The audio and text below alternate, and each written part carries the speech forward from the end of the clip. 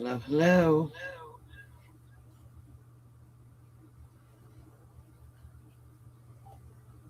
Why am I echoing?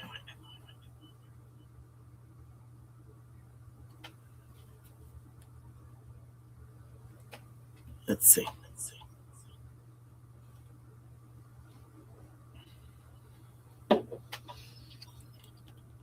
Oh, I know.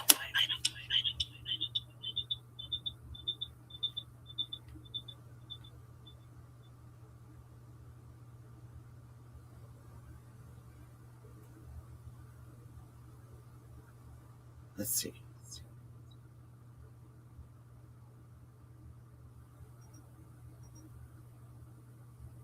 Oh, I kicked myself out. I am just coming back, everyone. Um, just catch up, check up, and see what JLR's into. Was. Let's see. Is he still live? Oh, nope. He has ended his live. So I am going to back it up a little bit and see. He was going to drive out to Annie and Tomas's earlier. So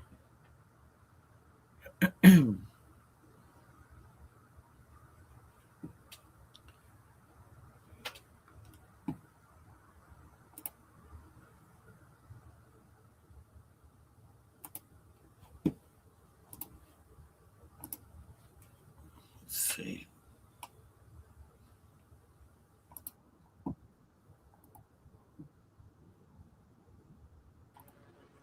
I'll tell you what, I'm switching rental cars. I'm going to be in a Nissan Rogue next. We're running a Rogue, Nissan Rogue. So I had a Jeep.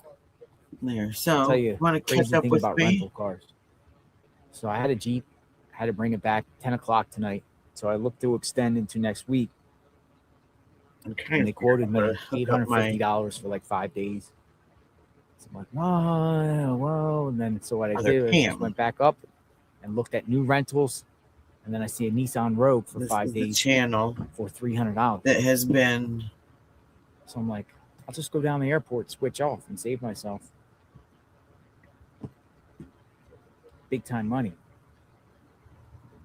See, that's what I mean, if you're in the area, because sometimes you rent cars for a certain amount of time, thinking, hey, you might go home or whatever like that. So I do it like every 3 days or whatever like that. But I feel like this is going to be here for a while. Not only, even if it gets solved tomorrow, tonight, we still got a lot to cover here, and it's not fully over. So, And I have but found out he's a interesting just passed stuff by. I about believe the old sheriff. he's law enforcement, former law enforcement. We got another one. No way. Yes, Bailey from Texas. Bailey from Texas. Thank you. What is it? Bailey from Texas. Oh my goodness, Bailey from Texas. What a hot meal. Look what Bailey from Texas sent me. She sent me drinks before. Now she's sending me Bailey. Thank you very much again, Bailey from Texas. Look. Oh my God. Look at this. Bailey from Texas sent a burger. I'm going to eat it, Bailey, just for a second. I won't eat while I'm on camera all like that. But oh my goodness, look at this. Holy smokes. Look at this. This is insane. Look at this burger. Hi, All right, Godfather. Bailey. How This you is for doing? you. Happy Valentine's Day This is week for to you, you Bailey. too. I'm trying to get Oh my goodness. It is so delicious. Thank you. I'm going to eat it. I'm going to turn the camera around and eat it, Bailey from Texas. Thank you, Bailey. It's delicious. Anytime I'm starting to do when somebody sends me something, I'm starting to eat, at least show them I'm very grateful. This is a fat burger. Look at this burger. Holy smokes. Breaking news. Look at how big this burger is. It's juicy. Look at this thing. It's like a double burger here. Where'd it come from? Let's see. I think I've got it. Hi, Duck Girl. Food. Hello. Holy smokes. Tried to kind of I'm so tech challenged, but I think I've got this. I've just got to get it to not echo. Right, Bailey? Bailey's like, you need to eat. But I don't hear myself anymore, so I think I'm okay. Am Like a 2-pound burger. I echoing at all? So I took some bites out of it, Bailey. I'll eat the rest in a bit, but I'm going to eat this later for sure. Oh, yeah. Switch these around. Plant-based food today, burgers. You guys are doing, thank you. And I don't need anything else, folks, please, tonight. No, I don't need anything else. I don't need anything else tonight. I've been feeding him. I mean, I it's cool that he went out there and like it's following the story back out stuff. at 4 or 5 a.m. So that's what we're doing. What we're doing, folks, is planting a camera here, chit-chatting about the case, bringing public awareness, let everyone just share their thoughts, speculations, what they think's going on. Also, while news reports come out, what's going on, we're dumping it into the chat. Hi, breaking news. Latest developments. We're seeing. Okay, cool. Thank you, Godfather. And yeah, following this case. That's what we're doing. That's what we're going to do each and every day. Driver was really nice and got it's me like a 1-pound burger. Oh. Month subscription to StreamYard just to try. Let's see if I But now the news reports liked it, and it doesn't look good for Sheriff Nanos. I figured out how to. Looks like he's withholding stuff from the FBI, and there was a key piece of evidence found in the house, a glove. Yes. Or some indoor somewhere. I don't know if it's Nancy's home or if it's the other home, Tommaso and Annie's, but a glove, and instead of giving it to the FBI, he takes it to a private lab.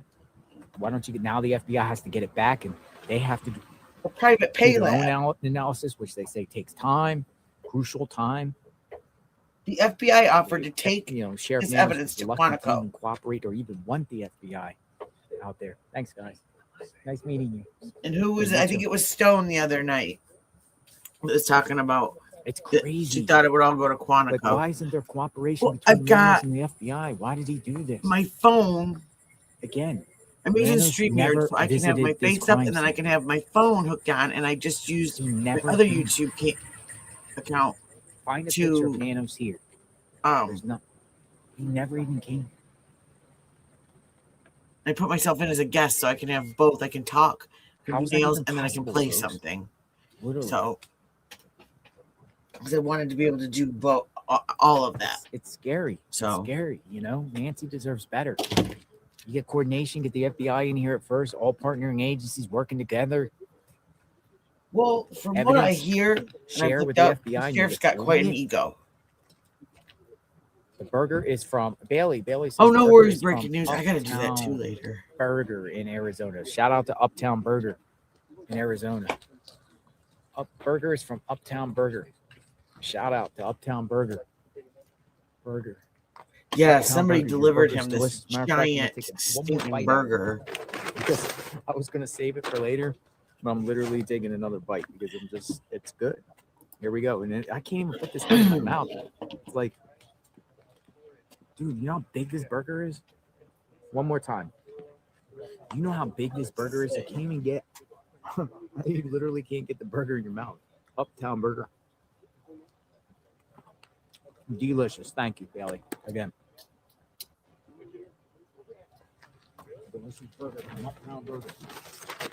This is gonna be over shortly, so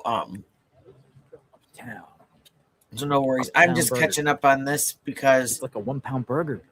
I left earlier and I had to go put dinner. I got in bed, all that stuff. So I gotta get in hold of my drone guy too. I'm not doing anything yet. We transfer him. No worries. So we can get the drone footage from above the sky above me and Tommaso, so we can see what's up with that. I'm just setting everything up. I'm gonna put this in my vehicle. I think we're gonna head over to Annie and Tommaso's before we end the stream and just see what's popping over there. It's not over. A comment that came up, popped up from Angela. Thank you. Q8E.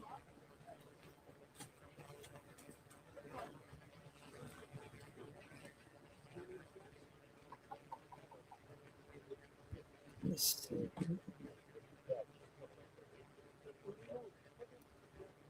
That.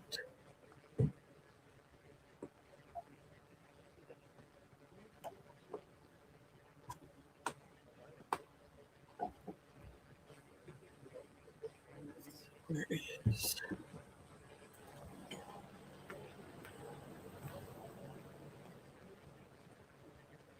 Well, that's how live coverage goes. So it's one of those things where I guess you got to kind of be into it to be able to follow along. Because to be able to play someone else's stuff, which that's what I'm doing, he's given permission, but you have to follow fair use guidelines, which is giving commentary during the broadcast. So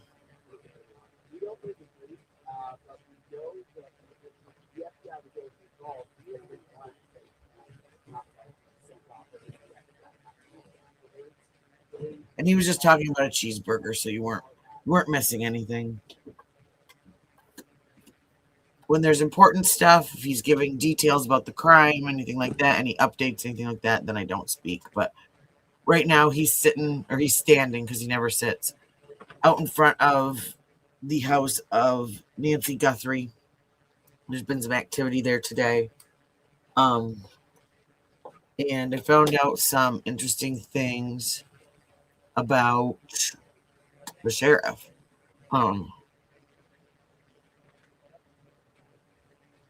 Oh, that's cool. That's very cool. I don't know what we're doing for Valentine's Day. Probably not much. We have a little kid, so whatever it is, it'll have to be kiddo friendly.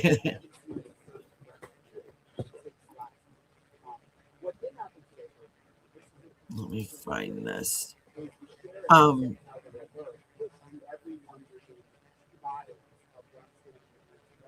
Yeah, so since I was off, I have found out that the Sheriff Nanos, blocked the FBI from taking evidence, which was like a glove this is a different glove than the glove that was found over on Campbell Avenue. This was a glove that I believe was in the house. And some other critical evidence. I'm back, folks. I had to put some other things in the vehicle. But yeah, the scene is still active out here. They're literally still active out here with media everywhere. I mean, it's not as intense as it is, but taking it to Quantico. The street is filled with media, and they're just now in their cars. I guess they're behind me. We got News Nation and them reporting behind me. I'm just gonna do one hand tonight, by the way, like usual. So reporting. They got all the cameras out here. Wow. But I found out some other little.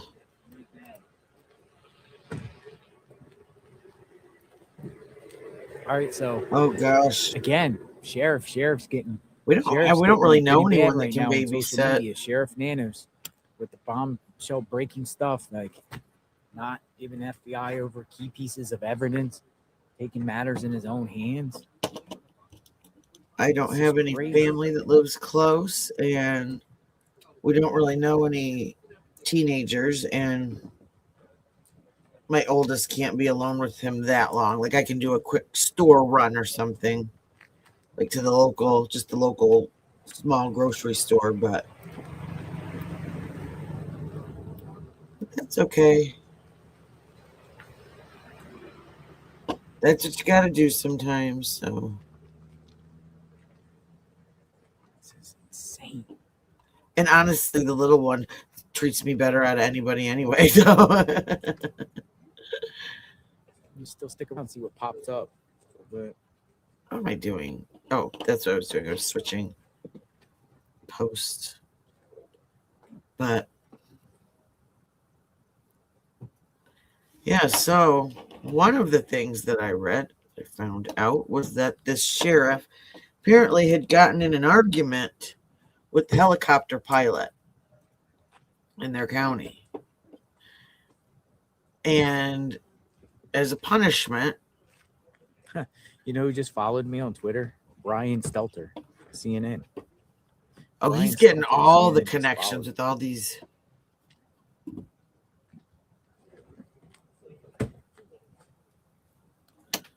news reporters he's meeting. But yeah, so he put this guy on patrol. So I'm looking to just see what would effective in this situation in boots on the ground is continue to search X.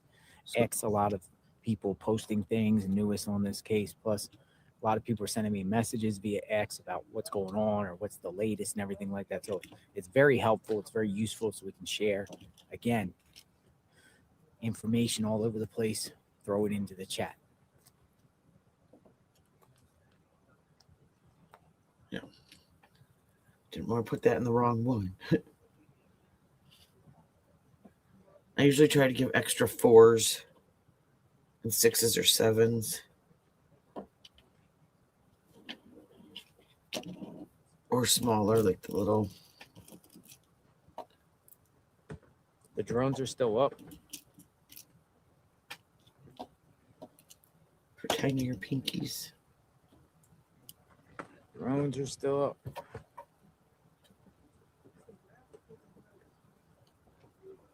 But,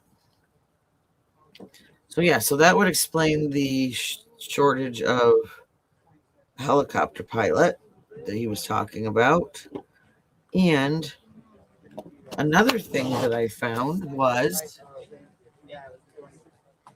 when he was running for office, I'll look again to see what year it was. He used to putting his... This is what it sounds like in front of Nancy Guthrie's home. Running mate on leave.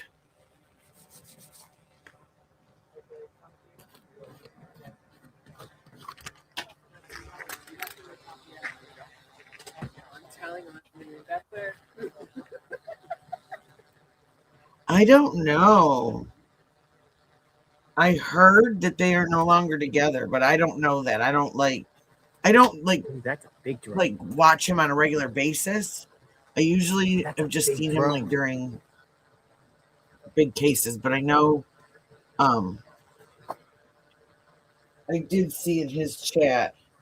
That's a different drone. People asking. It's a loud, big drone. Like the other drones are like little jets, private what jets. About the this dog? Is like a 747 jumbo. What happened to the dog? Dude, that's a big drone. Because didn't he buy her a dog for Christmas?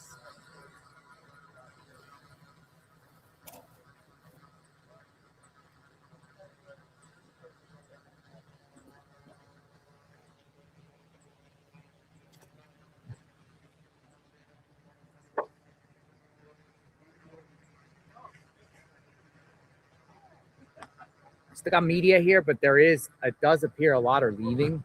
So that's the last car out there, as you know, during the day. It'd be all the way down the street. Still got people out here. Still got the lights on the house. Looks like it's winding down up there. See, that's a hard thing about being in a relationship, and like if.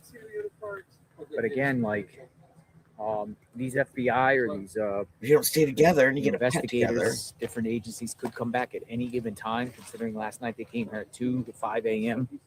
in this general area.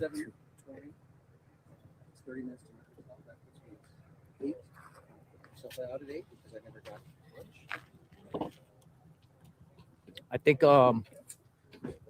since I have to head towards the other way, I think we're gonna go to Annie and Tommaso's and go just. Yeah, he's supposed to change in his rental car and then head over to popping off here. Annie and Tommaso's. So this was all the part that I missed. Let's leave this area here and we'll come back here for. Oh, here's the Cybertruck.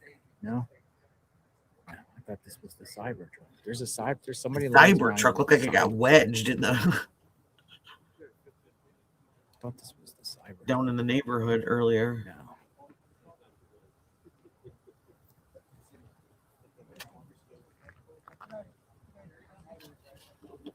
But let's go to the other scene because I know there's a lot of new people in the chat that have been following this.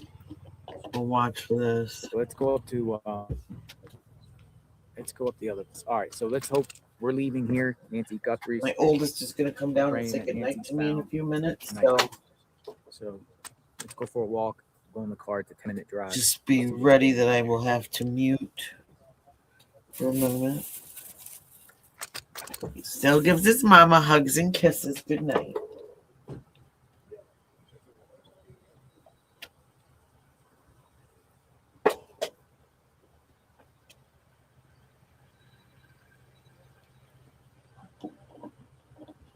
But yeah, no, I have not heard. All I've heard is that, yeah, she's not, they aren't together, but, ooh.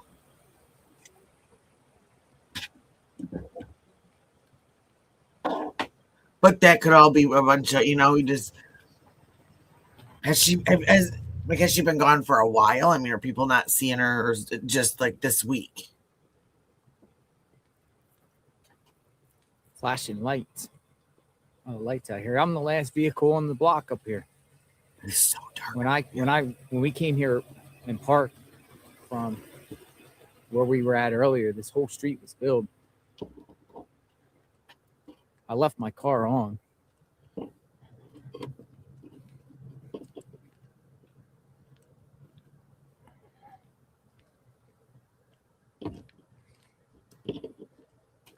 how dark it is out here. You ain't seeing nothing out here at night. It's creepy out here. I can kind of understand why some of the neighbors are getting upset. I mean, you look at how dark it is out there normally. You look down that road and you see all those cars and all those headlights and all those big flood lamps. Scary. I mean, it feels good, but I wouldn't walk around these streets at night alone. No way. Not with all those coyotes we heard the other night. No, thank you.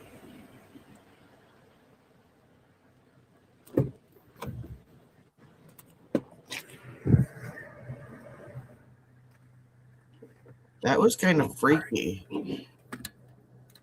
Yeah, can you imagine? Hi, Patty. All right, give me a second, folks, and we're going to go over to Annie and all those headlights, all those people. See what circus is over there. Oh, I'm going to put in the address. Got it. The other night when he was out there yelling, like to see, if anyone could hear, like, okay, great. It says 10 minutes, but see, in the daytime, it says 13 minutes. In the morning, now in the evening time, it says it's only 10 minutes away. That's because of traffic.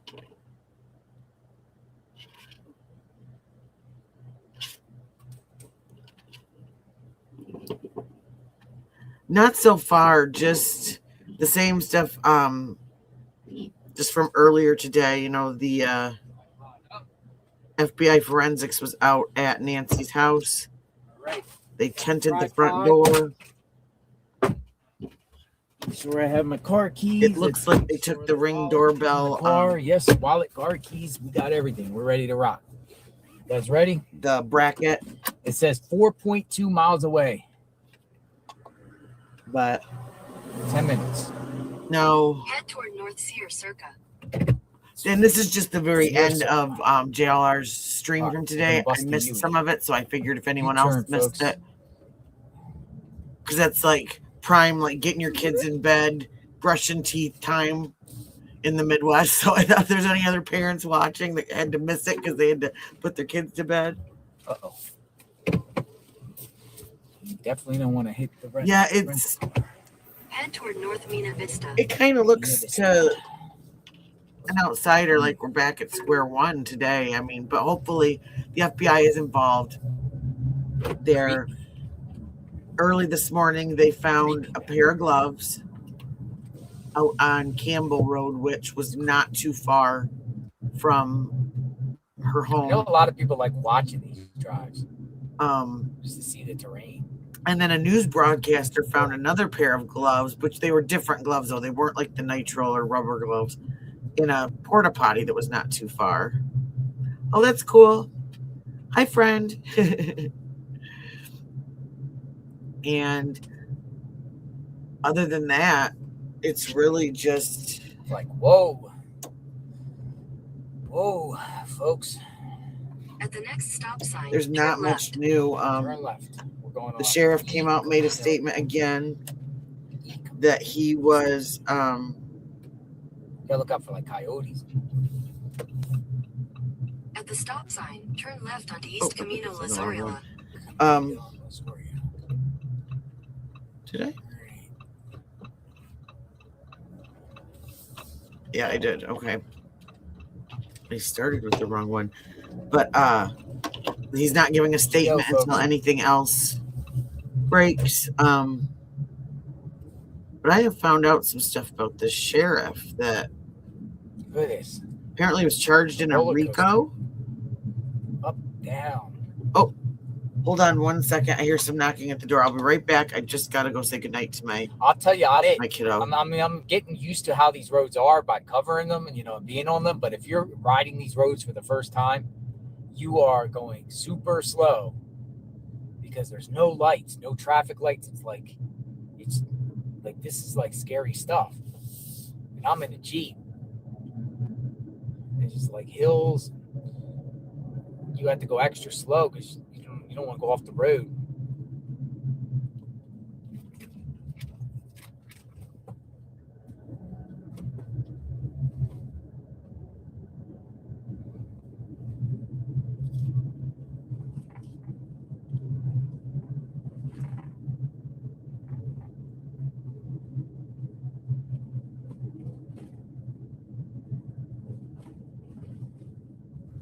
Okay, I'm back. Sorry about that. Thank you for being patient. It is crazy. It is just like, well, that's just it. I don't know. I thought it was dark where I live, but that would scare me. Like, and the other night when next stop sign, turn left. He was out. That was at Annie and Tommaso's house, but there were fire trucks going through town, and at the stop sign, it sounded like hundreds of coyotes howling. And I just think, now, maybe one or two coyotes on their own aren't that scary, but perpetrator, that many coyotes. Take this route. Thank you. To get out. I live in Michigan, and we've got. I live in Michigan. One of I'm in the many thumb routes area to leave Nancy's home. We've got coyotes out here. Ran on this one extensively. But it's interesting that law enforcement wants East Skyline Drive and Campbell a 2-mile radius of surveillance, suspicious activity, anything that was weird, odd, crazy from January 1st, 2026 through February 2nd, 2026. It'll put you over 1 month. Yeah, so January 1st, they want more camera footage. That 2-mile radius, probably. I don't know. I have to look, but earlier in the stream, we went up to that intersection. There's a CVS, there's a Charles Schwab, there's a mall, there's a Starbucks. You drove down through there. A dental place. Well, and that's where we live. We live right on one of the edges of where they go of their territory. So we can hear them at different times of night. So that would explain it. They're going in circular routes because there's a big, huge park right in the center of our town. Lurk up there. Hi, Lovey Bugs. Good to see you. Use that as a staging point. Bought something from that area. Walked around. Our coyotes are usually in bed.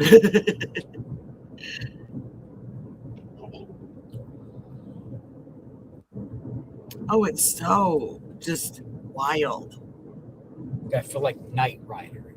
And I've been watching JLR, and I've been watching called 857 Tucson, and he's a local, and he's got he does the Tucson scanner all night long. How about Spy Hunter? You ever play Spy Hunter? Seriously. I don't think if I have it. I don't think I have. You played Spy Hunter? Well, I've been watching like on and off, and He's not like one of my like normal watches, but the other day, Colombo. The driver woke me up and he's like, "Hey," he's like, "JLR said anybody that wants to." I said Fear and Loathing. Use his stream, review, whatever is welcome. He just wants to get the word out, and so I thought, all right, I watched him during Who in the heck is Harry Crumb? Carly Russell case. At the next light, use the second from the left lane to turn left. So I got a kick out of that.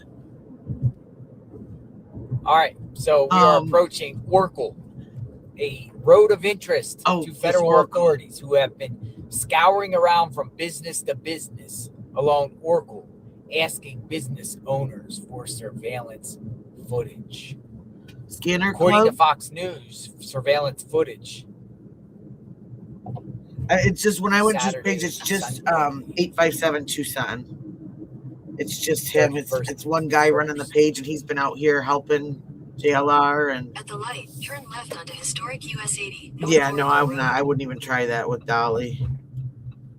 No. The thing is that even if it wasn't, I mean, it helped him out too, because he ended up, when I started this, I got somebody behind me tailing me. And somebody keeps following him because Somebody's he always following ends up at the place where the stuff's going on. So one of the reporters keeps following him around. It's so funny. No, but I got a feeling. 30 yesterday at one point, me. 42,000 in his chat. I was getting motion sickness trying to read. Now, seriously, I think I got somebody following. That's one of the other things I thought. Right after Circle K. We can all. Circle K. If he's allowing us to use his stuff, then we can all listen. I just did it because I thought all of us could just, people that I already knew could just come over and talk about it here. And because I couldn't get a word edgewise into that chat, it was like, you got WD-40 yourself in. But yeah, if somebody turns here. And then I ended up. I think somebody's following. I've been gaining some subscribers, right, but when I checked another business of interest, he was at 440,000 subscribers when I first clicked on his page. And I noticed it because someone had said, he's almost at 500,000. Oh, that was cool. And in 800 feet, continue straight onto West Ternero Street. It was his second night there. He broke his 500,000 mark. So by helping all of us and helping some of these smaller channels, he's helping himself too, because I keep putting his link up, and I put that 857 Tucson's link up because they're taking time out of their lives to do this, I figure. So continues, because I wouldn't want to be out there in that heat and in that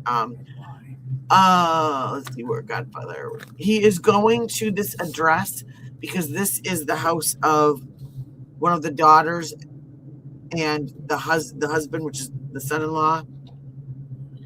Turn left. Been just a little little suspicious. All right, got to Annie and Tommaso's coming up. Who knows if it actually means anything or not? Maybe they're just not used to being in front of cameras, stuff like that. Yeah, they're following me. Somebody's following me.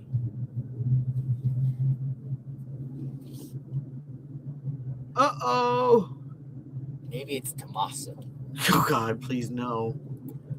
Although, all right, media out here still camped out. The neighbor that stopped to talk to JLR yesterday said that everyone at the school absolutely loves Tommaso, that they think he's just this really great guy, and they're all. They still got cameras. They still got lights flashed onto Tommaso's home. Look. Oh, the media. Was it? That's crazy. Look at the media. They just have big lights flashed onto his home. That's crazy. Well, and that's. So I'm catching up on some comments. He could be a victim. They all could be victims. They got lights flashing on their home. Why is the sheriff holding information from FBI? Man. Look, everything I heard is ego. A bunch of media flash their high beams on your house. That's crazy. All right, let's see. All right. Well, that's the car that was following me, but it might just be media coming over doing the same thing I'm doing. Yeah. Maybe. They're all doing the same thing. They're all following each other, and it's hilarious. Makes me that movie Twister. They all hop in the car and go running. And I know this is serious. This is a missing woman, and no disrespect. I just think he's. All right. That's what keeps people watching, right? Yeah, Let's I mean go that's what keeps people watching. Shall we? It's probably Sheriff Nanos following me. Nanos. But let's go see. I don't know. There was other. Yeah, this is crazy. How much longer? This is new security, shift change. It was almost over. I'll read out that stuff that I found about Sheriff Nanos. They got lights flashed on the house. He's a stinker. Let me tell you. We're watching you. The media is like mainstream media. We got 24-hour surveillance on this house. The media. Real good friends with that Mark Kelly. That sent. No wonder no one's living here. Would you live here if you got this? Would you live here? Would you live here? Oh, and the FBI has raised the reward money to $100,000. This is crazy. So. Oh my goodness! This is wow. They're like, what? Why? Why are there supposed to be victims? Right? Are you supposed to do this to victims? Yeah. Can you imagine? I mean, that's something I've got to say. Think about this. People have said a lot of stuff about JLR, and I don't know him, but he hasn't been intrusive like this. He's not getting in people's faces. He's not crazy, jumping fences or like the one crew the one day had a tent and a generator that they put on someone's property. Like, at least he's just kind of sticking back in the shadows, doing his thing and taking his, live streaming and from what I've seen of Dolly, he's doing the same thing. And I know. Are you the one that was following me? Yeah. You were following me. Somebody was following me. What's your name? You have no tail lights. I don't. Well, it's a rental car. Oh no tail light. Brake lights, but there's no tail lights. Yes, he was. It was a glove or gloves that they found in the house, and yeah, thank you. You're welcome. I think it was the Ring camera stuff. And trying to figure out what the heck is going on with this case. Are you like live streaming? Yeah. Where are you at? Behind Green Eyes. Behind Green Eyes. Yeah. Behind Green Eyes. There's another one. This case has just been so weird from the beginning. I don't get what the heck is going on. So you were over at the other house and then you came over here? Yeah, because it was looking kind of dead over there. I'm not sure what's going on. Bad choice of words. He's an idiot. Blocking. Do you know this yet? Were you from here? My brother is. I'm here visiting, but I'm here a lot. The sheriff is an idiot by, not giving. Yeah, well, and that was a paid lab. Shit like a paid private lab. Yeah. And they could have had it sent to Quantico. You heard the story, right? And I get it, wanting to be. Mm-hmm. Yeah. You mean giving credit where credit's due. Off to Florida. Yeah, you heard that. Yeah, I heard that a while ago. There's been a lot of interviews with people that have worked with him previously, and they talked about that he has quite the ego, and he really wants. Did he call people armchair detectives? Sometimes the police say, "Well, the one in the spotlight, armchair detectives, if they think they know better, they can want to be the one doing the work." For a job. He hasn't been to either crime scene yet, and that really surprises me. But yeah, you know why my taillights were out? Because I didn't have my lights on. I had to turn my lights on, but I don't know. There was just absolutely no taillights. But for him to, withhold freaking evidence from them. But yeah, no, someone was calling people streamers and stuff. armchair detectives, but it's funny that the armchair detectives are getting out information faster than the news. That's what we are, Like that guy, right? what, 2 days ago? Who I'm sitting in an figured armchair. My chair, I don't know if you the can see height it, but my and chair's everything got of the weight of the guy before Yeah. the FBI did. wooden arms on it. You know, I mean, I'm not a Official voice detective. I'm just somebody who likes You've to been following puzzle it and every day. Mm-hmm. likes to see So justice what's your brought to take on people here? who You got all these lights here. I know. Like you got can't lights, speak or fight for you got themselves. lights here, and Yeah, I mean, I don't know what else is going to be going on at their house. I mean, I think FBI rates are coming down soon somewhere. Personally, look at all the bugs. yeah, I think there's going to be. This is something in happening soon. I mean, an area of Tucson, I guess Arizona. they're going to start releasing some more video and all that. I'm waiting for that to come out. But yeah, that poor Carlos guy getting rated like. Were you out there on his porch? No, you know what? I just left like maybe 20 minutes. So you were there with the car. Yeah, and then I went down to the house, and I was there for a while, and then I left probably around midnight or a little after midnight. Mm-hmm. There's got to be somebody that knows something. Exactly, Amanda. I mean, they said that he came out and gave an interview there, but I'm like, of course. It just none of it makes. Yeah, I missed it though. I came on the back end. Oh, did you? Yeah, well, he was up on the porch. I believe him. I don't think he's involved at all. I don't think. I think it was just like. Oh, I feel bad for the guy. Either. I mean, and his dad is pretty bad though. His dad's done some crazy stuff. His dad's a registered SO. Guilty by association. Well, that guy seemed like he's just. I wonder if they mixed up. That sucks, like somebody just point a finger. Imagine that could be you. Like it could be any because they one of us. said I can't remember which. Say, oh yeah, we're going to detain you, rip your house CNN, apart. Just they had said yesterday that was Nano, and it was the Pima County Sheriff. Office. Yeah. They did it. The FBI was not involved with that. So that just shows another maybe mishap by the Sheriff Nanos in a sense. Know what one hand is like doing. Nanos is just sending SWAT team down to another county and just rip some dude out of his car and literally hold him in a vehicle, interrogate him, and make him supply this, that, and the other just because he maybe his eyes look like the guy and maybe he delivered a package. Yeah, you get all treated like that. I mean, that's crazy. He has lawsuits. He wasn't even the right height. That didn't look like, or the same build. Yeah, the guy's like 5'9", 5'10". Yeah. I don't know how tall that Carlos is, but he looked kind of short and. Just the whole thing, and then with the glove being found not too far from Nancy's house. No, Savannah is not. The only time she's talked has been when they have talked to. According to the maps, if it could be the alleged kidnappers. It's really en route to here because it's kind of like in between both, actually.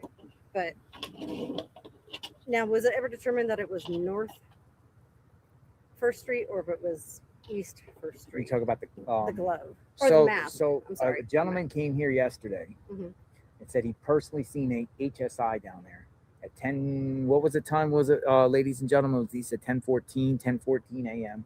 down by the Home Depot. Is that where First Avenue is? He said. Like, yeah, there's a First Avenue over there by the Home Depot. Yeah, the mask. I've been wondering about this mask. HSI. Oh, okay. So yesterday morning there was like a 911 call or something. She's just another YouTuber talking about crime masks YouTuber that's out there. The mask worn by the suspect in the Nancy Guthrie kidnapping. So they took it serious to go down there. Yeah. Well, I mean, God only knows. I mean, the person. Well, somebody just said here, look, SAR 59202 says, JLR, I am sure the perps are watching. Right. Oh, yeah. I'm sure they are. I bet you anything they're probably watching your live stream. I mean, perps. The perps wondering if we're going to crack the case. Perps wondering. Well, it's kind of looking like I'll tell you what. It's been kind of. Tommaso is much taller than 5'9", 5'10". Tommaso stands over 6 feet. I mean, he's hovering over everyone else in that family picture. Yeah. The things that are coming out, 100% or that they are looking at, I've seen people in his chat and Ikadmal's chat and my chat and whoever's chat saying those things first. He needs to justify his nomination, right? If he wants to act like a big dog. People are smart. I mean, he's supposed to be, working in tandem with the freaking FBI, but seems like he's more or less fighting them on every turn,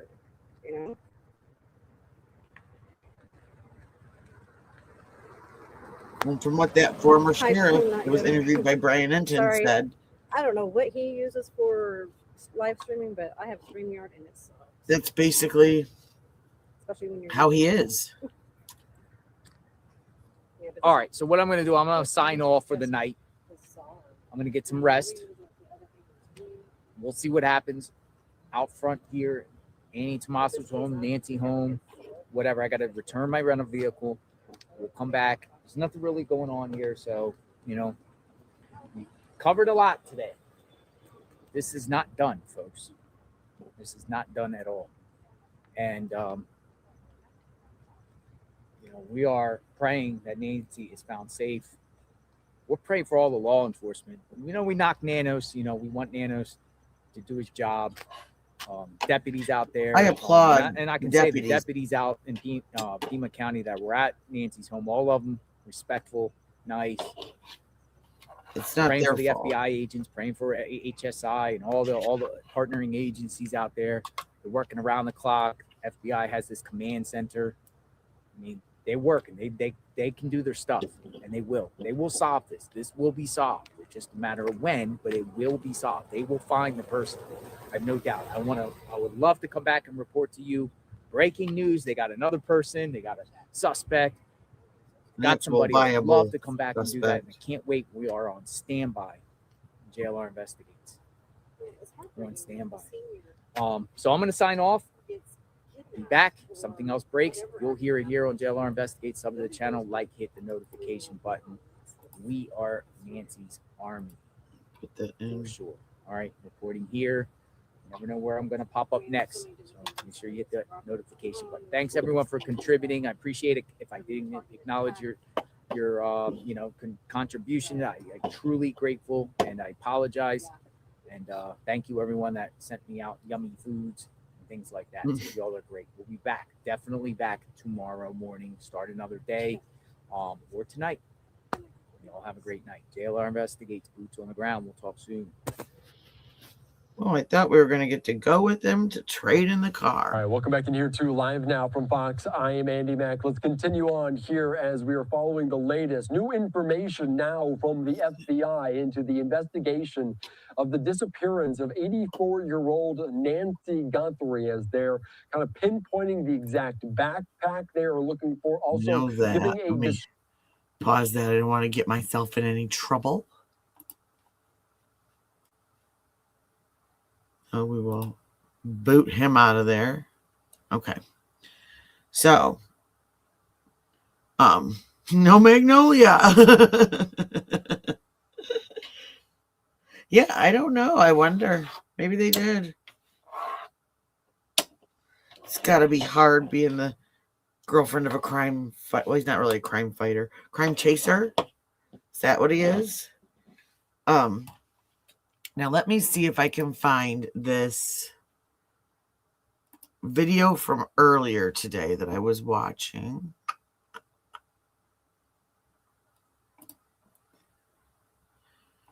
Oh, no, wrong button. Let's go on my history.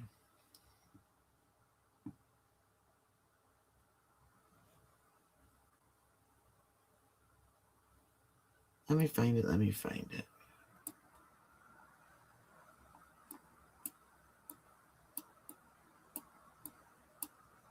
Ah, here.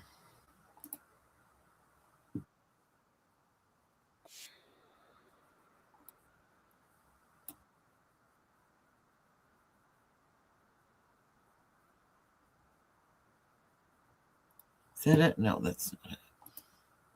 Okay, where are you? It was an interview with the sheriff. It's my own fault. Oh, here it is.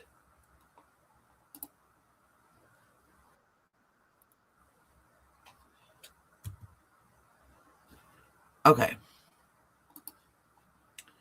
Let's watch this really quick.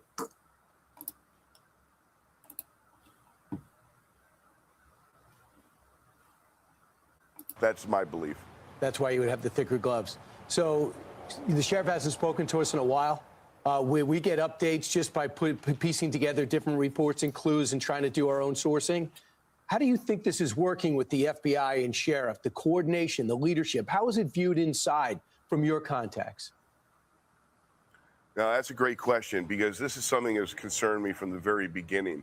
Of course, following this case from the outset, beginning when the sheriff did give his press conferences, the way he gave these press conferences was startling. It was unprofessional. He seemed to be out of his depth, quite honestly. He gave information and he walked back information and he said this, he said that. Clearly under his leadership, the scene was not secured properly. We're now understanding that the FBI wasn't called in until several days later, that the scene itself was compromised. This is bad leadership. And I can tell you this, that I've been on the ground here for like 10 days now, and I've got pretty good sources in the area when it comes down to how this sheriff is viewed.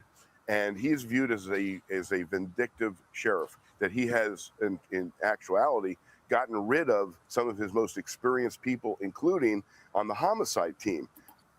So that's what I was talking about earlier, is he gets angry and gets rid of people. He's kind of confrontational. And that was one of the issues with the helicopter pilot. He got angry with them. They were in an argument about something. What it was not said, but as a punishment, he put him down on patrol. So that is why they did not have anyone to fly the helicopter. Not because they were short-staffed. I mean, technically they were, but he was the reason they were short-staffed. His temper. The homicide team here is they don't get that much experience, because I think last year there were only 5 murders as opposed to Tucson, which had like 50. So to be a homicide detective requires a great deal of time and education, but experience. Well, he got rid of his most experienced because he had disciplinary problems or personal problems with them. Same thing with the pilot of the airplane that needed to be up immediately in the search and rescue. He got rid of the pilot and assigned him back to another assignment. He was their pilot. And in all reality, he is not viewed as an effective leader.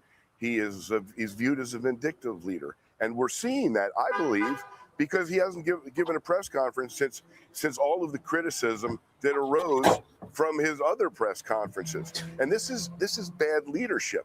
The people have a right to have some transparency. Yes. Of course, you don't want to give up the leads or anything, but the people have a right to have some confidence in the law enforcement area here.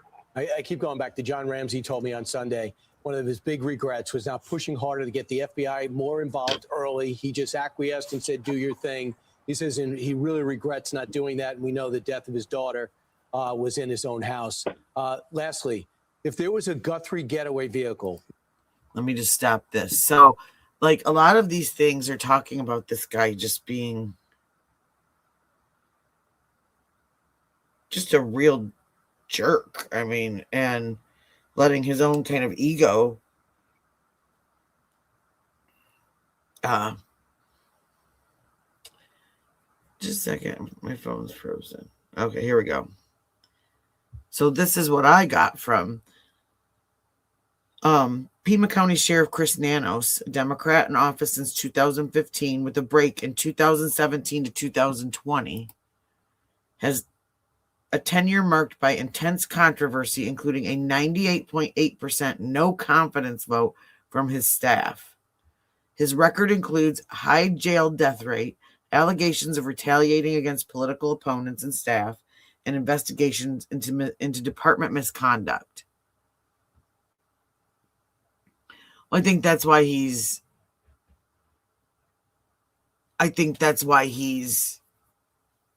angry. He wants his hi Blue Victorian. Well, there is this like back and forth between apparently the FBI offered to take or asked for, I don't know which it is, to take the rubber gloves that they found in the house and something else, instead of letting them take it to Quantico. And I think you were the one that mentioned Quantico the other day, Stone. He took it and sent it to a private lab in Florida. And they, his first press conference, he's talking about budgets. We need this equipment. We need that equipment.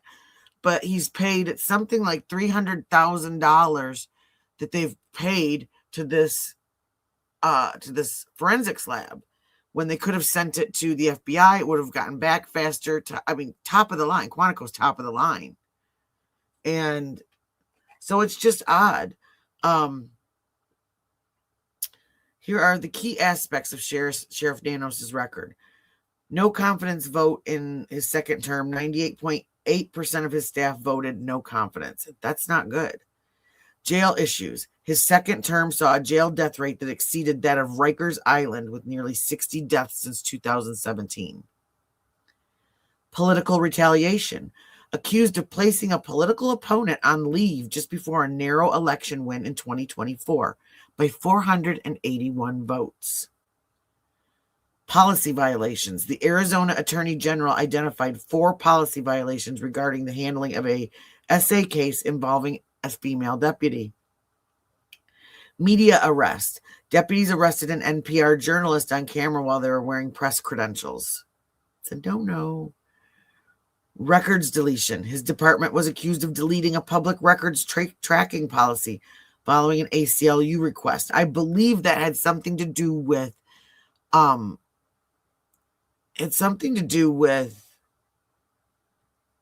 tax returns and DHS, if I am correct. I can't remember.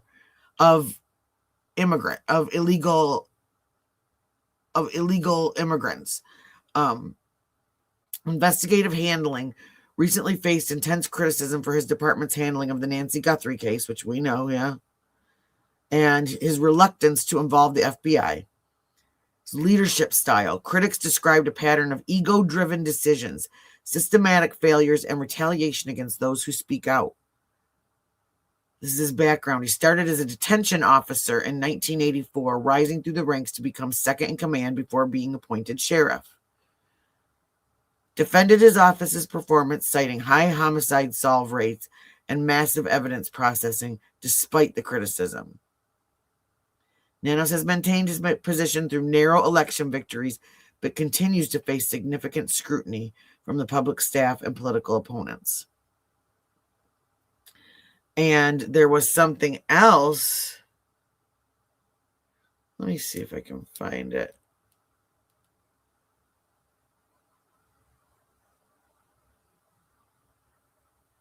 No. Was it near their house? Or her house?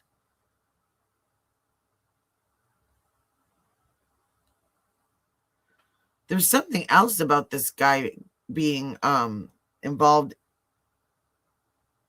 in a RICO.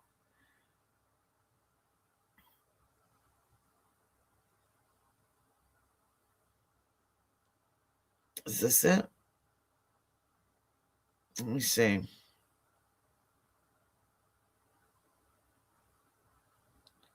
No.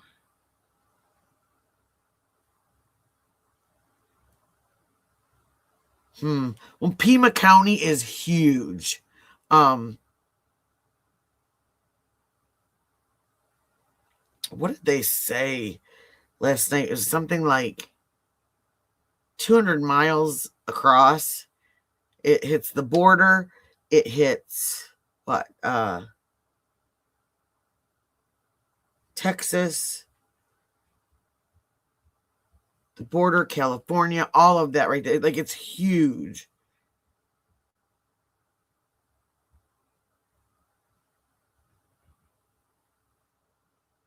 Oh, here we go. Here we go. Let me see if I can.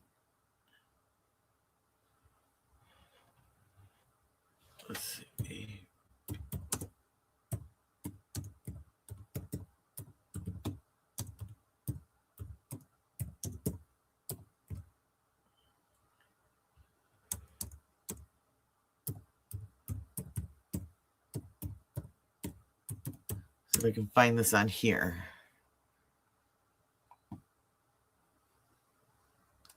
Because this is what we want to see.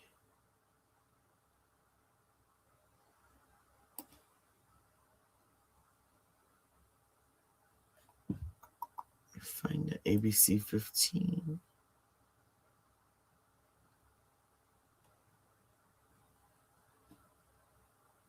Come on, we don't care about the basketball game anymore.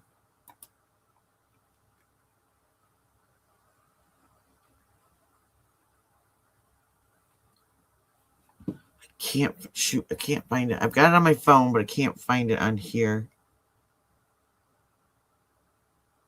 So I will just read it. Yeah. Yep. At midnight, it will be day 13.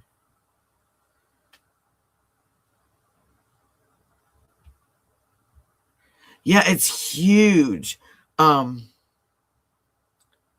says a top official in the Pima County Sheriff's Department has resigned. This is October 2016. So this is part of his history. A top official in the Pima County Sheriff's Department has resigned after being indicted for misusing money.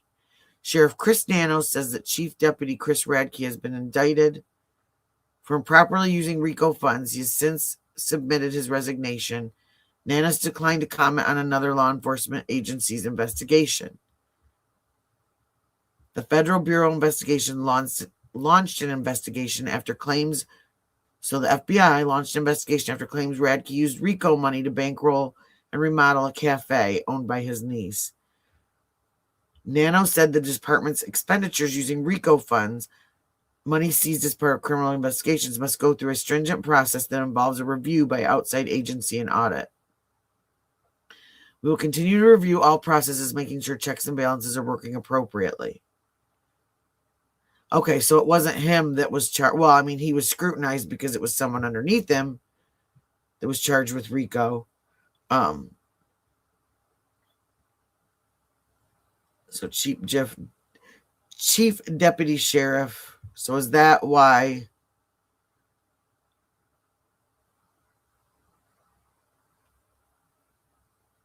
Wow. That's not good. But there's just kind of a whole bunch of, I don't know, just weird stuff going on that, let me see what he has, if he's got anything else to say. Was it caught on a traffic camera anywhere after you saw the doorway video? Do you think, what would you be looking for there? Could that be possible? Yeah, it is possible. And I think that's why they're looking at every single ounce of video that they can obtain from security cameras in convenience stores to the whatever is out there officially in the government, poll cams and things like that. So they're looking for anything that could possibly be have been utilized as a getaway vehicle. Mm. And I fully believe that it is out there. He didn't drag that woman out of there and carry her off to Never Land. There's a vehicle involved. Right. The city.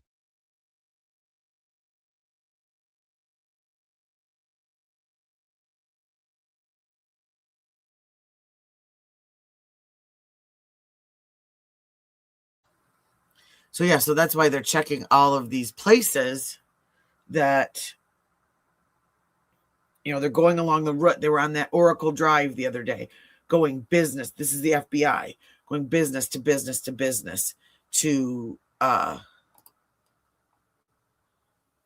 going business to business to business to check and see if there's any security cams, if there's anything like that caught a vehicle, that caught maybe some of these guys. We've got the video of that guy trying to break in.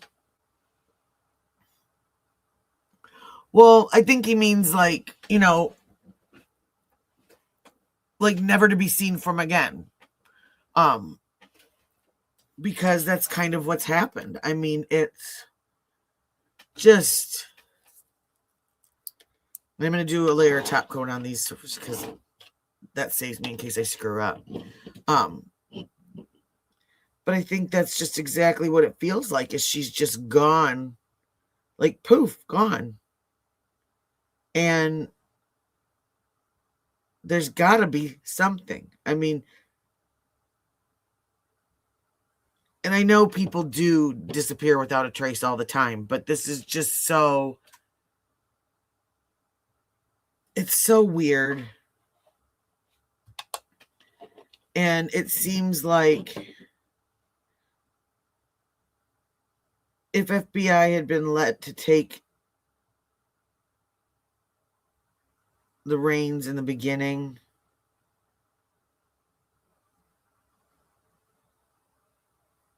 I mean, I don't understand why day one that place wasn't getting tented and checked, and why didn't they take that doorbell camera? Why I don't know. I feel like if it had been being run by the FBI, that, and it's no shade on these officers, they don't deal with stuff like this. The ones not in that area, they don't deal with stuff like this. All the neighbors have said this is a quiet area. This is a calm area. We have maybe car break-ins or something like that, maybe, but that's even rare. So, I mean, what's going on? Where is this poor woman? Is she even still with us? Well, that was something that the sheriff, the ex-sheriff that Brian Enton had interviewed yesterday said, is that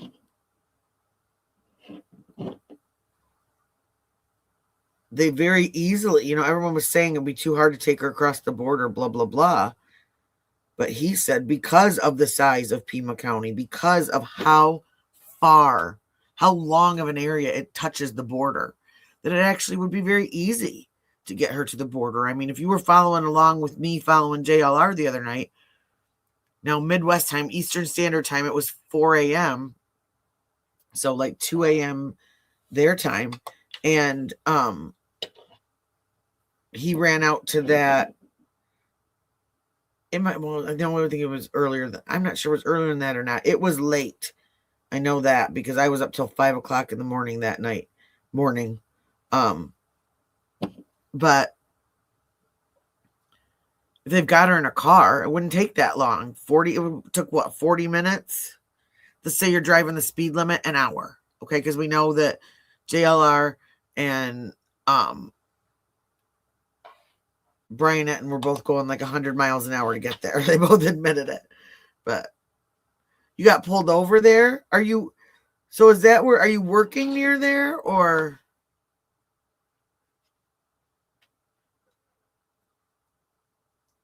are they just checking to see what you were doing? Were you speeding, Patrick? Did you have your seatbelt on?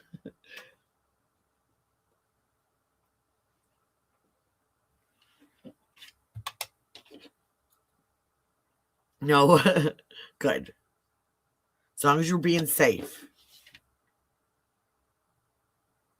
They didn't drag you in like they did Carlos, so that's good too. I feel so bad for that guy. He said, yep, I remember you saying that earlier. Yep, you're working out there right now. Yep. I feel so bad for that guy. I mean, can you imagine? Completely innocent. He said he thought he was being kidnapped. He had no idea what was going on. And the mother-in-law's house,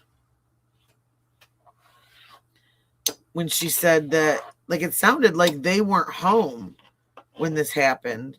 She said I think she said her son called her, her daughter called her is what she said, but somebody called her, but her other son was in the house with headphones on playing video games in his room and got ripped out of his room, put in handcuffs. I mean, they had SWAT over there. This is like scary. Who did it?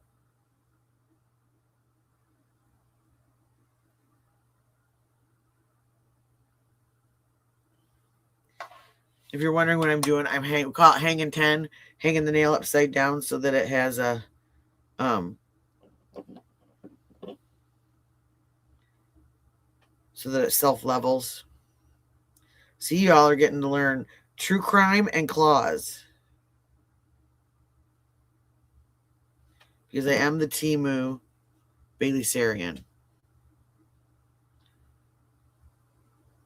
What guy? There's like 3 guys. There's 2 guys so far. Or 1 guy.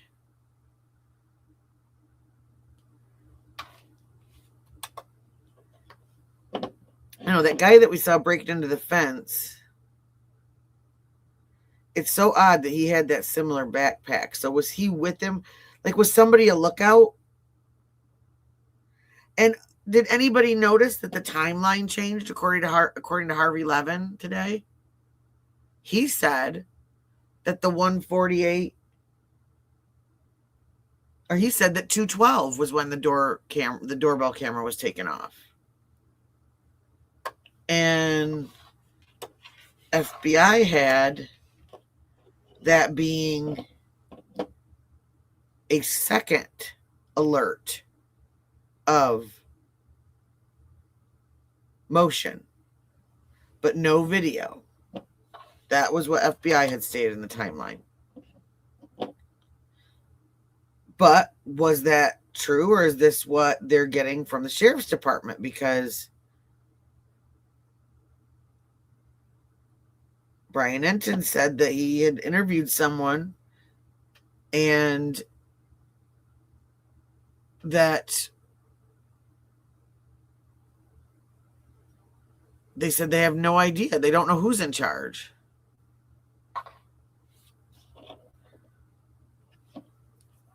Well, I wouldn't want to have to deal with the FBI, but they're the only ones right now that seem to be collecting the right stuff, asking the right questions, and sadly by day 12, I don't think she's still, I mean, maybe she is. That was what this sheriff said, that if her chance to be alive, that she had a better chance if someone did take her over the border, because they could hide her somewhere. They could get the meds that they needed, untraceable, if they needed meds, without drawing attention from a pharmacy, etc. And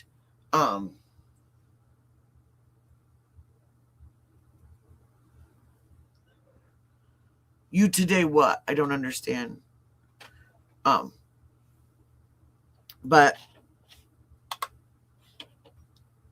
I don't know. We saw them today bring in what was, I think they said it was like a DVR that that could capture any metadata that was in the house.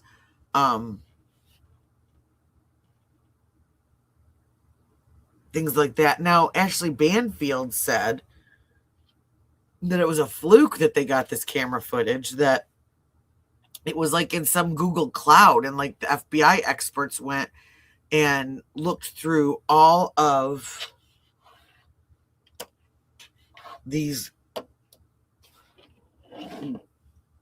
Nest camera footages and found her footage. So it wasn't even so I want to try and understand that a little bit more. How they actually found this footage.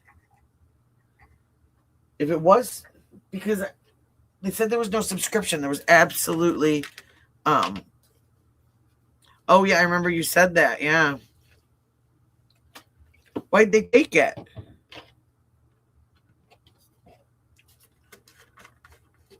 This is just 91% alcohol I'm using to clean the sticky layer off of these. I don't know.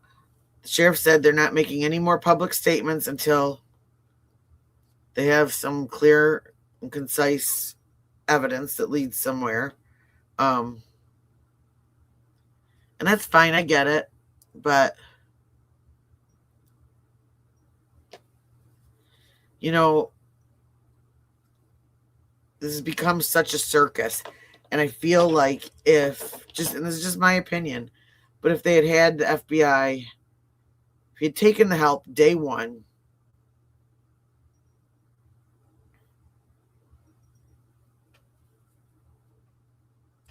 oh gosh, that's scary. But if they had taken, if they were allowed to take control day one, I feel like everything that's happening this week would have been happening that first week and maybe had a better chance of finding her.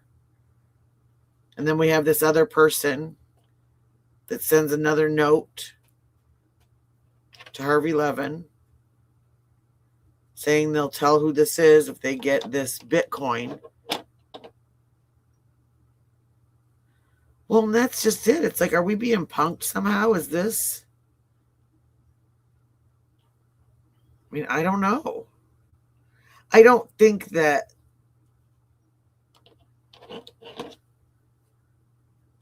I don't know. I'm hoping that, like, I just don't even know what to say. I'm hoping that the FBI being in there, going through, thoroughly. I just feel like that place should have been closed off as a crime scene day one and never should have opened until they found her, or at least decided that all hope was gone. And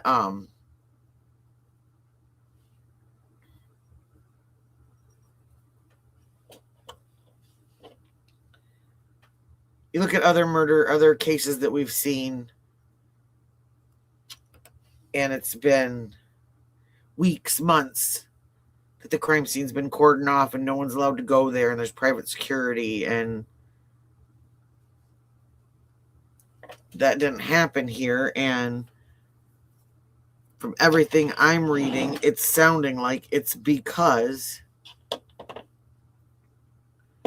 the sheriff doesn't like to share the spotlight. And I get it, but I feel like it's more important to find someone.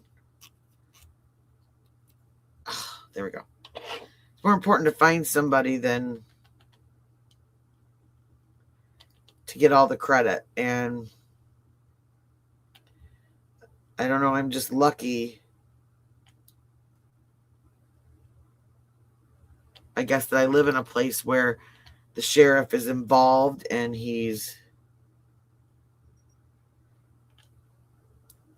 oh gosh, a couple years ago, I had a friend of mine, her son decided to run away, and he ended up getting stuck in the wood, lost in the woods.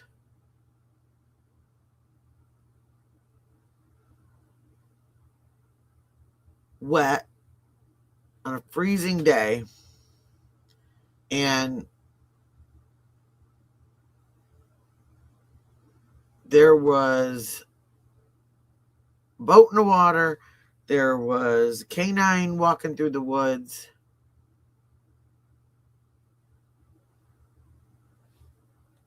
It just was, I don't know, that first day, get the dogs out, track some sense. I don't care if you're mad at the helicopter pilot. Get him back up in that chopper and look for this lady. Don't wait for... And then I believe it was Border Patrol had asked him if he needed help, and he declined their help too. I mean, so what's this about? Is this about ego, or is this really about finding someone? And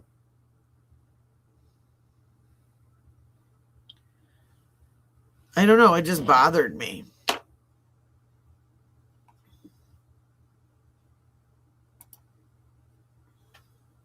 See, I feel like they would have figured that out already. Was it the 27th was her birthday? And I don't know if they were together or not. I don't know if... Yeah, I don't know.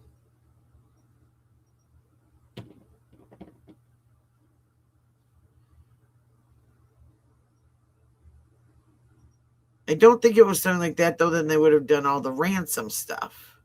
She just would have been gone. They could have gone with the story that she walked off, that she wandered off, and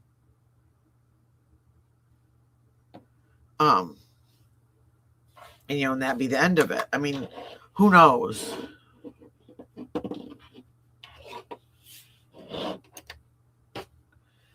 And I guess too, if she was threatened, she could have gone and gotten. I mean, these people, Savannah knows some powerful people. So if she was threatened, she could have, she could have just gone into hiding, and none of us would have ever thought anything of it. I mean, really. Tell people in the neighborhood she went to a nursing home, because they've talked about there was a neighbor that stopped to talk to JLR today, and she talked about seeing Nancy like going outside to go get the mail and stuff like that, but that she was very frail, that it took her a while, that she said she probably couldn't walk much more than that, to go get the mail and whatnot. One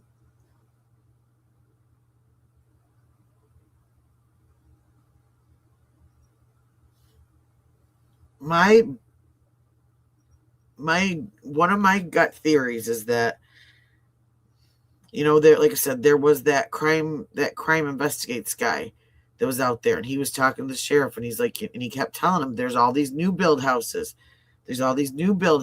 and that oh, no problem, honey, no problem at all. And not only is that a place to,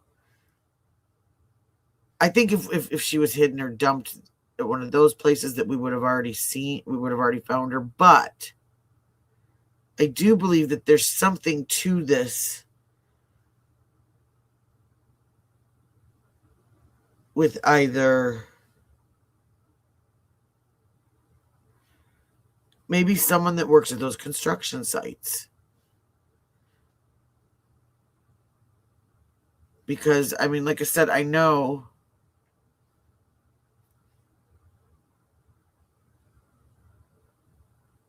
in my old neighborhood, we used to have day laborers that would come and they would, so I lived in Flint, and they'd go to the bus stop and they'd wait for it's funny when they said the white work van, that's the first thing I thought of.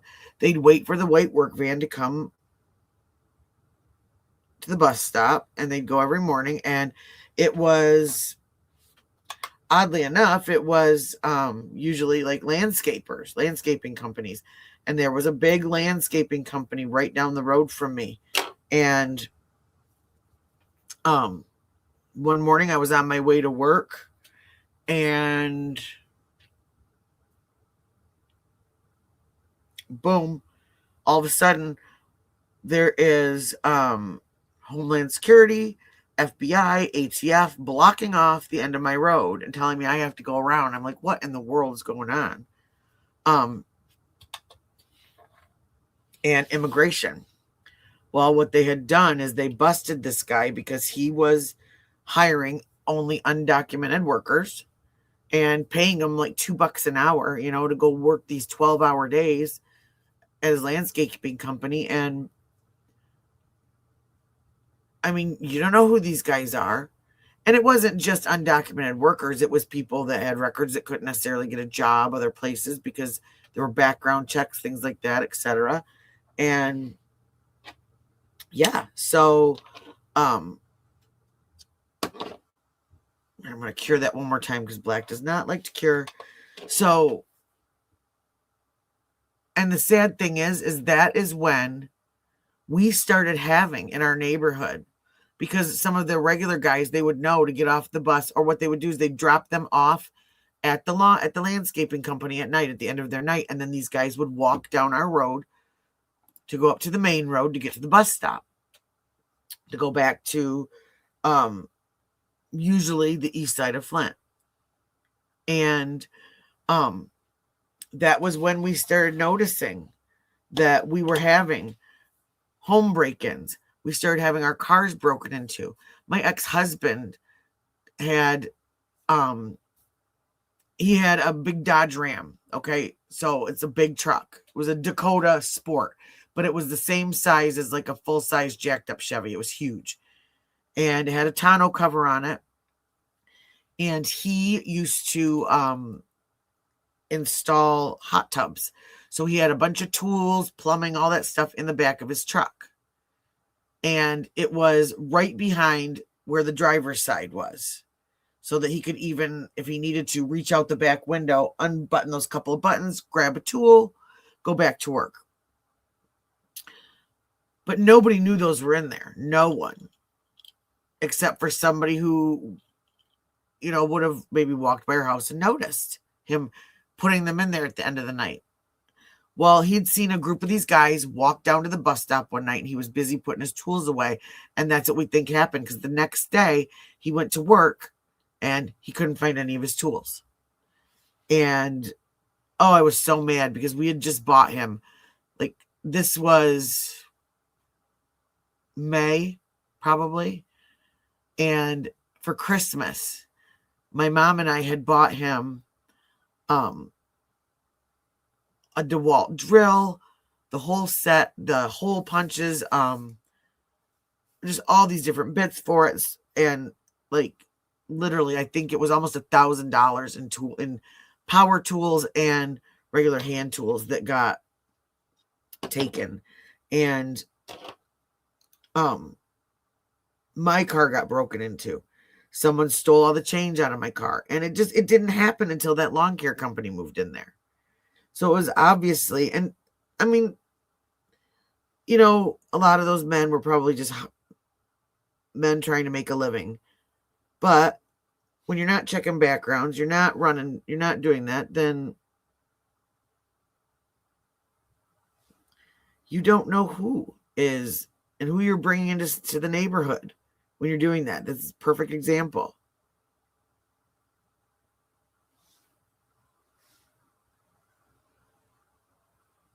If these guys deal with concrete or drywall mud or anything like that, then they would most definitely use rubber gloves, I mean, not always, but I watch home improvement shows and stuff like that, and a lot of times they do use black rubber gloves, like for cement or something like that, where it like can burn your hand. Or that reporter that found that pair of gloves in the outhouse that they had out there. Do a deep V on this one.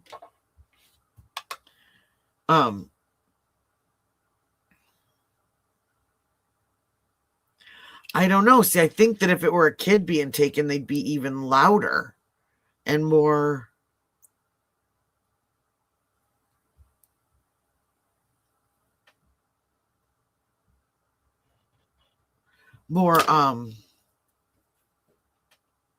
you'd hope they'd be more vigilant. But I mean, you go back to, what was it, Summer Wells case, there's a $50,000 reward. And this now is up to 100,000. So that's just craziness.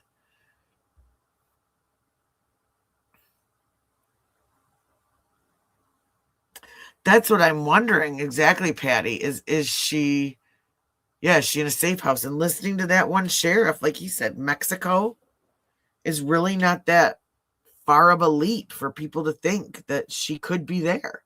Because he said there's areas on the border that neither the Mexican Border Patrol or the United States Border Patrol really care if people go back and forth or not. And said you don't know who's, obviously we don't know who's coming in our neighborhoods all the time. I mean, if they're, just work patrol, all of that. And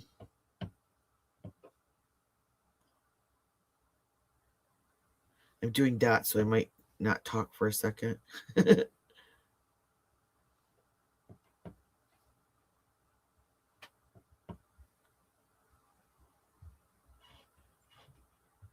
And Godfather, if you're still watching, I am working on the graphics for the Lilo and Stitch nails. So don't worry, I have not forgotten about you.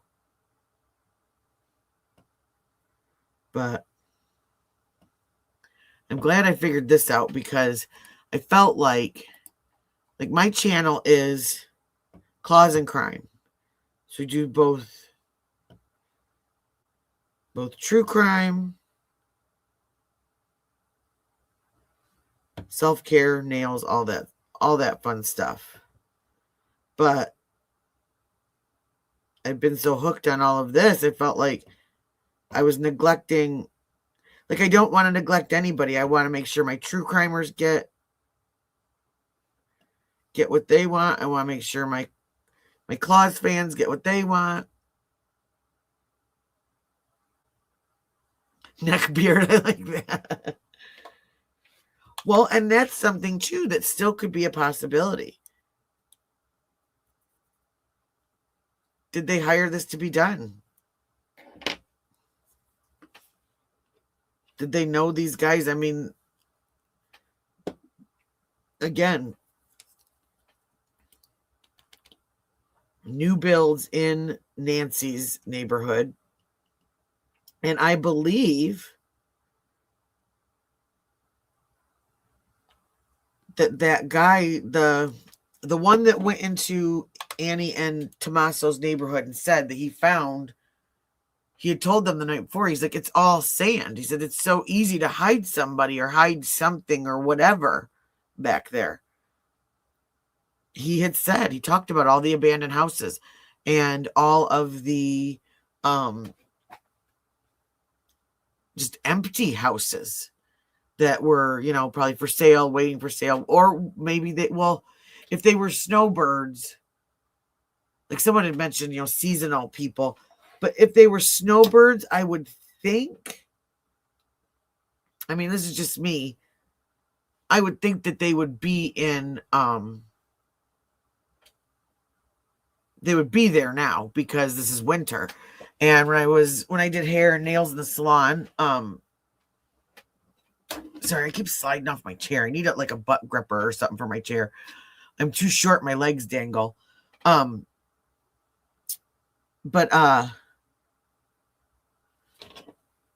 they usually left from like right after Thanksgiving.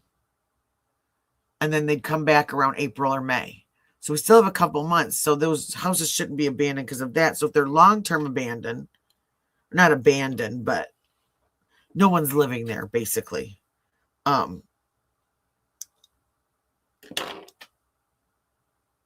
Let's see. I think I'm going to do something kind of opposite on this one. We'll see. We'll see how it ends up.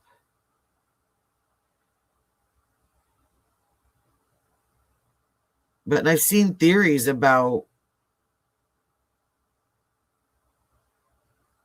the house. They live in quite a big house and it's expensive. $700,000 house. That's quite a mortgage payment to make for a teacher and a poet. And I mean, who knows? Maybe they had some extra money. Maybe they won the lotto. Maybe Nancy helped them. There's papers that have come out. Power of attorney papers, things like that. That just makes you wonder. But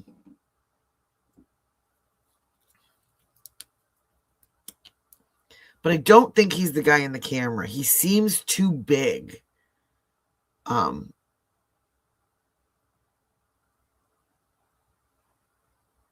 think they said the guy in the camera is like between 5'6" to 5'8", or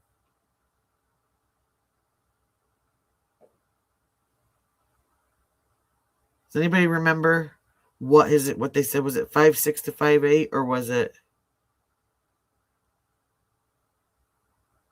5'8" to 5'10"? Oh, I can't remember now. That's going to drive me crazy. But yeah, I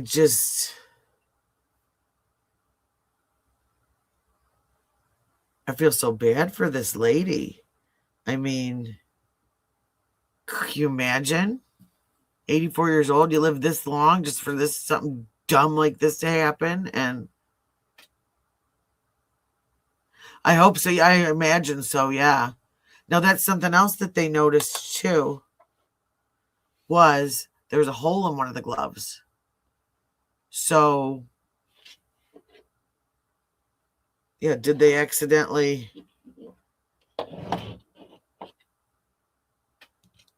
leave some DNA behind? Like, I don't think these guys are as sophisticated as some people have given them credit for. I mean, there seems like some big boo-boos as far as letting yourself be seen at all on camera. And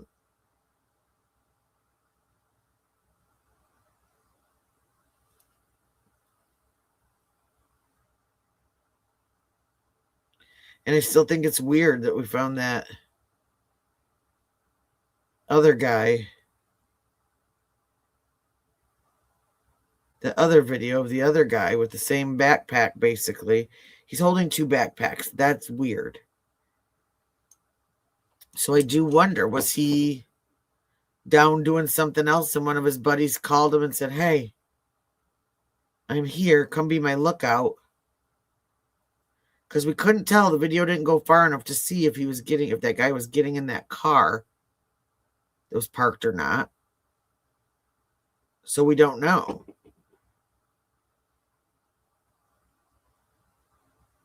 And it was about 10 minutes down the road. So he would have had time to go drop off the backpack, right? Well, who was it, Jay? Somebody said they thought that it might be like the way they thought it was shaped. It was one of the FBI experts said they thought it might have been like a blanket or something, or a tarp, something to carry somebody out.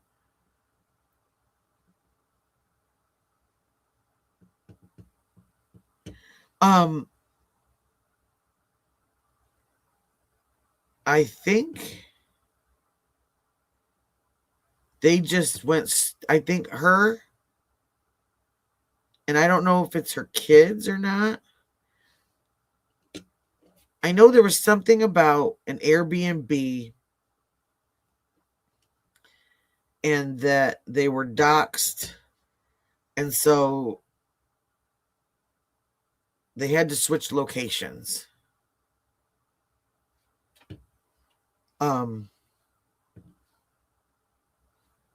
That's all I've heard about that. I haven't really heard a lot about where she's staying. Have not seen her at all other than in those two videos. And then what was it, a couple days later? And now her sister is staying with her now. That's from what I've heard. All three of them are together in an Airbnb somewhere, undisclosed location. I have not heard at all. Isn't that weird? I've not heard at all where he lives. Yikes.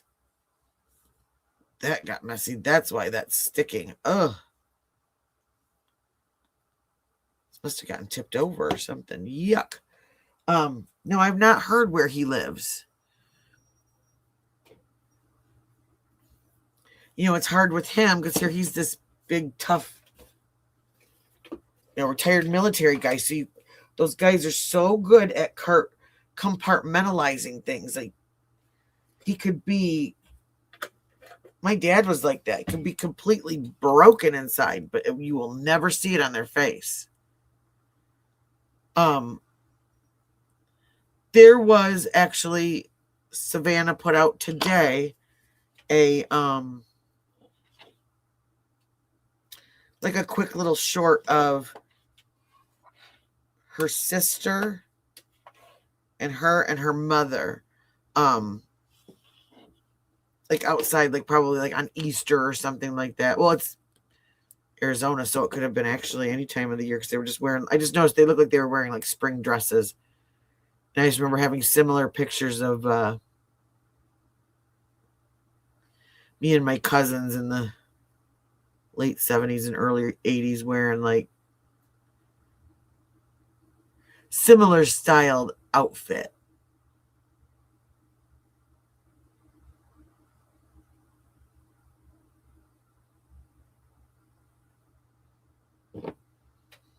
Yeah, and he doesn't live close. The only one that lived close was Annie. And I mean, if nothing,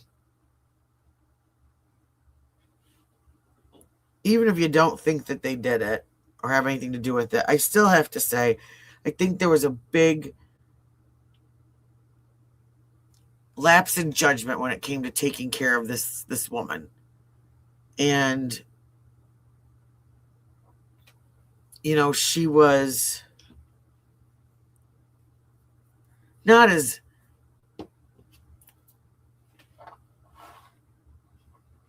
maybe not quite as on the ball and could easily get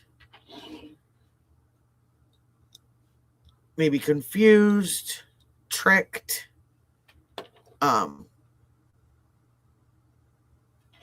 just anything like that, you know. I don't know.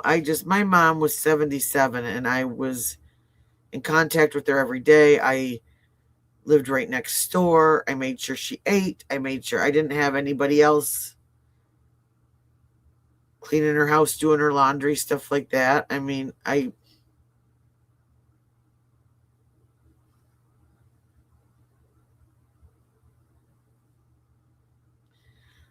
and seeing the terrain out there and seeing where it was,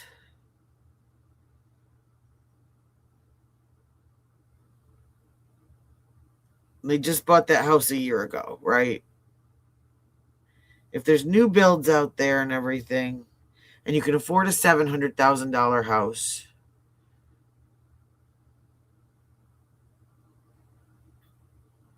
then why not buy one in that neighborhood with your mother to be closer? I mean, the houses are far apart. You still would get your privacy. It's not like she could jump in the car. Well, I mean, she could jump in the car, but she could jump in the car just as easily and go to your other house.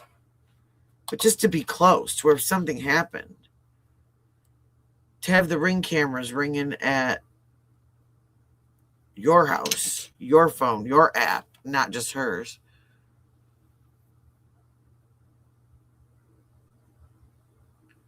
What day did they find the glove? Well, early this morning was when they found the gloves on the side of the road. And now the glove in the house, it sounds like right away. So that's the other thing. We have somebody with gloves on in the house taking them off. And taking them off, you know, in a suspicious way. Dropping them. I mean, you wouldn't think that she would do that.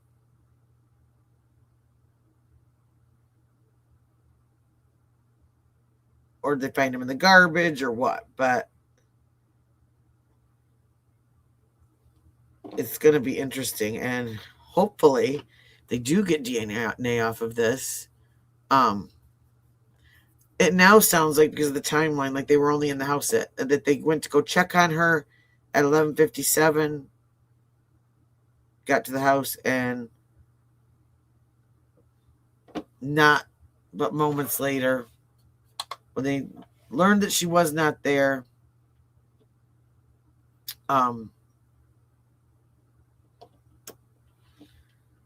they called 911, supposedly. That's what.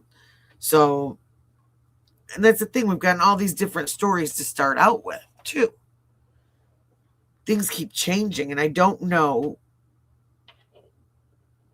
I don't understand the end goal. It would be better not to say anything than to keep putting all this stuff out. And it does seem like you have Pima County here, FBI here, and they're not talking. And that's got to be so frustrating for the Pima County detectives that are doing this, to just feel like the work that they're doing maybe is in vain, because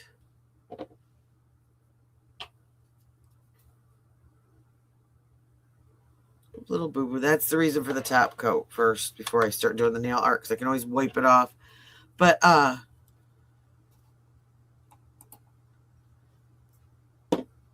mean, I'm telling you, I still am telling. I would not want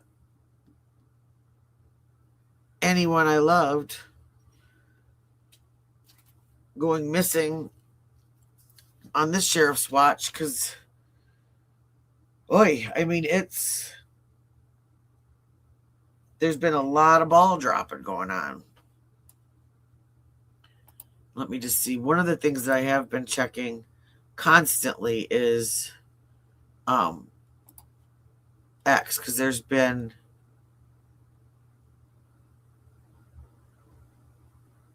here's something. Let me show this to you. This is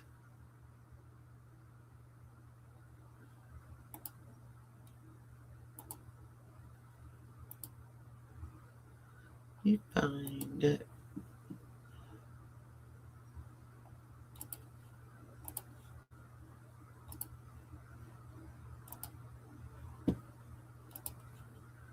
Here, this lady. This is from JLR on X. You know. No, if you take my picture, I'm suing you. I'm suing you. Do it. It has nothing to do with anything, okay? Do it.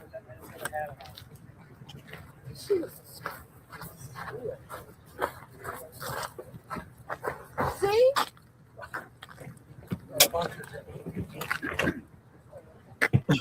Oh, you're gonna get it. Watch out. All it was my car was the car parked on the end car. That's all it was. It's nothing. I just didn't want them to have a freaking false lead. You do anything with me, and I will get you. And we have the money to do it. Stop taking a picture of me. The investigation, ma'am? No, nothing to do with it. No, I didn't. I just wanted to tell him one thing, okay? Oh, I was just asking a question. Oh. The neighbors have had it. Dude, she's yelling at media. She's just yelling at me. What the heck is going on, man? She just walks on a crime scene. Now she's telling people if they film her, she's going to sue. But she did. And She she's talking got. about her They vehicle. told her to go. Yeah, She walked that was right her up. vehicle. She's calling them vultures now. She didn't look me in the eye at all, thank God. I don't want to be part of the story here. I'm filming and documenting. Whoa, that's crazy. She'll beat JLR up. I told you that. Hey, what did I tell you? The wackadoodles come out of the woodwork. I said it. I said it about an hour ago. I don't know wait if till she's the a crazies start coming. wackadoodle, but tired of people being in her lawn. Could you not let your dog Now her dog's using the bathroom on a crime Nancy's property. if you could? That'd be nice. Thank you. That's crazy. Thank you. Please drive through, lady. So yeah, so there's that. Oh, thank you, Miss Godfather. All right, no problem. I'm gonna finish these and said just keep talking about this and seeing if I can find anything else. Wait, is this the? Yeah, so let me see. If somebody says something to me and I don't answer back right away, I swear I am not being bougie. I am just there's the cyber truck that was rolling around there today. I'm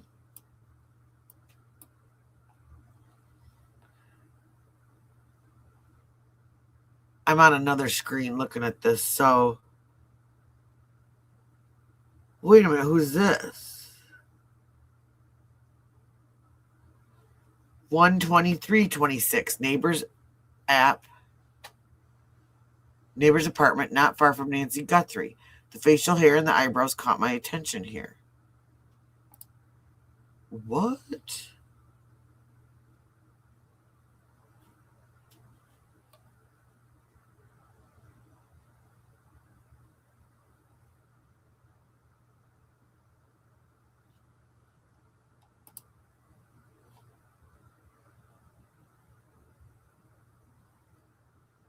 Oh, that sound like what? I was like, what is going on here? Hi, Nadia. What's up, Godfather?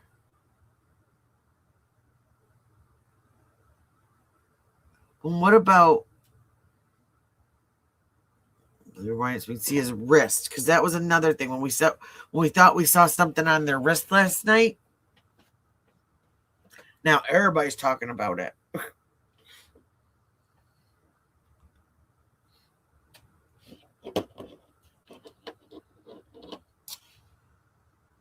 So we got the little skinny mustache. I can see a neck tattoo, but I can't see.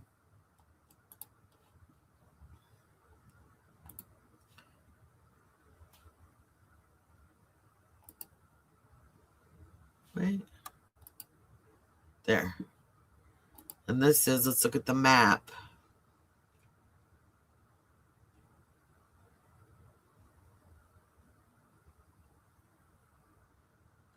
So it's what, in this area?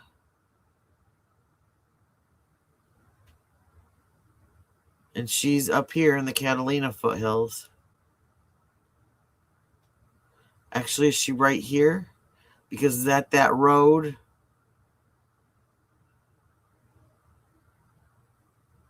That goes off, and then this one goes straight down into.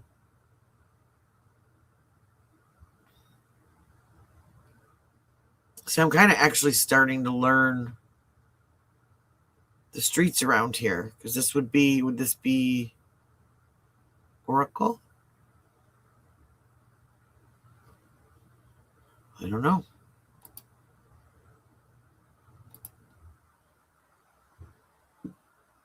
Well, thank you very, very much, Godfather.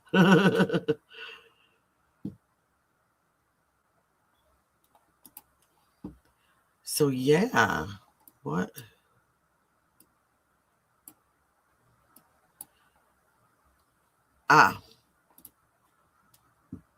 Illinois. This is the girl that.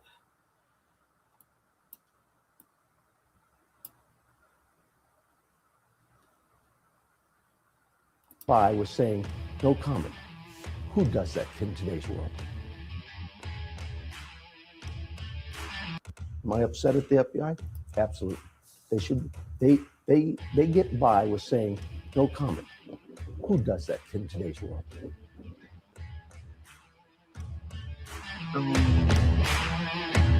Well, this is awkward. Awkward. Am I upset at the FBI? Absolutely. They should. They get by with saying, no comment. Who does that in today's world? No, that's not. That doesn't have to do that. This investigation. It was a previous investigation. So.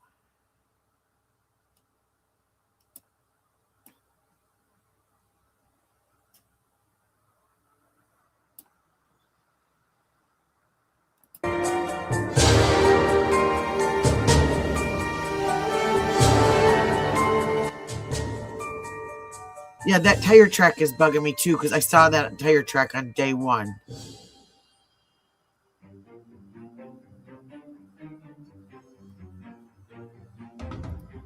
And it bugged me. I wanted to know.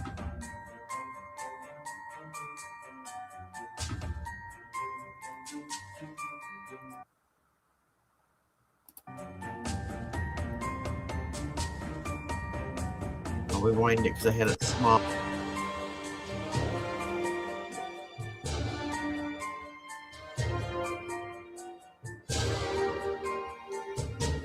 There, those tire tracks. I saw them the first time I saw the crime scene. Those investigators or are those tire tracks of a white work van pulling up?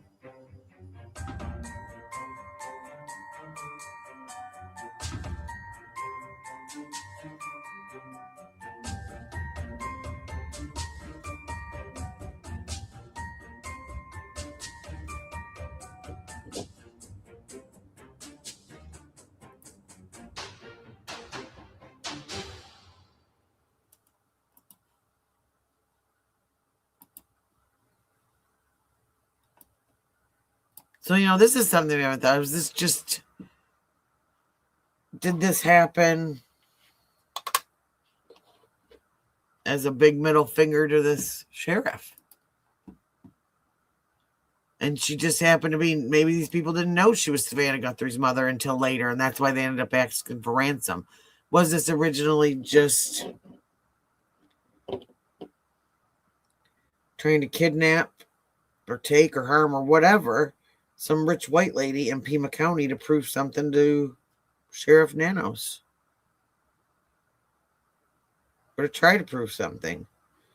I mean, no matter what state you live in, but certainly states along the border, immigration's a really hot button, touchy issue, which is why we don't speak about it in here. Because I don't want everybody fighting. Everybody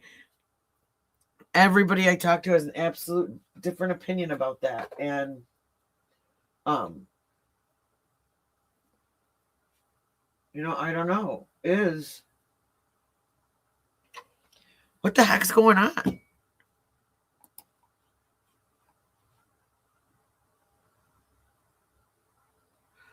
Oh, I did hear this is that people are calling for him to resign.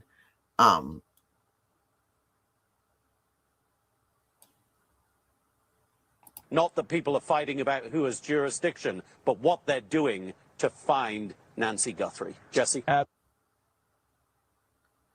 Yeah, I mean, that's...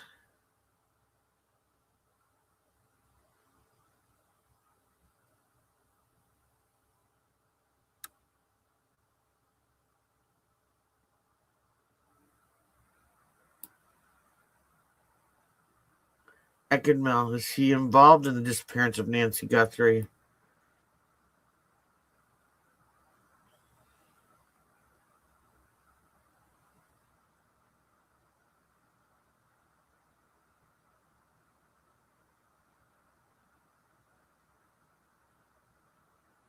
That is, let her dog pee on the air. That's horrible.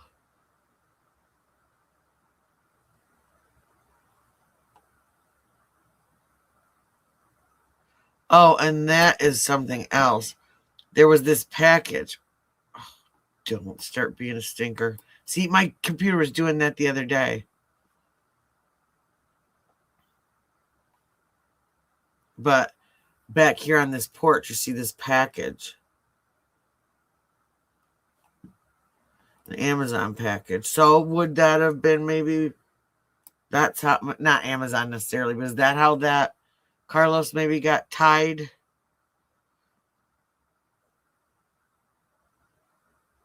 Oh, this is the... Was it Derek Kayaya? I think that's how they said it. Is it Kalala or Kayaya?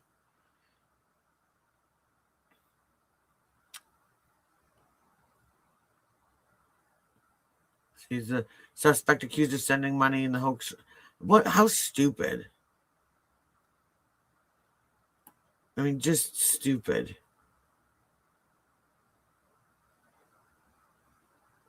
And here's a picture of what, it's not the backpack, but it's what they believe the backpack that the guy in the ring cam footage was wearing.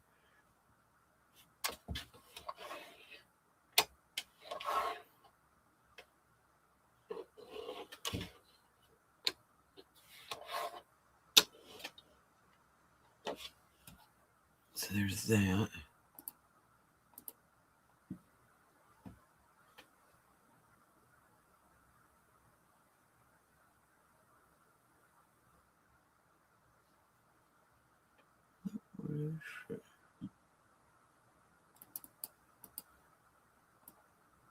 Let me catch up to my comments.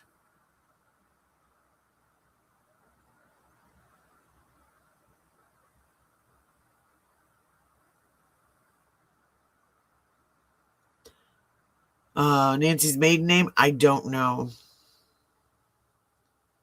I do not know.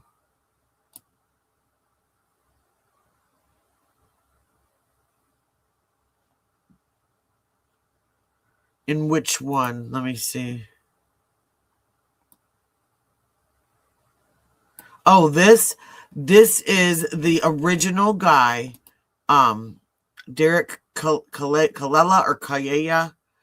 that sent the first ransom note. He was the one that called the family and demanded ransom, demanded Bitcoin. And then when they checked it out, but he's the one that used, thank God he was an idiot because they caught him. He used his own Google information to set up a Google phone number. So you know how some people on here have like the call-in shows? Well, they use a Google phone number. So it changes every time, but it connects to like their home phone or their cell phone or whatever. But you have to put in your personal information for that. And so Doofy over here put his personal information in to sign up for this Google phone number to text these people, and that's how he got caught. So thank goodness he was dumb. But yeah, just an opportunist trying to make some money off of the misfortune of someone else, you know. Typical these days, it seems like. Excuse me. But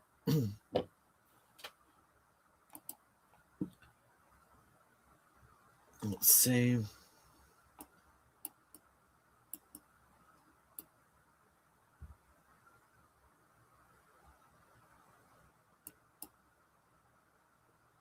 Coin flip bit. Oh, and that was something I think JLR found today.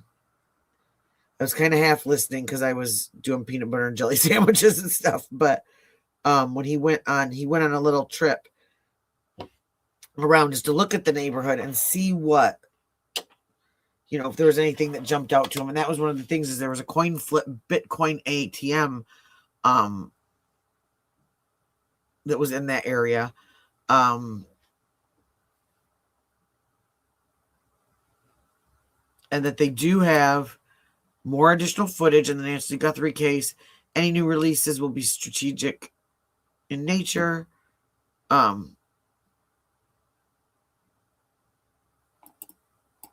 this was 6 hours. 2 more. And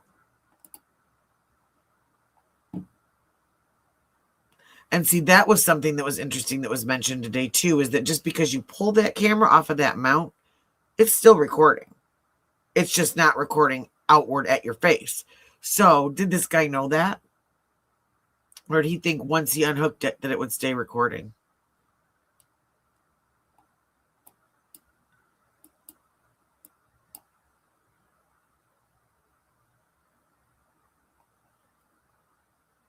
And the blood was still there. What didn't we see? A smashed Nest camera. It's gone. So you tell me whether you think Kash Patel possibly has shots of this guy stealing it, damaging it, or whether the guy was so dumb he took it eventually, put it in that backpack, and possibly they have actual pictures of the inside of the house and what went down that are waiting to be retrieved by the geniuses at Google. Saw that the vegetation and the would blood. that not be absolutely awesome? Oh, I'm sure. Yeah. That's what I assumed. Yeah, it was probably Mom.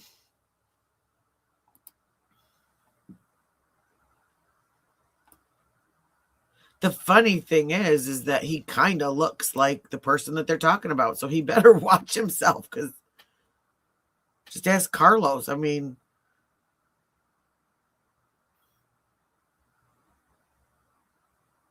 yep. Someone said it earlier. Yeah, they've still not turned over the lead investigation to FBI, which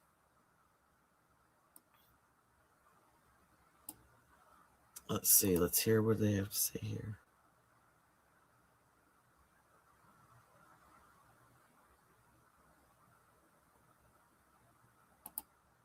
Look, Katie, I have to be honest with you. I've spent my entire career in Arizona, and Sheriff Nanos, it does not exactly have a reputation as being the most law and order sheriff in the state. He certainly has pushed back against the Trump administration in terms of immigration enforcement.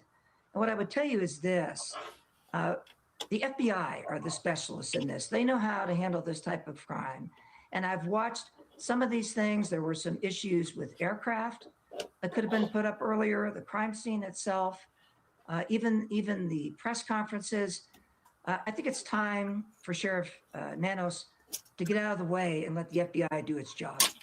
Look, Katie, I have to be honest. I'm going to agree with him. And that's just it. Sometimes in life, you got to just say, you know what? I can't do this. Someone else has more talent than me, has more knowledge than me, more resources than me, and it's more important that this lady get found than I get to tell everybody that my department did it, you know? What's up, Godfather? I almost called you Cutsy. I don't know. Is there a point when,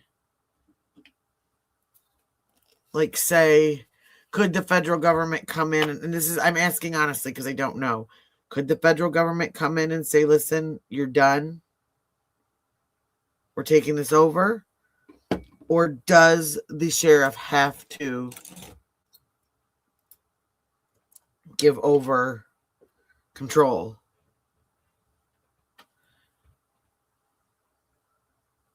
And I'm using our little Karomi guide just like we normally would with a bow. But instead it's going to be Karomi. And I don't know if that's how you pronounce it because I'm an old lady, but that's how we're pronouncing it tonight. I think she, I don't know what it is. I think it's cute. See, that's what I'm wondering. Yeah.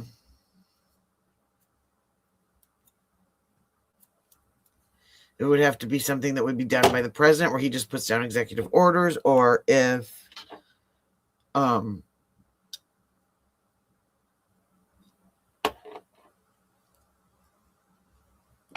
this is something that,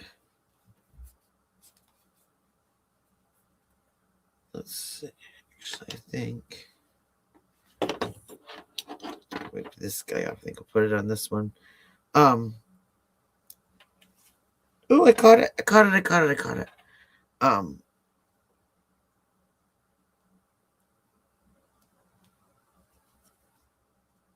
Yeah, the federal, because the marshals are feds. Yeah, I don't know. And I don't know the reason for, and he said because she knows that I know the sheriff, why Savannah would call Mark Kelly, unless, are they really good friends? Or, oh, it's been way too many days. Yeah. This is one of those things. Is it about, has he already discounted her as being gone? And so he's going to make sure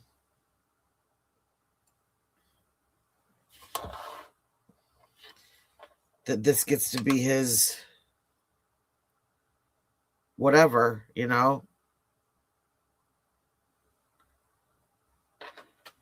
It's just sad. There's so many balls that have been dropped that it's just,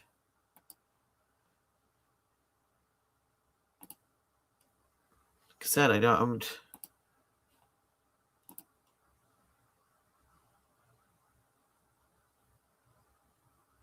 Sir, thank you so much for being here tonight. Just watching the way that, sir, thank you so much for being here tonight. Just watching the way that the sheriff's department has handled this case. I keep repeating this, but I cannot get over the fact that the crime tape was put up and down 4 different times, people walking in and out of the crime scene. What is your perspective as a prosecutor about how that may? I'm going to click on this real quick just because fair use, stop, start. But yeah, this crime scene was open and closed 3 times. And I have to feel like that was a big mistake too. Just leave it closed. If you don't know where she is, then that should be completely sealed off to where, and even that woman today, I mean, maybe the FBI finally has said, okay, we have got everything that we need. But to be so open where that lady could just walk up to the door. And I think that's one of the reasons, too, why all of a sudden things got quiet. How embarrassing that a pizza guy got to walk right up to the door of the home of a crime scene. May damage the case if they were to find suspects and charge them. Well, you never release a crime scene until you're ready to release it. Here, the sheriff released the crime scene, and then they came back in and found more evidence. Sir, thank you so much for being here tonight.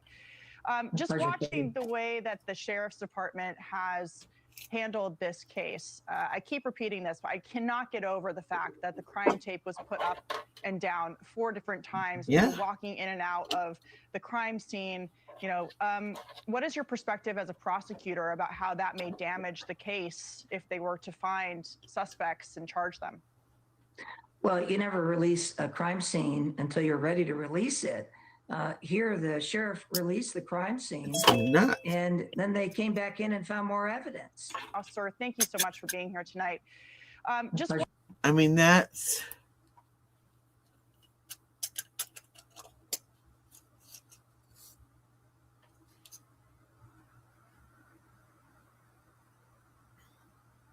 Well, exactly, Lori. Here, sorry, I'm going to catch up on comments again.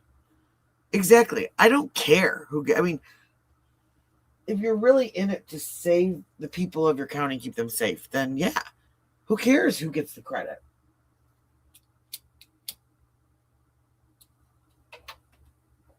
And I think about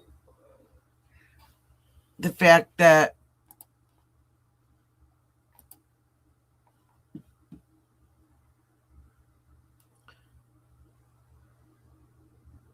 see, that's something. Did she have a caretaker right here? This at the bottom.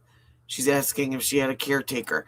I had heard that she did have someone that was there during the day, but was this just someone that did like department the has cleaning, the this case, the whatever, or was this someone that that the crime tape was put up?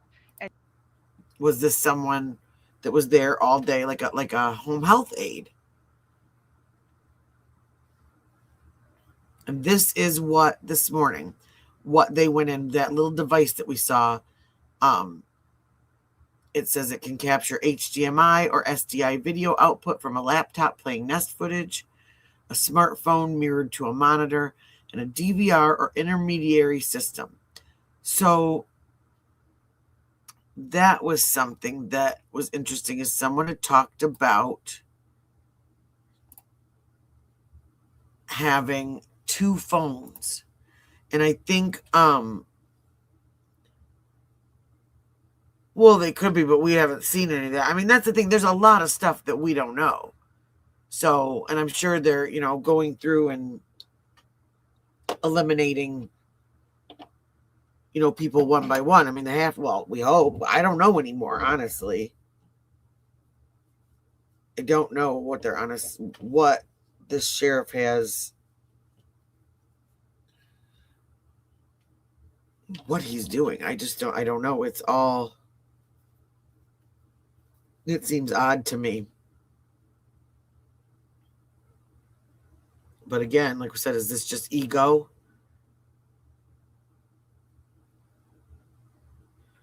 And I'm not saying anything about law enforcement. I come from a small town, and we love our officers here. We really do. They are there at the worst times in our lives. They are honest. They are helpful. I mean, I'm sure there's probably a few people in town who are not their biggest fans. I mean, always, but I don't know. Okay. Everybody brace yourself, because I got to get this open. If it pops, we're going to have a big old explosion.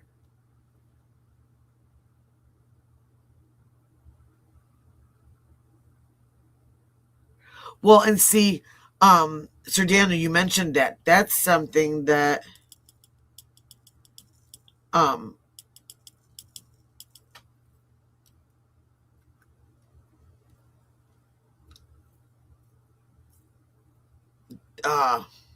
one of the ex-sheriffs was saying is that is a likely possibility that she was taken over international lines, because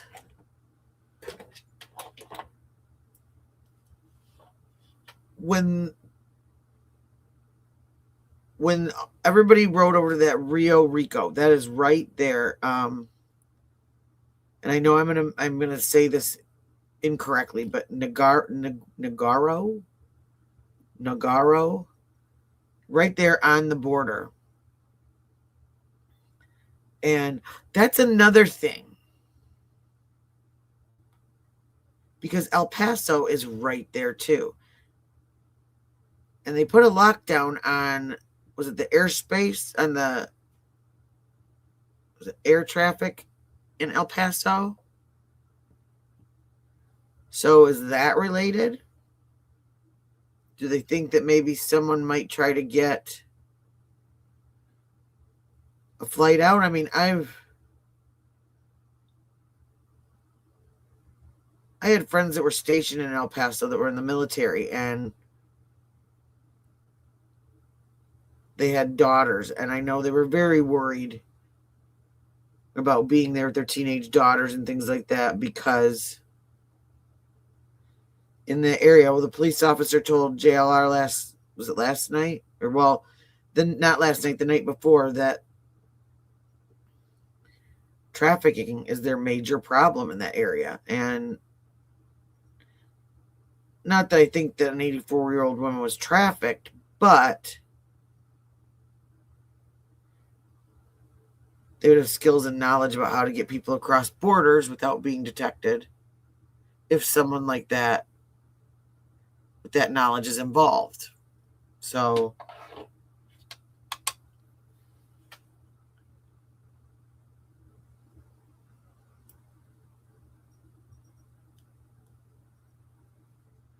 oh, okay. Okay, I hadn't heard that. Wow, it just keeps getting more and more mind-boggling, and every single thing that happens, it makes you start wondering, is this connected? Is this connected? And it really, I mean, all of the, like, at this point, like, people keep saying, okay, I know this is a crazy theory. Don't think I'm nuts for saying this. Don't, but honestly, I mean, and all opinions are welcome here, no matter how crazy it sounds, because honestly, with this, everything's pretty plausible, because we literally know, as public, we know absolutely nothing. And I just hope that they really do, that the FBI got some good stuff today. And I noticed that they took that Ring camera off, or not the camera, but the bracket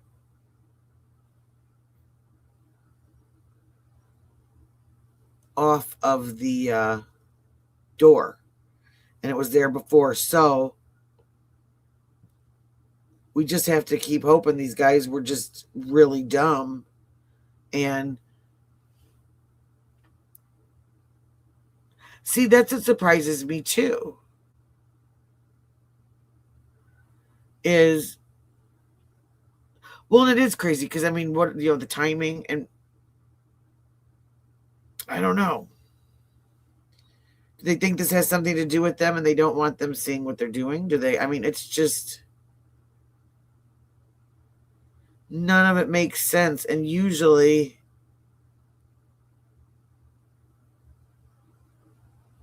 I don't know, usually by now I can kind of come up with somewhat of a,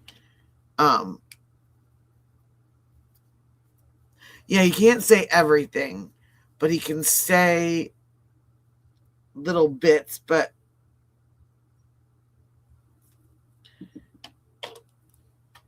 I don't know, to me, why do people keep, Why are we using TMZ as where we're going? I mean, I don't understand that either. Why not?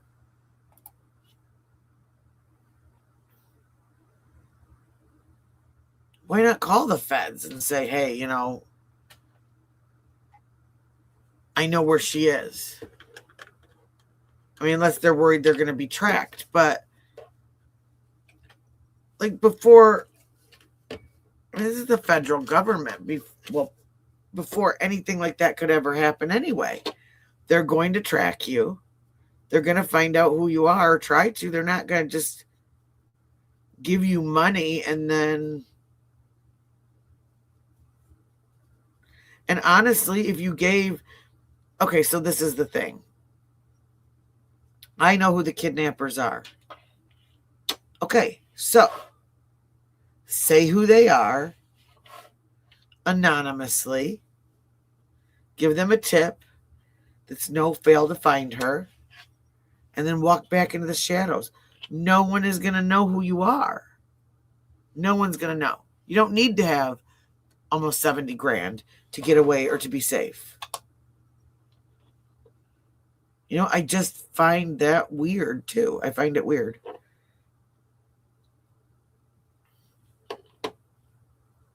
Now, I'm going to put this black away so that I don't try to use it as top coat as I have done a million times, because then I'd be very sad. They screwed up all my cute little nails. But, well, and see, that's it. Nothing truly is. I mean, that first guy thought, I don't know how he didn't understand that when you put your own information in, that they're probably going to find you. But, you know, I mean, they did.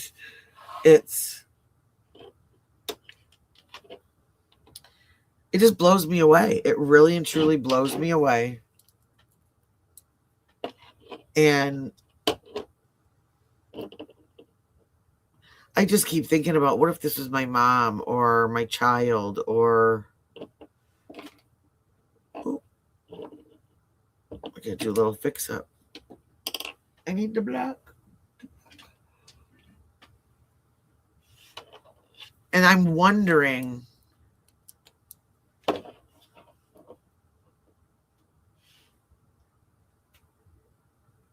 like, if he is turning this into some, like, political kind of thing, I just wonder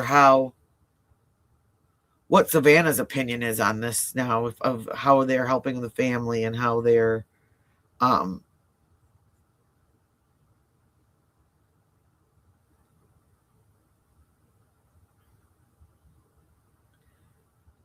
but my gosh. So officially in the Midwest, it's 12:09, 12:10. It's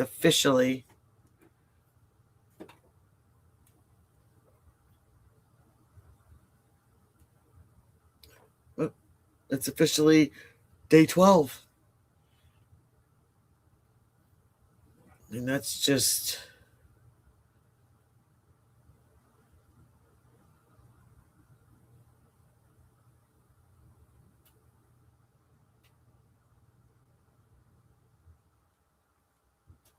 It's heartbreaking, and you just think, in 2 days it will be exactly 2 weeks. Has she? Sadly, I think that's her best bet.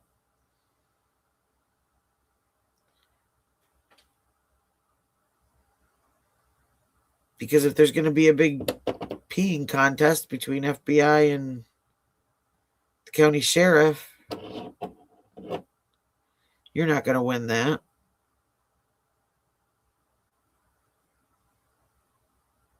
It's going to be more about that than it is about this woman. I mean, he keeps saying he thinks she's alive, but who knows what he really thinks.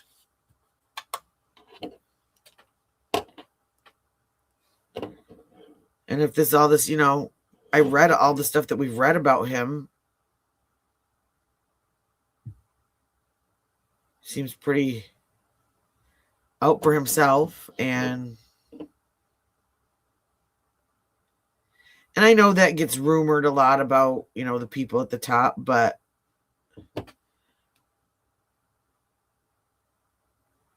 I mean, when you're talking, you don't put a helicopter up in the air when there's an 84-year-old missing woman because there's no pilot, and then we later and it's staffing shortages and blah blah blah, and then we later find out that no, you got in an argument with that pilot and put him down on patrol, so he wasn't available.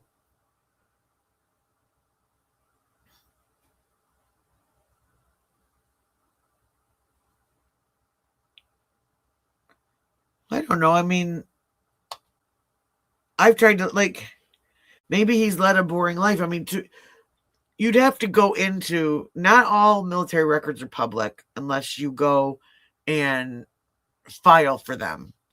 And if you lived your life a quiet life and weren't on social media and stuff, it's very likely they couldn't find anything about you. I've got a couple of friends I went to high school with that, I mean, they are an anomaly, but they literally have no social media. They have Yahoo email and text. They use their phone to text, and that's it. They don't have a really defined online presence. And so you type in their name, you might get an address, you might get, something like that. But, and there are ways, we don't know what he does for a living. Years ago, I dated a man that was part of the Department of Justice, and he was ex-military, retired, and he was not allowed to have any social media. He could use like some chat apps, stuff like that. And when I went to go try to look him up, I could not find anything. I had to go on, I actually had to have one of my friends that worked in a prison that was pretty high up in the security to look this guy up and find him on a law enforcement like background checker. Like, he didn't show me any of his like stuff, but he just like, I wanted to make sure that he was who he said he was. I mean, because like, oh yeah, you work for the DOJ, oh yeah, whatever, scrub, that was what I thought at first. I thought, oh, give me a break. But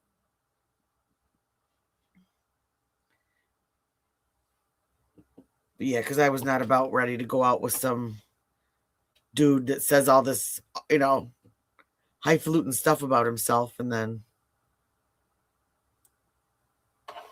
get there and I got to pay the check, one of those kind of deals. But, which, by the way, I'd never had a problem paying the check. You just got to let me know ahead of time.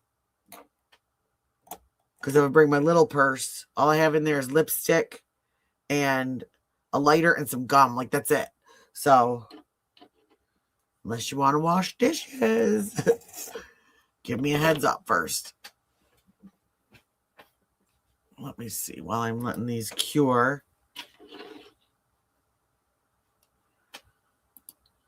Let's go back and just see. She's probably asleep. But this is Chillinois. It's at CHIUM is how she spells her @ symbol on Twitter. And she's been really good about doing a lot of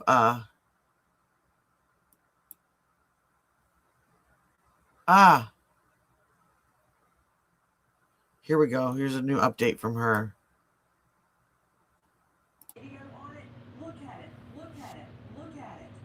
Good evening. I'm Nancy Grace. This is Crime Stories. I want to thank you for being with us. Surveillance video. Anything you've got. You got a Tesla? Is it running? Do you have 360 circumference video on it? Look at it. Look at it. Okay, if you can't hear what she's saying, she was like, do you have a Tesla? Because we've been seeing Teslas driving around there. And she's saying, if you have a Tesla, do you have 360 video? Check it. Check anything that you can, because we just don't know.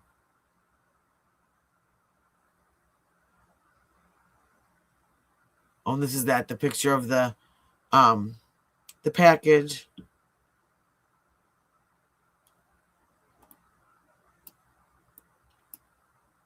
When we saw that, this is this other guy.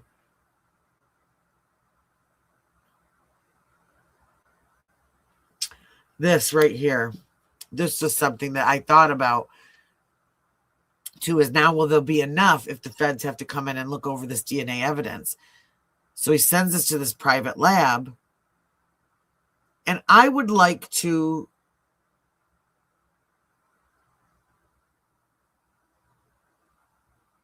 yes, there are cases where DNA is sent to a particular lab, a specialty lab, a lab that could have expertise in diluted, destroyed, old, or degraded DNA.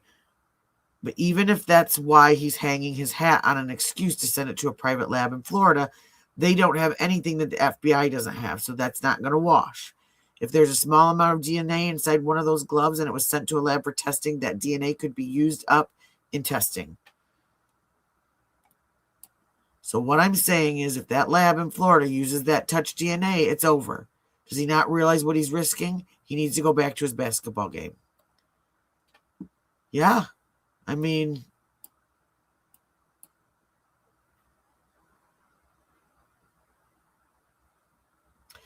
yeah, you keep looking at everybody. Oh, and that's the other thing too. This, they believe it's a mouth flashlight. So if he has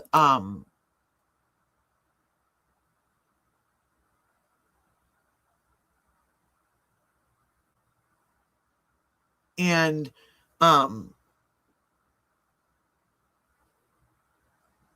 like if he took it out of his mouth or he did whatever, that's going to be on those gloves. So, you know,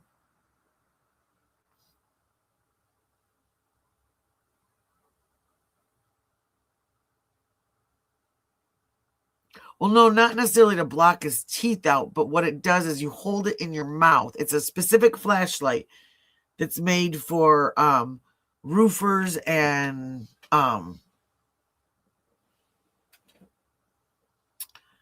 like people that need both their hands to do their job.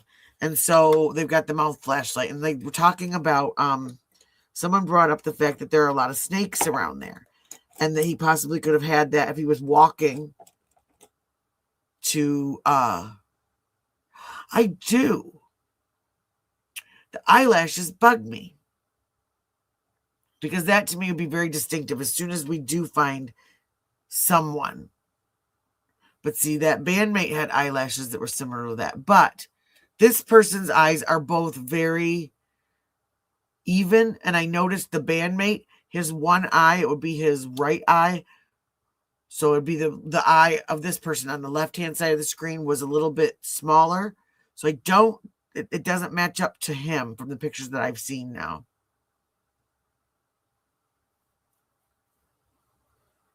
Yeah, but I don't believe they don't believe that's why he had that flashlight, not to block his teeth out. I mean, because you could just keep your mouth closed or put on like a mouth guard or something. The light was on for him to be able to see what he was doing, because you have to remember it's completely pitch black out there, and they have that light ordinance, with the light pollution, and so there's nothing out there, so he would not have been able to see unless he had some kind of light. No, those eyelashes, I've got those burned in my brain, because I feel like the minute we see those eyes on anybody, we're gonna know, right? And I enlarged the picture yesterday. Someone kept saying that I heard someone saying that they looked like they were eyelash extensions. But when I zoomed in, I didn't see that. I did not see. Yeah, it looks like brown eyes. And I thought there was maybe a secondary mask on underneath, but now in this colored picture, I don't see that. And this does look possibly like just the very edge of an eyebrow, but it looks very well manicured. But again, this guy, if it's a guy, I mean, when I go in the barber shop with Driver, and when she asks if he wants his eyebrows done, I'm like, yes, from across the room. He doesn't get to choose.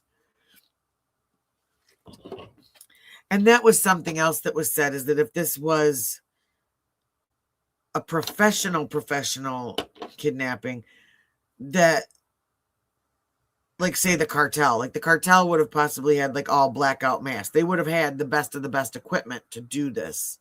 They wouldn't have had a backpack from Walmart or, possibly like night vision goggles, like equipment like that. And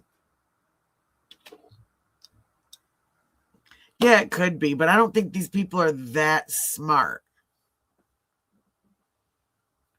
Let me see. Let me turn down this light for a second because of my. And it almost looks a little like puffy.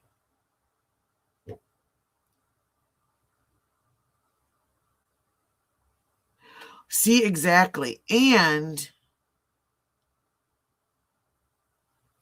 another thing, yeah, because I mean, no, I'm from Michigan, so everybody has like 4 or 5 of those in their house, I mean, I swear, if I look for one, I can guarantee you I have 1 or 2 of those in my house somewhere, because it's cold. I mean, it's, negative 20, negative 30. But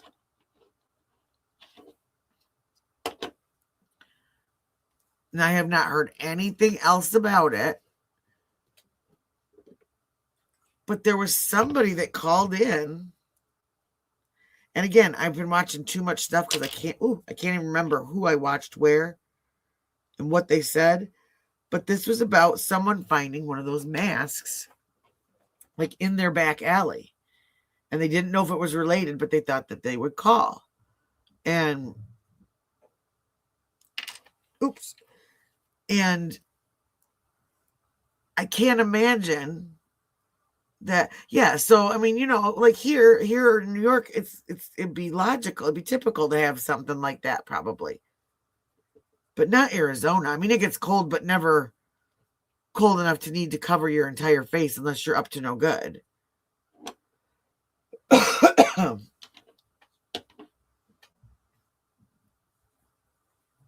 Well, and like okay, say Brian Kohlberger.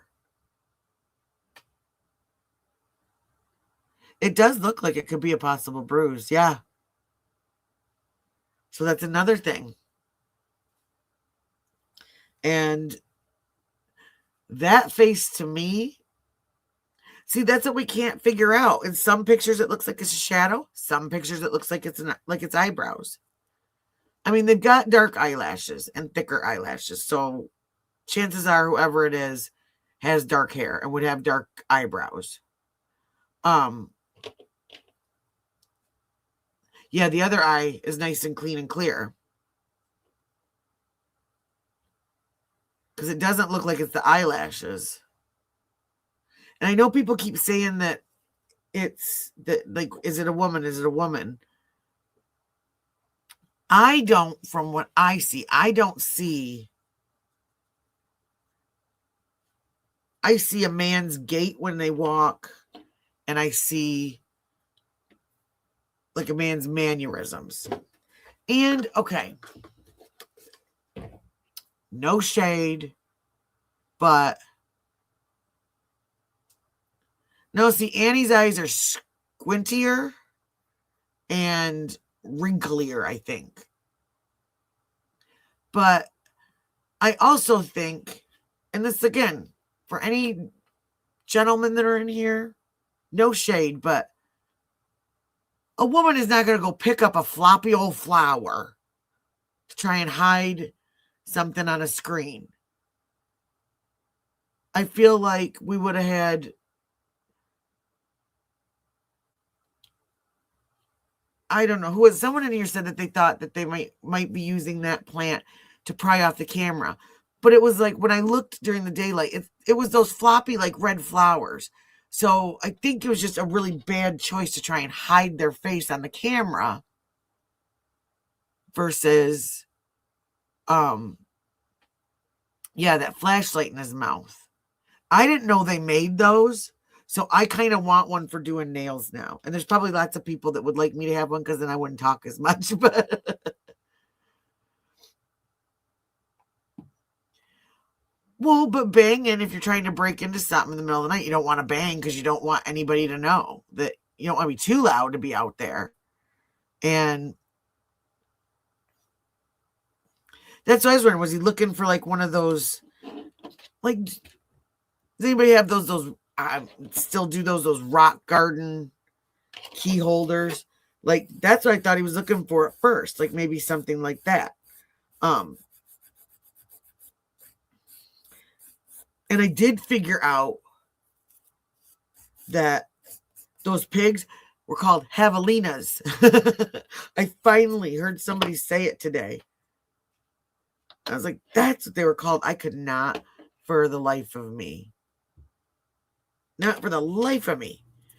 Remember what those stupid old boars were called. So here they're just called boars, but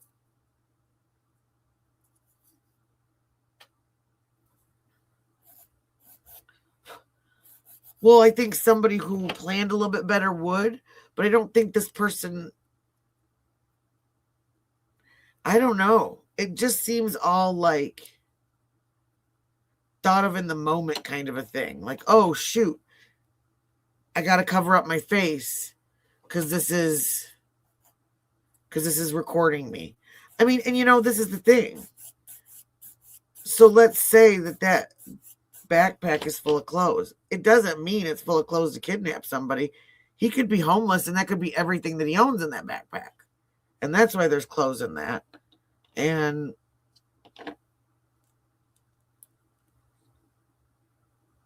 I mean, you just don't know. There are lots of mentally ill people roaming around the world that we don't know about until something like this happens and we come in contact with them, you know? And that's what I think. I think if it was professional, that yeah, they would know, okay, there's a Ring camera. Okay, there's this. Okay, there's that. I mean, maybe that night, maybe that guy in that other video, and they are related. Maybe they decided to hit two separate neighborhoods. Less chance of both of them getting caught.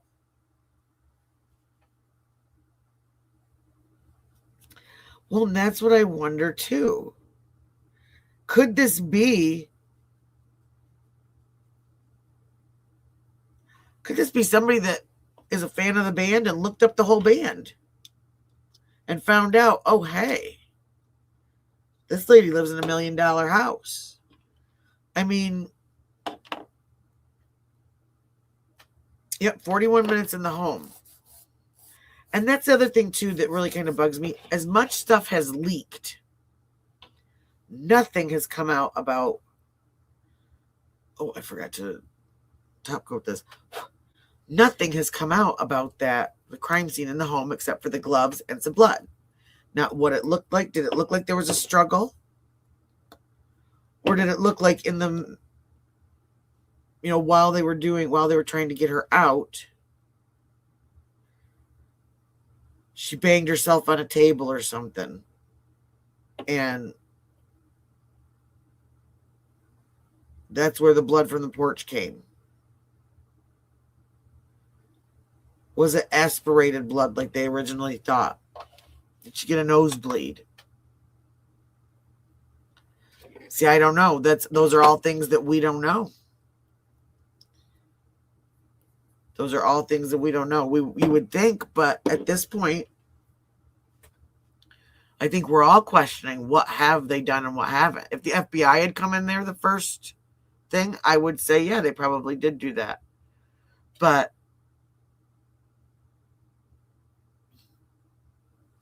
if it was run by the sheriff, I don't know. What did they check that first day that led them to believe that? Oh, excuse me, I'm getting the hiccups. What did they check that first day that led them to believe that they could give the crime scene back so soon? And then close it again. And then open it again. And then close it again.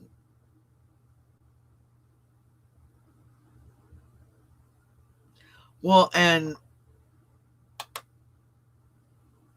I think if they had been let in that first day, if they had been in control,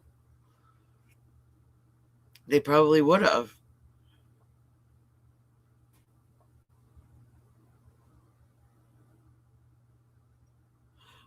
Oh, Tommaso? I don't know. I mean, we don't know. And everybody keeps saying, like, that doesn't look like him in the mask. No, it doesn't. But is this someone that he knows? No, I didn't. Just a second. I'll have to see if I can find that.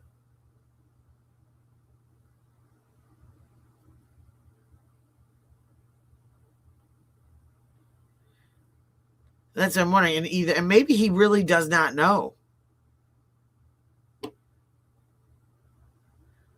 Could this be okay? Total shocker, totally out on the limb. And this guy's a lawyer, so please don't come after me. Could it be the other bandmate? He was.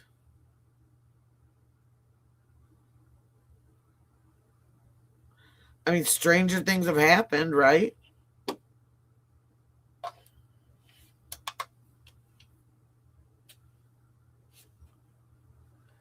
Well, that's the other bandmate looks like that. I mean, there's nothing pointing to him or anything, but.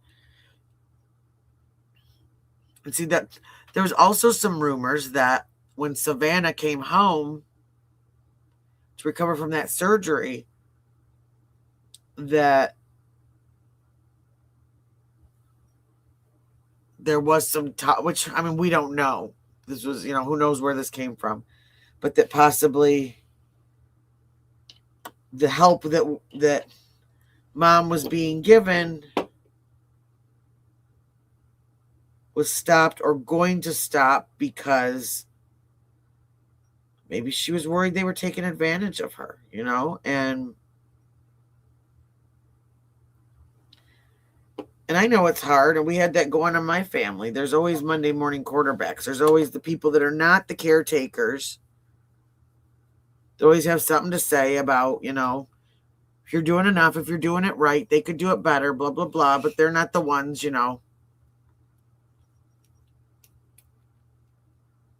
They're not the ones that have to clean up all the messes. And I mean literally and figuratively both. Anyone that's taking care of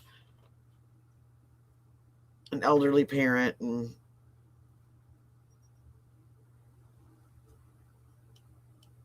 which neighbor? Was it the blonde one?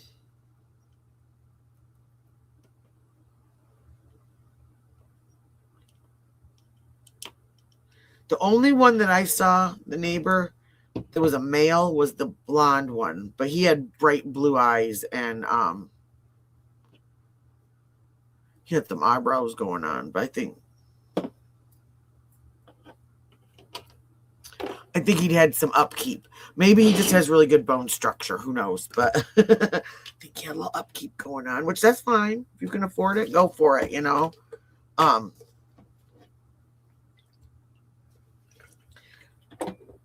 I did see him earlier. But I see this guy is having the brown eyes and brown eyelashes. And the other guy the one with the two backpacks, like his facial features, his eyes almost seem a little too harsh looking.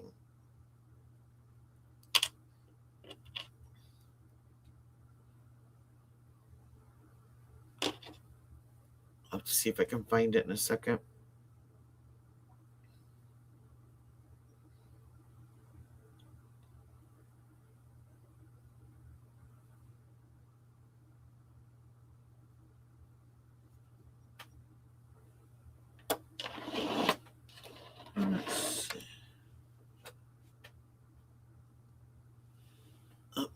I gotta find my search bar.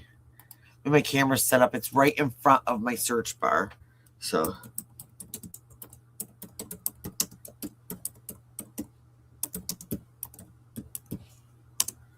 let's see if I can find him.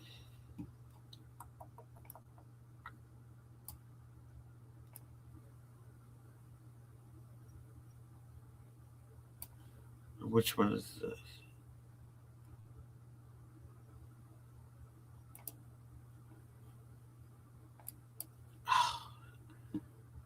I have ad blocker. Leave me alone.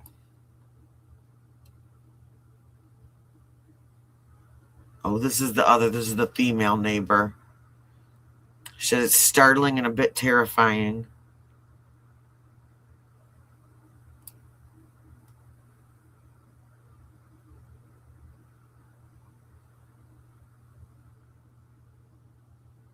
It says,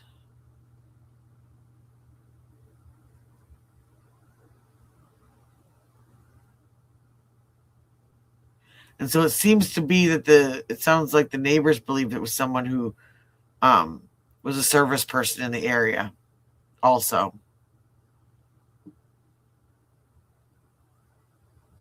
But she said she did not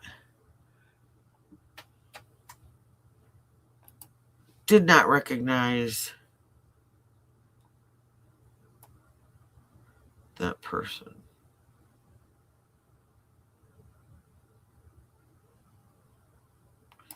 Let's see.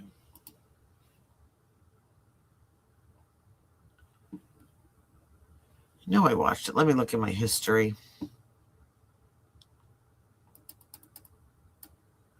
Where are you?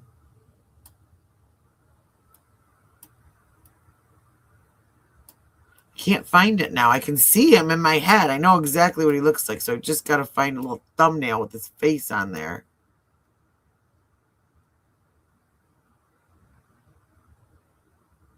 That's not it. I did watch a quick travel documentary last night about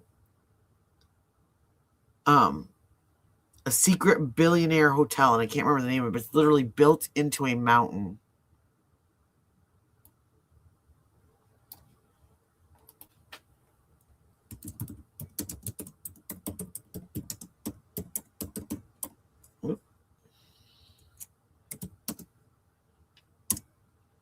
Let's see. There's a lot of neighbors that have spoken out. I wish I had bookmarked that or something. I found it. I found it. Woohoo! Okay.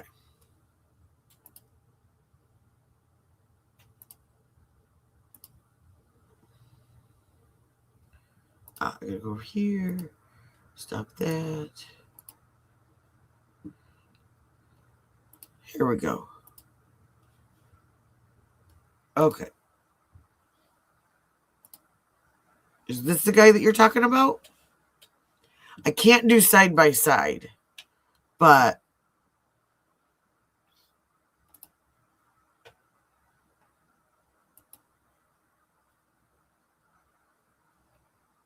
where'd he go? Can listen to what he says. You walk by Nancy's house, I understand, every day walking your dogs. And I know you regularly saw her, you would talk to her as a neighbor might. So what is your feeling when as you describe your neighborhood? I mean, what is your feeling about what has happened here? Now, like I said, for fair use, I've got to kind of stop and start these here and there, just so that everyone can, or so I don't get busted for copyright. But people feel unsettled. I would not say fearful, but obviously this is shocking. This is a very quiet, safe neighborhood. We've lived here 6 years. It's actually a wonderful, wonderful neighborhood. This was a horrible event, and we're obviously hoping for her safe return. So when authorities came to your door, and I understand they did, last night I was talking to Sheriff Nanos, and he was saying. So I see I don't. I see different eyes. I see a little bit softer eyes on this guy. Am I showing the right one? Yeah.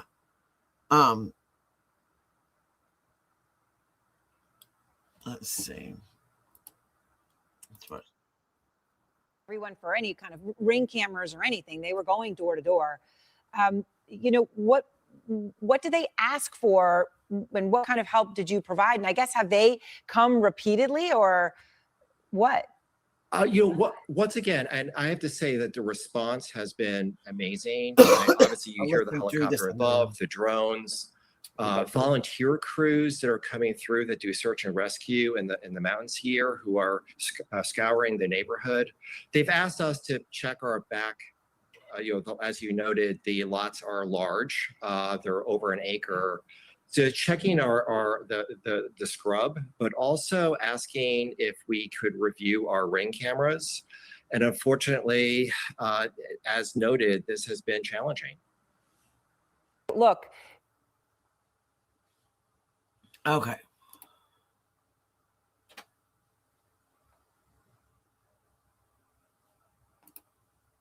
So we've got him.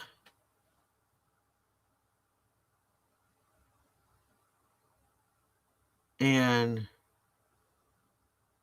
oh God, Nadia, you never know. I mean, he's been known to be kind of a little creeper. Honestly, I don't put it past anybody anymore. Seriously, what wouldn't do it for you? What happened, Jamie? What happened?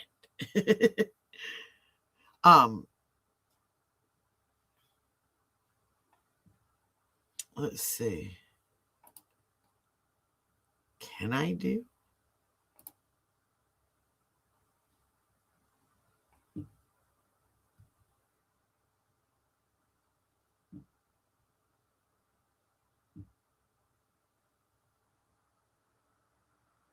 I think I'd have to. Oh, yeah, no. Oh, please. My neighbors be like, bye. Let us know if you find anything.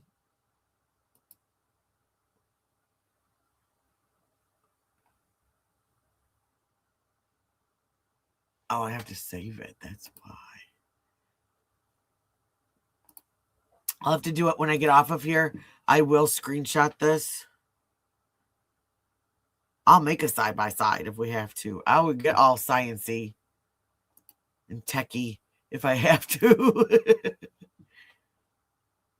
The only thing is we don't have any facial hair around the chin or the lip. Granted, could be shaven, but I see a more pronounced brow bone, and his eyes are a little more hooded. Like, these look like, to me, and now granted, I have dollar store reading glasses on, but these look like younger eyes to me. Like, I see more wrinkles underneath the eyes in that in the neighbor, and like an older, definitely older than what this person is.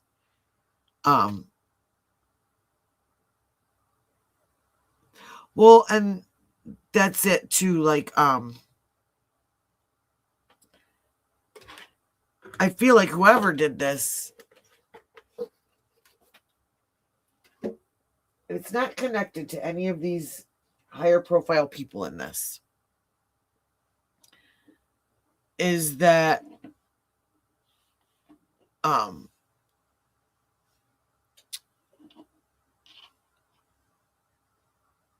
if it was a service worker, then they possibly could know the inside of her house. They would know where she was at. They would know, if somebody was doing the roof and she was letting them in to use the bathroom, then that makes sense. She's not going to get up and follow them around. And if her bathroom's down the back hallway, real easy to go walk around and just peek real quick. She's of that generation too, where she probably wouldn't. My mother was always worried about not being polite to somebody. I don't want to offend anybody. And then you've got me that just comes walking in. Well, and that's just it. That's what I keep saying. Honestly, I welcome all opinions. I will not side eye you. I will not treat you like what you said is not plausible, because at this point, it's all plausible. It could be a neighbor that knows her. It could be someone that's after Savannah. It could be somebody that's got some weird obsession with Savannah and is trying to get her attention. I mean, like that. And they can't get to her. So next best thing is her mother that she loves so dearly. You know, people have talked about like little Rebecca Schaefer. And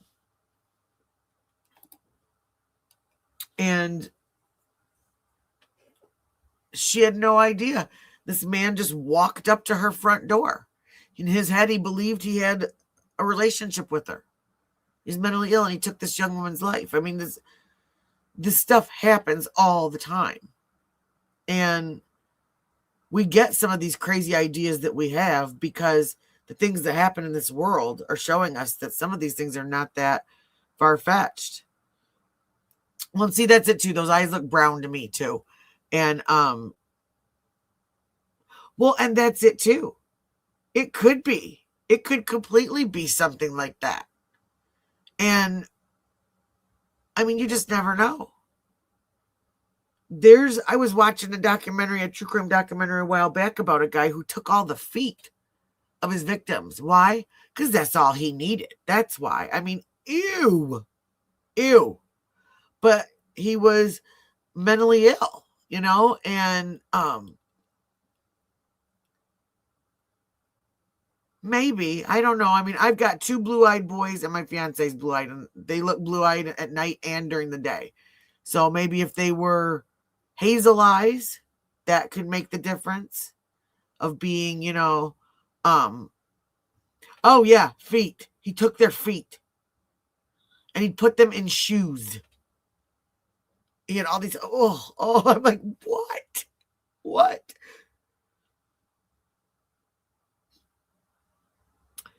It's a great point about how things happen all the time. Locally, a guy managed to fall behind, but follow a girl all the way through Target at home and almost killed. Yeah, exactly.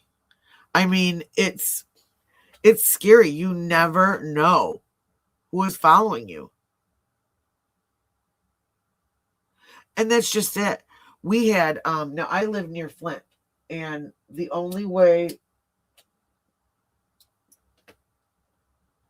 place that we can go shopping is Flint. I live in a small town and there's nothing out here. We have Taco Bell and McDonald's. I think that's really it. I mean, it's just, and I'm fine with that. I like having a small town. I like knowing where all the crazy people in my town live. Okay. We know who all of them are. And, you know, we see them in the grocery store. We're friendly, we're kind, whatever, you know, but I mean, but you go out to the mall, and we had a couple years ago, because I-75 and I-69 is all right there, and I-96 and I-94, all the major thoroughfares. We had to watch out at the mall in Flint because there were literally men in vans waiting, and they were walking through, and it was Target.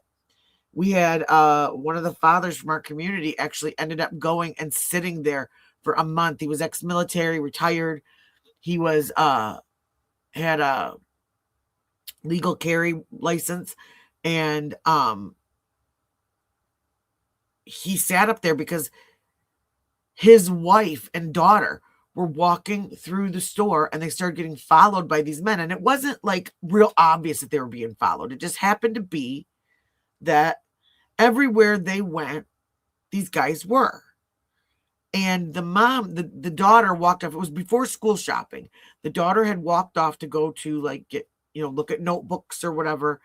And the mom noticed that these guys split off, and 2 of them stayed in the area that she was in, and 2 of them went off where her daughter was. And as they were getting ready to check out, they said that these men all of a sudden were right by the front door. So they ended up calling her husband because it made her nervous. She checked out, and then they went into the little cafe to have like some snacks and wait for him just to come up into the parking lot so that they could get in their car safely. And it scared. And then as they were walking out, these men were following his wife and his daughter. And when he said something to them about it, they took off, and they got in a white van that was in the back of the parking lot and took off. And that same night, something else happened at another shopping area along that same strip. And it just, he sat up there.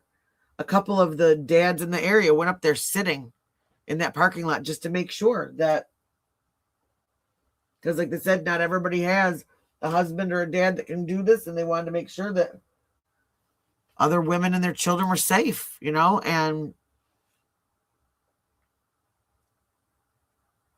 see, I do think that this person, the Bryson family, I think that they really just weren't that. I don't think this is as professional as we first thought. I think that this is somebody who had a really great 2 a.m. thought, and maybe they did plan, but they didn't quite plan long enough, or maybe they're not smart enough to think about, you know, this person was probably playing chess or checkers and not chess. They weren't thinking 4 or 5 moves ahead. I think if this were cartel or something that was really professional, that they would have had, they've got those, what are they called, the bacalas or whatever. They've got them that screen out your eyes and your mouth and you can still breathe. And no one would have seen. And to me, professional people would have had something like that on, not this that you can buy at Walmart or on Amazon, because it's weird to have on in the desert in Arizona, to have one of these. And I've heard people say, well, it gets cold at night, but 50 degrees. Now, maybe people that are used to 120 in the summer, 50 is freezing to them. But I'm from the Midwest. 50 is tropical. We have shorts on when it's 50, okay? And example, today it was 30 degrees. It has been below zero for almost 3 or 4 weeks in a row. Today it was 29 degrees. It got up to 30. And I swear to you, all I wore was a hoodie. It felt good. I had the windows open in my car. I mean, it was great. But I am too. I hope she comes home. I hope she's all right. And even if something did happen to her and she's no longer with us, I do hope that her family gets to get her back so they can have at least that. They may never find out why or how or what. And that might just have to be something that we all accept. But I hope that either way, that she's able to come home and either be tended to, or that she is, if she is not with us, that she's able to come home and get some closure. And like she said, celebrate her with her family. I mean, that just, I hate that everyone around me is a tiny house. I'm fortunate to rent a tiny house, but well, and see, that's that was one of the reasons why I moved next door to my mom, is because she was alone. And I mean, we live in probably one of the safest places on earth. It really is Walnut Grove here. I mean, I've joked about that since I was young, and I moved out to the big city and I lived there for years. And my first son was 1.5 years when we said, forget it. There was a math house next to us because the people that lived there moved because they didn't want their kids in that school district.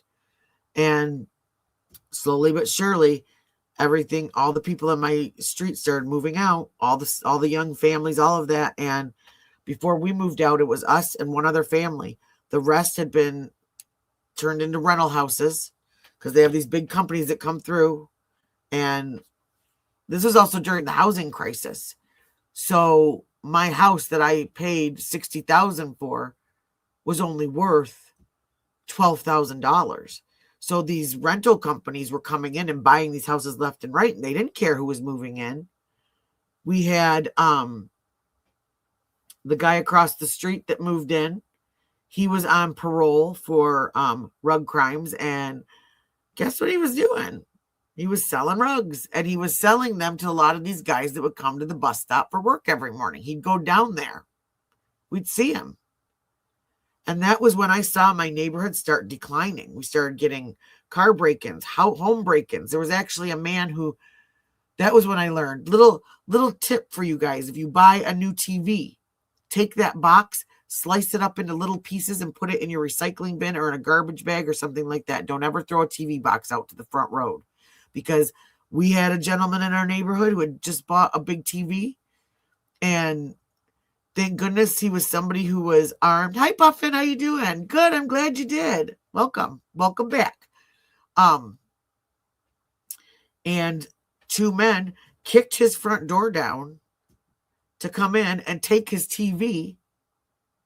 And he happened to have his shotgun right next to him, and he got them both. The man in front lost his life. The man behind was injured, and thank goodness, because of the laws that we have in Michigan, this man didn't face any kind of criminal charges. He was defending his home, and these men broke in, and they were going to take his TV. And yeah. And so we had a notice coming around. We were friends with the officer that did our neighborhood watch. And he's like, if you get any big box items like that, shred it. Don't let anybody see what you've got, because it is now people driving by. And we'd have a lot of guys driving that did they drive through our neighborhood and do, they used to call them junkin'. But they'd have the old, they'd be going and getting, copper and aluminum and stuff out of people's garbage to take to the dump, because I think it's like aluminum used to, at that time, it was like 30 or 40 cents a pound. And so we actually had our waste management companies, our recycling companies had to start taking ID from people and only giving out paper checks if you went and recycled, because there were people were stealing patio furniture off people's back porches. My ex-husband worked for a gaming company, and they sold patio furniture and stuff, and they kept getting all these insurance. He said it was all these oh, good night. I didn't even know you were home. So good night.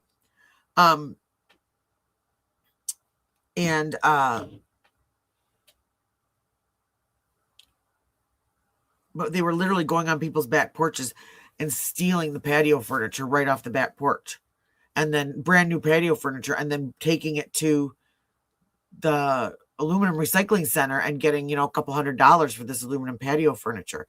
So, they had to start IDing people, and they were only giving paper checks out because they had to make sure that they had your ID and that there wasn't a report of, stolen patio furniture from these people that were taking it. Yeah, and I heard, and that's it. Was it left open or was it kicked open? It didn't look damaged. I'm wondering what back door. Was it that blue door that was off the garage that we all saw that had the smashed light? Or was it the door? Like, there's that little patio that we can't quite see. We can see the little bit of the patio, and we can see it when the feds were up on the guest house. But that little area, is there a slider door there? Is it French doors? Because Ashley Banfield said forced entry. But the front door doesn't look damaged. Was it a window? Again, we go back to someone working at or in the house. Did someone leave a window open or unlocked? I mean, I don't know. Are there more than one person? Did we see someone that was in similar clothes? But I mean, maybe they both went to Walmart and bought the same jacket because it was on sale, because it was on clearance for $10.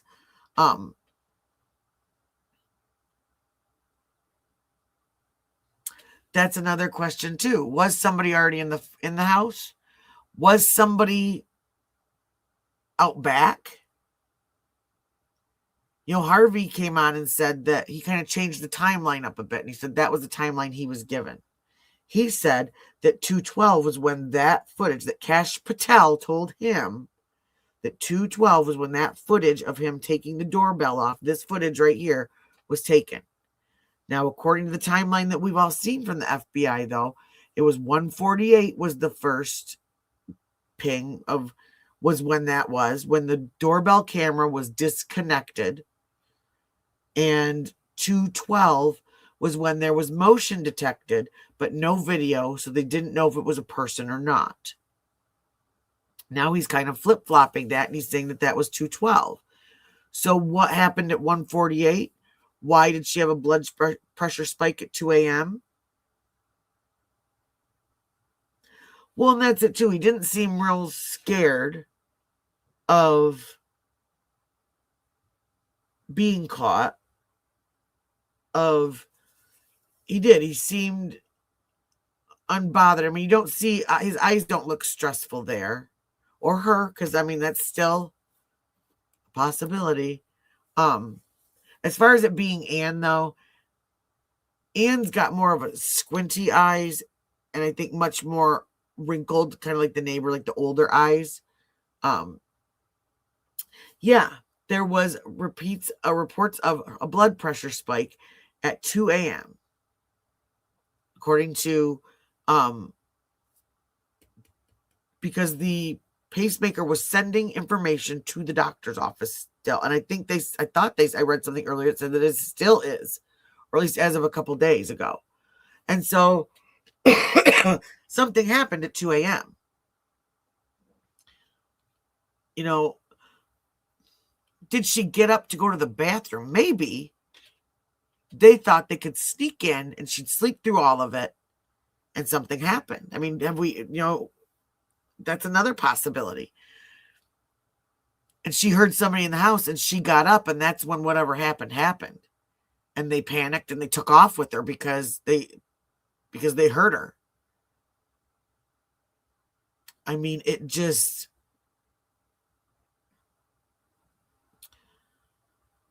oh my gosh, that was like 2 days ago. I'm trying to think of where. Was that Ashley Banfield? So what I'm gonna have to do, I'm gonna have to go through everything that I've watched and try and make like a little like clips reel of all of the stuff that we've seen so far. That was, I wasn't on yesterday. Thursday. It would have been Tuesday, I think, that we heard that. And yeah, so we can sit there and list it, and I'm going to try and find clips of everything that I have and just put it all in one shebang, because it's getting hard to keep track. Can you imagine being an investigator in this? I mean, yikes. Just absolute craziness. Who is that?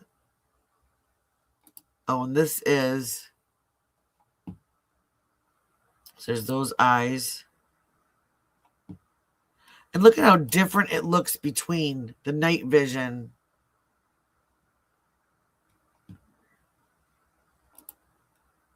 and the full color. I mean, that's just,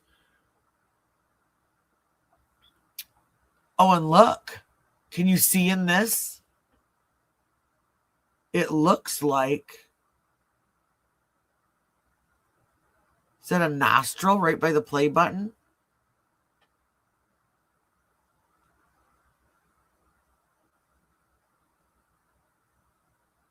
It looks like a nostril. It doesn't look like they don't have a real large nose, whoever it is.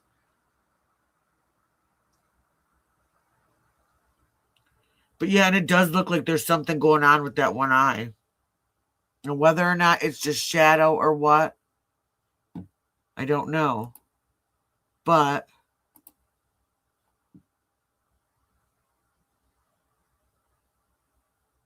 oh, that's not it.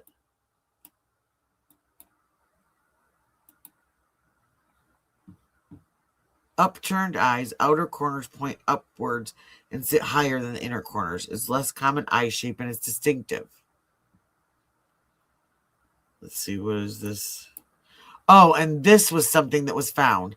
This was found by JLR. Now, he didn't pick it up. He left it there, but it was a delivery.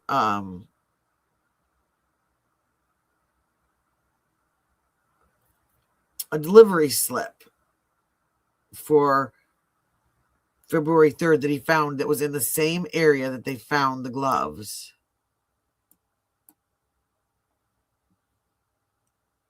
Here's this video again.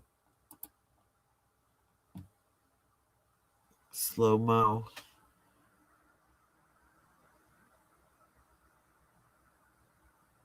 And I'm trying to see the shoes. The other guy in the other video that was I think he's just a peeping Tom. The one that was in the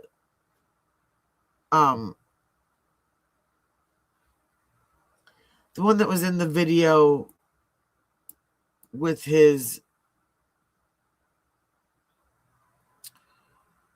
the one that was in the video with his by the Pima County Sheriff's Department. Let's pull this up. He looked almost like he had like a pair of like Nikes or something on, with booties, with like protective booties over top of them.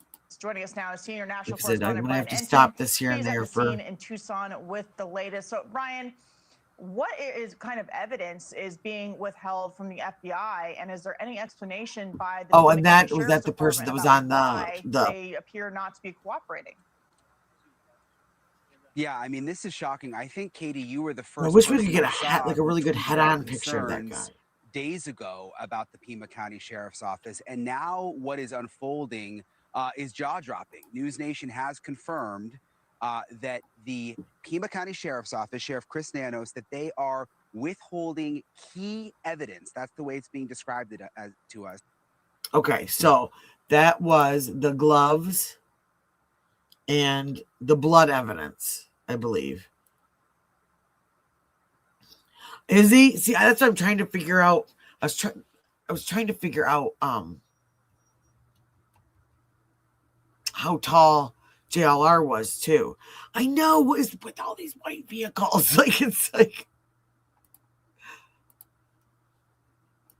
key evidence from the FBI. And what we are told is that there is a glove that was discovered inside Nancy Guthrie's home, which is the house behind me. And that in itself is new. We didn't know they discovered a glove, but that there was a glove discovered and that the FBI wanted to send the glove to Quantico, obviously the best place in the world to test it for DNA, and that the sheriff blocked that and instead sent the glove to a private lab that the sheriff's office works with.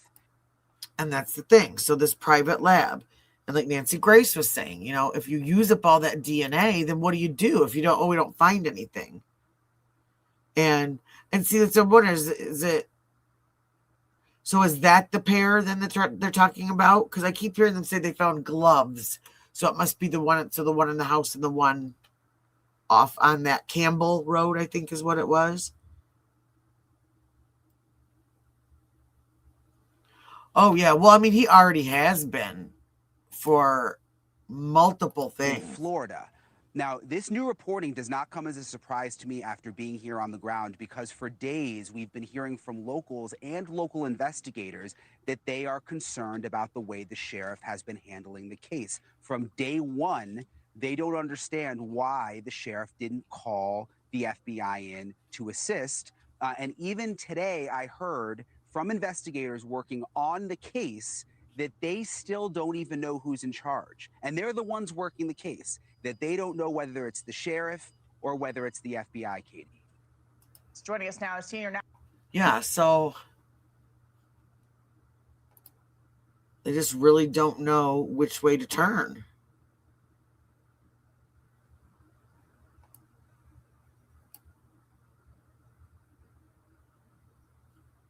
Oh, here is this is what I was talking about. This is that. He's like a previous sheriff or something. Not that we know of. I mean, there's other cameras. There's other camera. The camera footage that we have is nothing. Okay. They've got, because they went and got that camera footage off of the guest house. They pulled that camera off. I'm sure there's other cameras, like maybe the back porch And yeah, so that's what I'm hoping is that if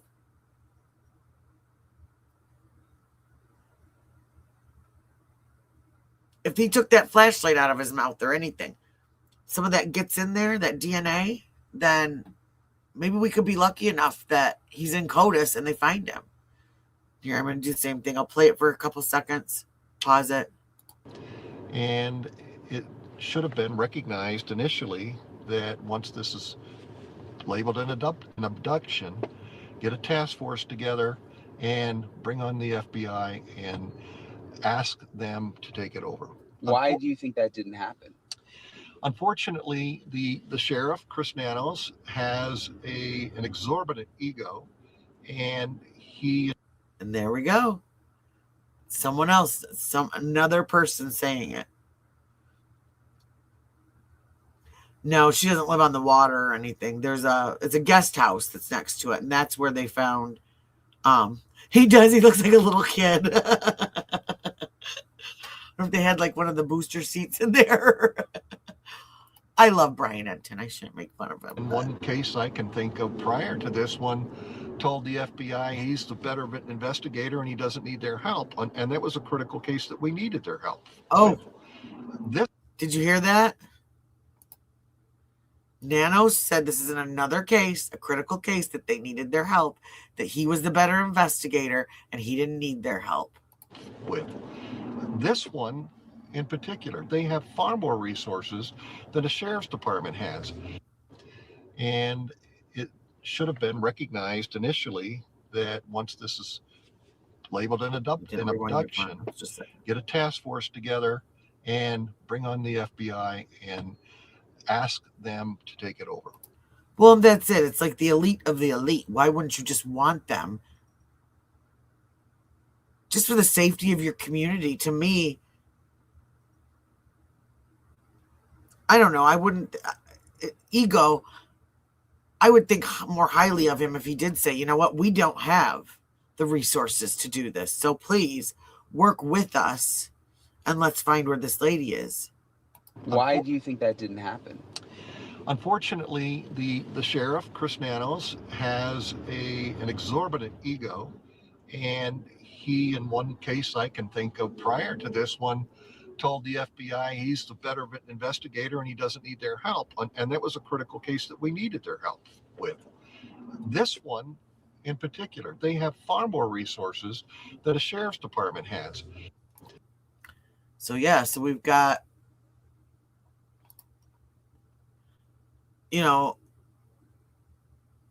I don't understand.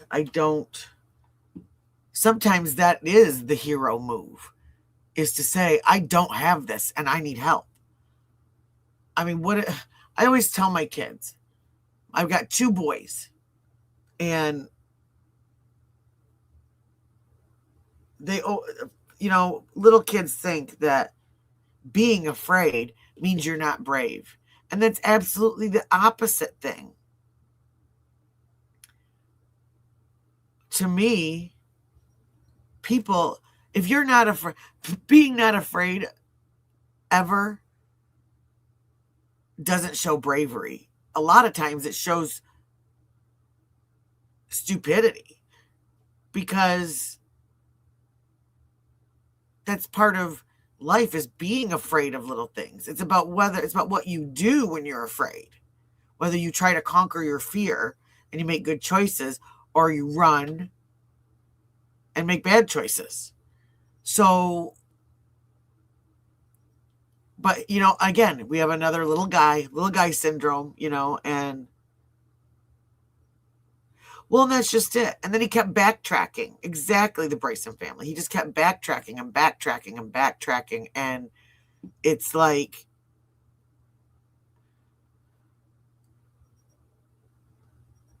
he just needed to I think he needed to just be quiet. Just come out and say, we're working on this with the FBI. We will let you know what we have as we have it. And then actually gone forth and done this. Because all along, until I started to hear this stuff, I thought at the beginning that they were working in conjunction with the FBI. I would think, because kidnapping is a federal crime, because this is something that could reach to international borders, to state borders, to things like that. So why wouldn't you do if you love your community and you love your county, why wouldn't you do every single thing that you could, even if it meant stepping back and saying, hey, go ahead, feds. And it is, fear is natural. It really is. Not always knowing how to do something. I've learned that in my nail business. There's plenty of stuff that people will ask me, hey, can you do this for me?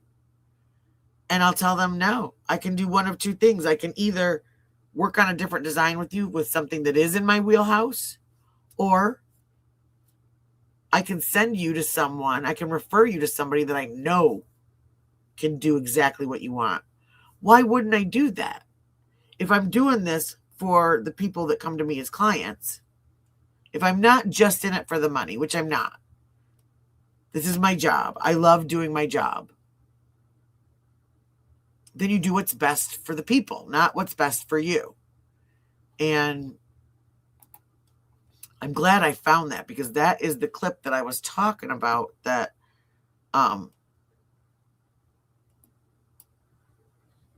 yeah, was this not all us? I had to crash out yesterday. I was so tired. I was up till 5 with this is the lady with the dog. I don't even go on Twitter that often because there's so many crazy things.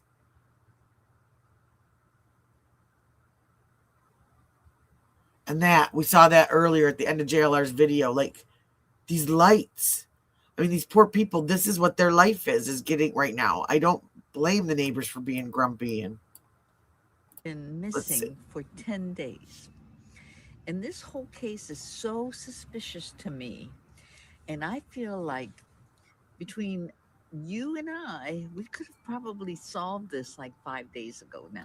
Right? Is that not all of us First talking of all, right now? Let's go back to the beginning.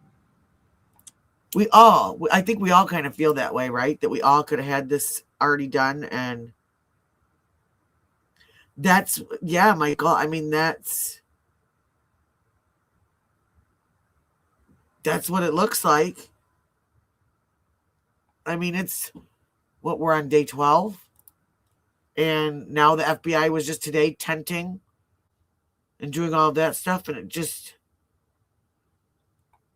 I don't even really know what to say about all that. So she Ubers to her daughter's house. She's 84 years old with limited mobility. She lives 4 minutes away from her daughter's house. And they let her Uber? Problem number one that I have.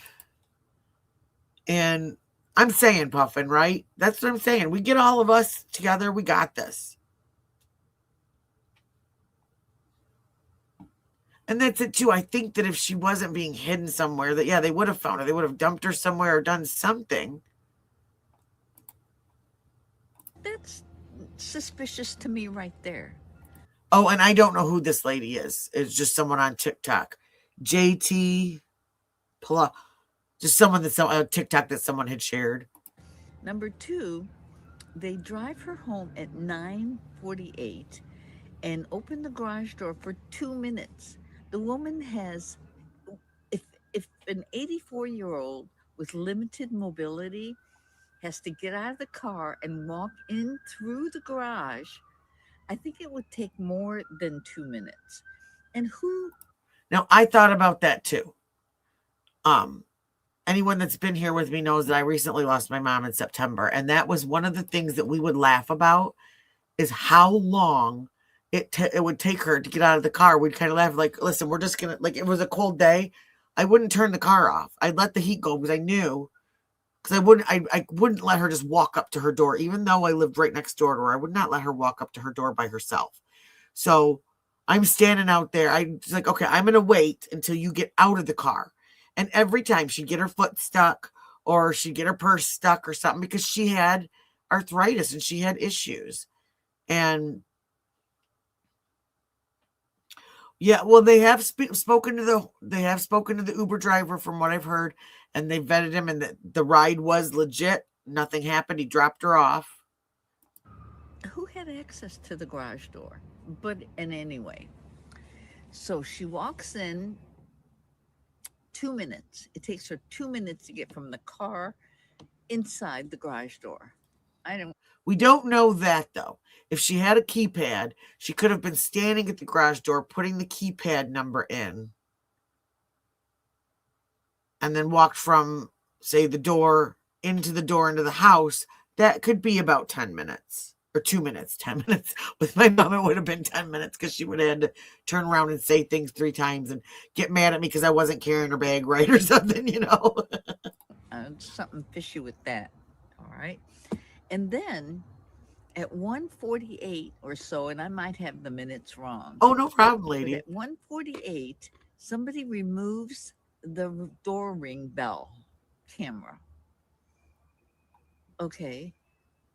But then at 2:41 or 2:21, half hour later, there's movement. So how is there movement on the camera if they have already removed it? Well, the other camera. See, they're not telling us which camera is which. According to Ashley Banfield, her source. See, that's what I'm wondering too. Do you think, this might be a way out there theory, do you think that was told to Ashley Banfield? Some of those things that have kind of panned out to not be correct, to kind of throw everybody off? That's what I wondered. They follow her. Were they already there waiting for her to go to bed? Waiting for someone else? And yeah, it would keep recording.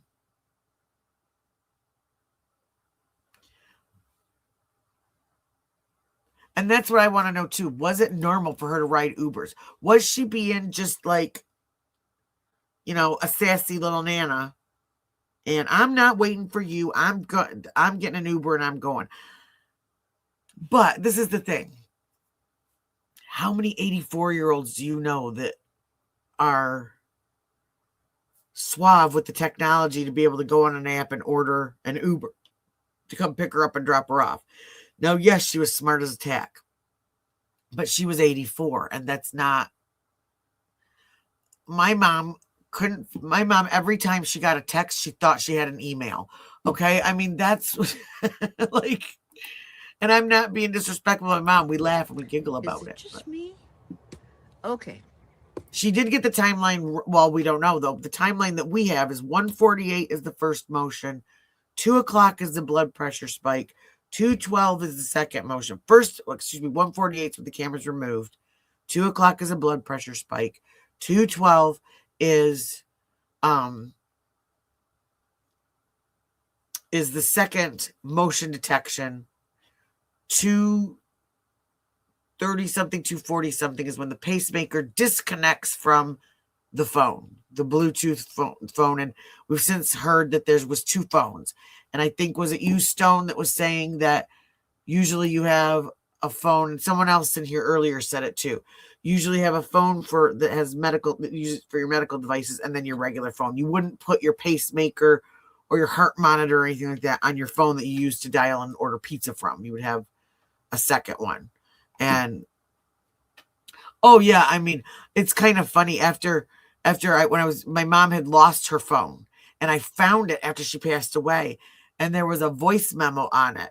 And it was her swearing, going, I just want to make a phone call. And she thought she was dialing out. I just thought, oh my gosh, it's too bad I hadn't caught that before, because we would have had a good laugh about it. Well, see, that's it. My mom would pick up the phone. My mom called me my aunt's name all the time. I mean, and it just, 2:28? Okay, 2:28. The pacemaker was disconnected, was removed from this, was gone from the scene, and whatever that device was stayed at the scene. And that's kind of what it sounds like too, about this pacemaker, is that it was sending signals constantly to the doctor, her cardiologist, or whoever put it in. So now she's gone, and she left her phone, her cane, her medicine, everything else behind, but there's blood at the front door. Now, I hadn't heard the cane. Well, but I believe that whoever took her forcefully or injured. yeah. But why not take all her things? And then a half hour later, her heart monitor stops working. Well, it didn't stop working. It was still working because they have said since that they were still getting signals from it. It was still sending information to the doctor. So it's somewhere. Now, whether, and they, well, that's just it. And like, I'm wondering,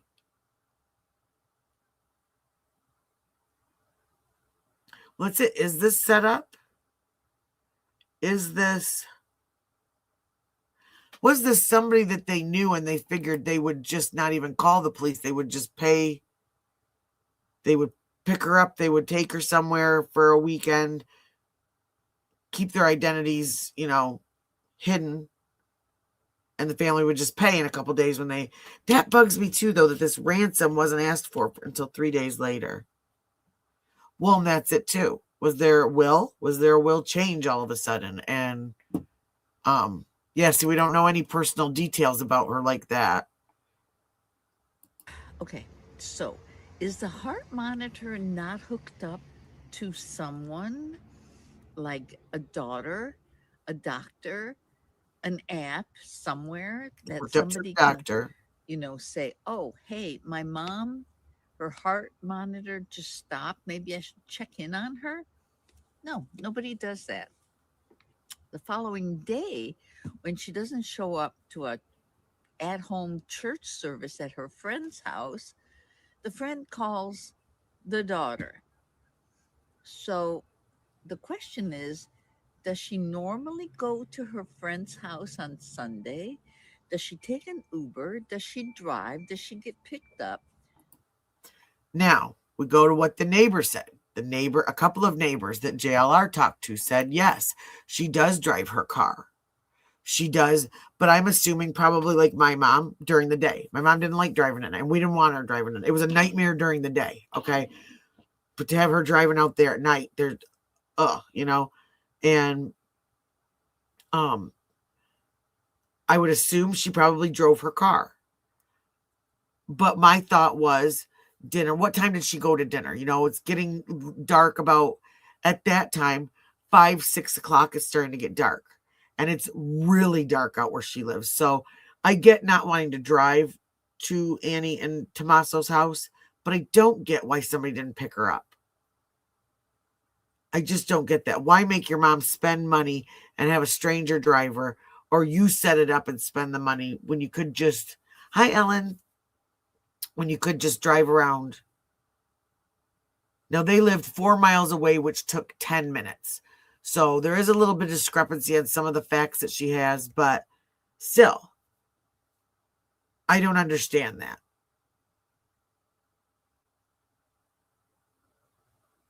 Well, and see, that's the thing, but it had been said that she was going to a friend's house and they would go on, all of them would go on church. Well, I don't know about all of them. It could be 2 people. It could be 4 people.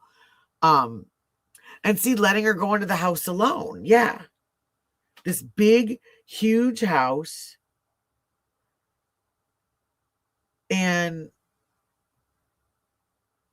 I don't know. Could there have been family fights about that? About, hey, you're not taking care of mom the way you're supposed to. Because, this woman had 7 years on my mother. And we didn't know my mom wasn't sick. She was starting to get a little confused, but that was about it. Now, I'll tell you, when she did pass and I've been getting into the house and finding different things, I think she was a lot more confused than I knew she was. that she was hiding it really well. And part of me says, maybe it was a good thing that she passed when she did, because we didn't have to go through all the confusion, the dementia, the depression, all of that she didn't have to suffer with that, Well, I don't know. I know Savannah's kids are young. I don't know about Tommaso and Annie. We've heard possibly a daughter, but who knows? See, I don't know. I wondered about that too, but we haven't heard anything. Because here I am thinking about the whole Nick Reiner living in the guest house. You've got the kid that just can't make it. Was there some family member, something that was staying out there? And that's it. I've heard that she did have a housekeeper. Yeah, because there's no way she could take care of. She couldn't even walk. If it took her that long and she looked that unsteady to her neighbors walking to the mailbox, she's not cleaning the house. She's not. That's what I think she's about my age, and I'm 48. I believe she's about my age. So yeah, probably late 40s, early 50s. She had a first marriage that only lasted a few years, and then she married this guy, and he's a little bit older than her. But and I don't know. We don't know anything about the brother. He's been very, very quiet. And and that's what I think too. Like, I had for my mom, Savannah is a host on the Today Show. And I didn't even know who she was until this happened. So that's the thing too. I keep feeling like if you're going to do a high profile kidnapping for a bunch of millions of dollars, that there's other people that you would go after as far as money wise. 71. Okay.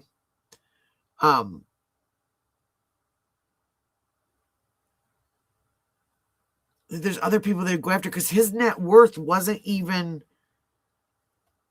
when we looked up his net worth, it wasn't even was about half of the ransom. So even if he cashed in every single thing that they had,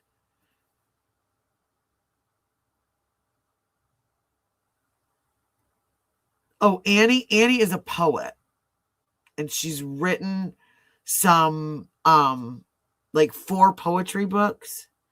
Well, that's what some people wonder too, because she did that interview, and she interviewed that that Virginia, the one that took her life.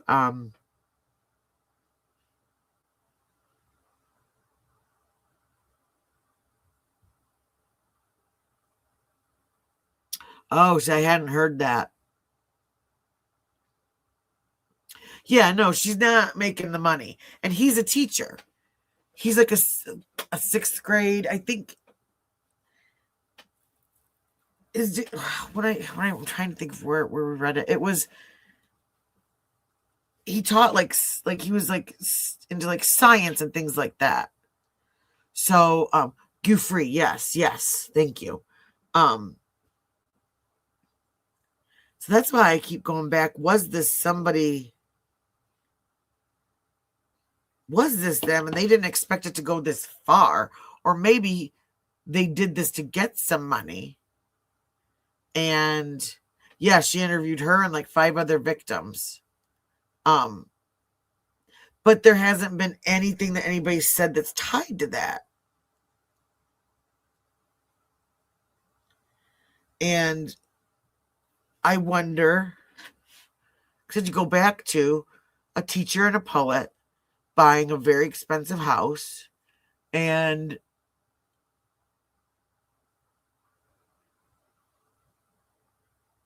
that could be it too. Her mother was Episcopalian, and any of that occult, metaphysical, psychic, any of that stuff is nah. I mean, that my grandmother always told me there's only 2 people that can tell you the future, and that's God and the devil. And that she did not want anything to do with any. In fact, if she knew that I liked watching these paranormal shows and stuff, she would have had a fit, because that is akin to dancing with the devil to her, you know? And, oh, most definitely. And, they were, yeah, most definitely, more successful.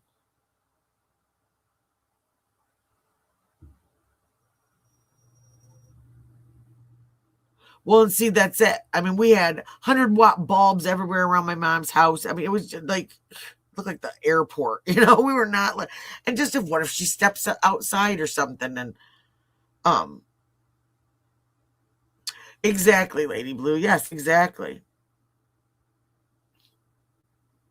And so that's just how I was raised, is that you didn't get into that stuff. You didn't talk to spirits. You didn't, use Ouija boards. You didn't wish bad things on people because it would come back to you tenfold. I mean, and it's not. I feel like somebody is punking all of us, but who? Who is? There was odd behavior. Oh, and see, that's it. I have a friend who, yeah, her kids, they're not allowed to watch Harry Potter because that's witchcraft. And I'm not, with my sons, we always just, it's pretend, it's, but, oh, here, I keep talking. Let me click on this so we can listen to some, oh, wrong one. Sorry, I keep. No answers there. Okay. And then today, 12 days later, they are just now taking DNA from the houses. Mm-hmm. So now the police have been in, the FBI have been in, people have been in and out. Well, now it isn't just today. The FBI, it sounded like today is what happened, was the FBI is like, we're coming in and we're taking our own samples. They closed off that porch, hopefully taking more samples. I mean, because they would have had to take samples those first couple of days, because that's how we found out that was Nancy's blood on the step. We did not hear anything about the blood that was found inside the house, but I haven't read it, but I watched it, and they're kind of fun to me. How I had my boys look at it is it was no different than like Raiders of the Lost Ark or anything like that. But reporters have been in. 100 people have been traipsing through the house, and they're just now, 10 days later, finding DNA. And that bugs me. All the people that have been in that house, the family was in the house, and who knows what they did that night? Did they clean all that up? How much blood was it? Was it a drop of blood on a table? Was it a big scene where it looks like she got hurt and blood all over the place? Well, I'm sure that DNA belongs to somebody that's been in there, but not the perpetrators. Okay, let's move on. So they get a ransom note, and the daughter, who's a gazillionaire, doesn't offer any of her own money. She doesn't. But that's the thing too. Is she a gazillionaire?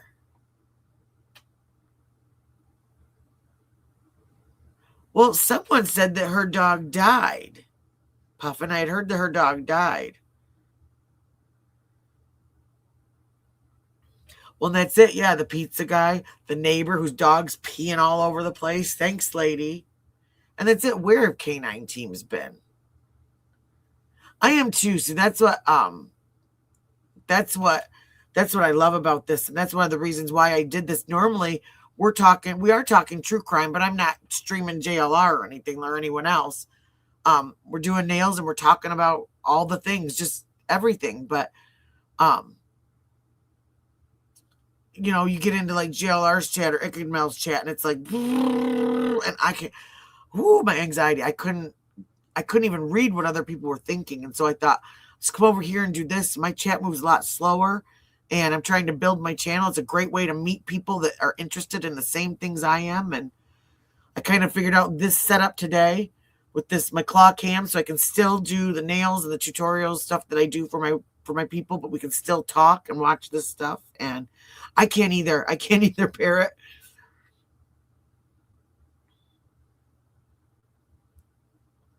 Oh, see, our raccoons here, they flip you off in bright lights. They don't care. They don't care at all. See, that's it too. Where bloodhounds, cadaver dogs, live dogs. I mean, anything.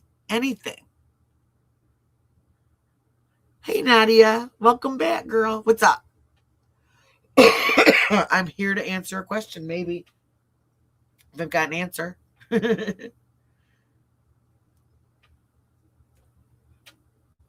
I'll play this while I wait for you. She's got $40 million. And she doesn't say, you know what? I'm going to put up $1 million for anyone to return my mother. No, she doesn't do that. The FBI posts a $2,500 bail at first. $2,500. I mean, most people would give that for their dog. And secondly, another $50,000, which I think the FBI posted also. So I didn't see anything about $2,500.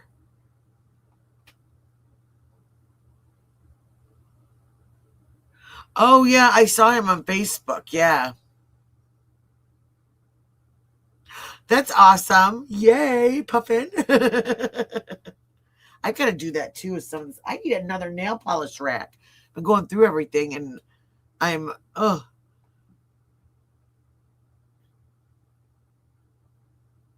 yeah, because Manny normally follows that Vanessa Tiarina. She scares the crud out of me, let me tell you. Well, and see, that's it too. Yeah, I only saw the 50K and the 100K. Oh, not right now. Not right now. Maybe tomorrow. Got me all nervous. I remember him. He's come into Marissa's streams and stuff like that. But yeah, well, let me get some stuff together and maybe I can. I've got him on my Facebook page too, I think. Yeah, the weekend. Yeah, I'd be willing to do something like that on the weekend.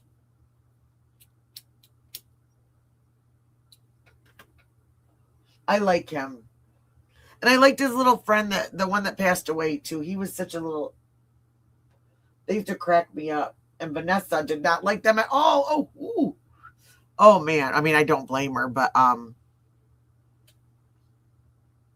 yeah, she said. Okay, so you did hear. See, I had not heard anything about the 2,500, but there's so much I totally could have missed it. Oh, and I think the FBI definitely knows way more, way more than what's going on. But, and she said, she's worth $40 million.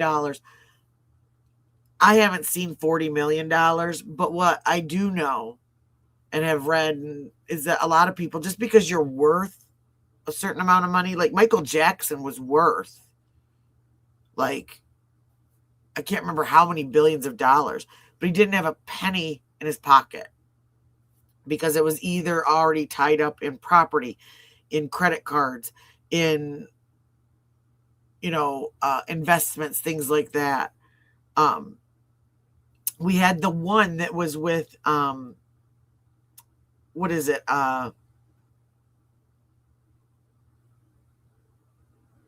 That's what this lady on here said, but I hadn't heard 40 million. I mean, I don't know, but I hadn't heard that. And no, not that I haven't heard the heart doctor spoke. The FBI was in on that one press conference. It was like the second press conference that they did, and then that's been it.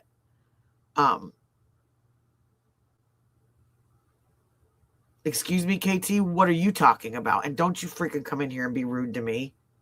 If you have a question, ask it. If not, move along. Well, and see, that's it. So,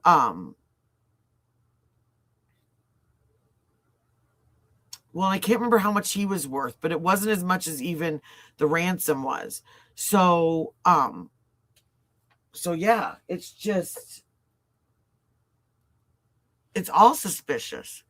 But And I don't know who is putting up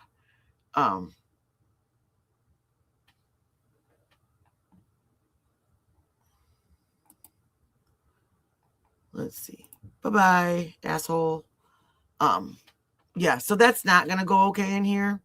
Anyone can come in here and give an opinion, but you absolutely will not be rude to me or anyone in my chat. This is here for everyone to throw out their ideas. So the only person that doesn't know what they're talking about is you, KT, because you done fell and bumped your head if you think that your dumb ass is going to come in here and treat anyone like that. So let me make it clear, because you are the only person literally in 3 days that has come in here and acted like a fool. So bye. I have not had to block anybody, you guys, no one, except for this idiot. So, he said that I didn't know what I was talking about and called me a see you next Tuesday. So I just proved to him what a see you next Tuesday I can be. So bye. Yeah, they put the 10 up this morning. JLR got there, I think he said 5 a.m. And I was watching when they put, because all of a sudden they put the 10 up and it was like, oh my gosh. And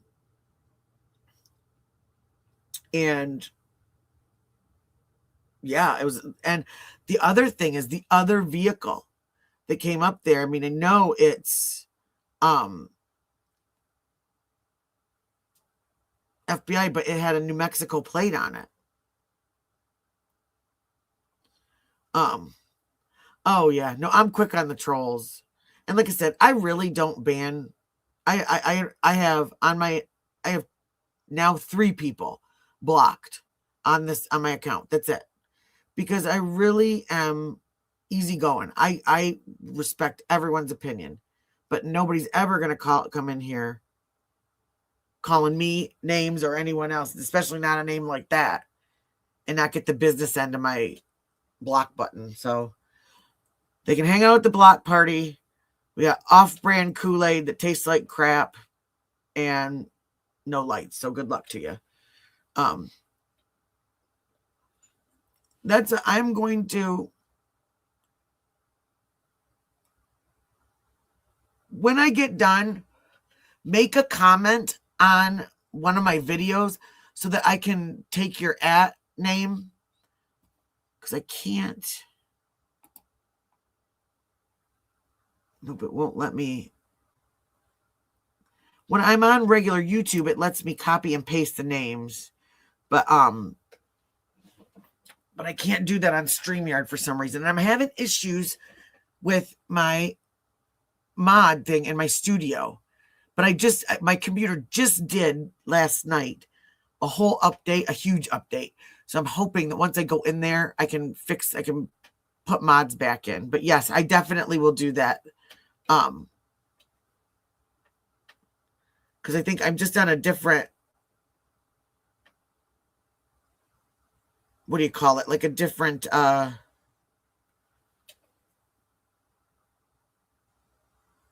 on a different schedule than everybody that I put as mods. So, yeah, that'll be perfect. And then, because I think that,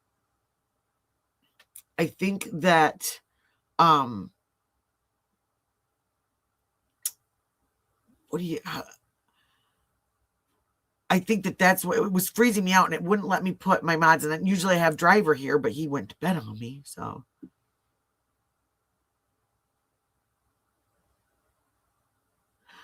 hi, Cleo.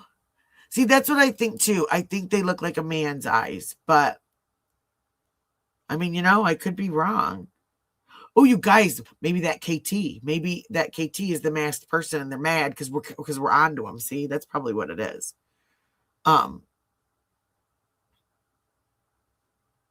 That I don't know. I haven't seen any social media.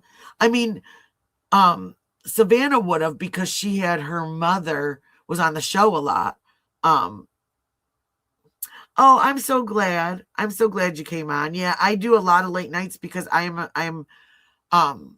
work out of my home. I have my nail business and I have my 2 boys. So I'm stay at home, work at home, And normally during the day, and especially like after school and bedtime, I'm doing all that stuff. So a lot of times I'm on here late night. And that's what happens too, is I fall asleep early. And then I can't sleep all night because I wake up. And so I'm glad you enjoy it. Yes, definitely. Glad to meet you, Ladybug. Or Lady Blue, not Ladybug. Sorry, I'm getting tired. But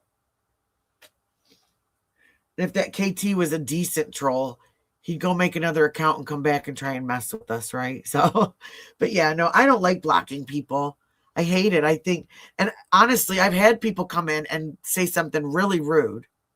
And then when I correct them, or if I say, hey, take it down a notch, then they're usually fine and they get into these nice discussions with us. But if someone's going to act like that, then don't need them. We don't need them. So, and I think people think that people that do know me, they're like, oh, you're so sweet. You're so sweet. I'm really not. I'm really a grumpy old postmenopausal lady with a boy mom. And I take apps, and I'm an autism mom.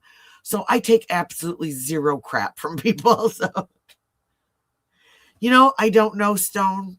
I feel like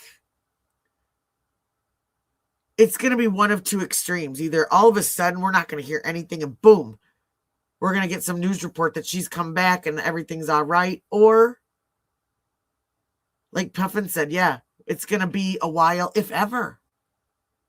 I mean, that's something that we have to think about, as invested as a lot of us are, because we think about our mothers and we think about our aunts and our, and our family members that are older and that need us. And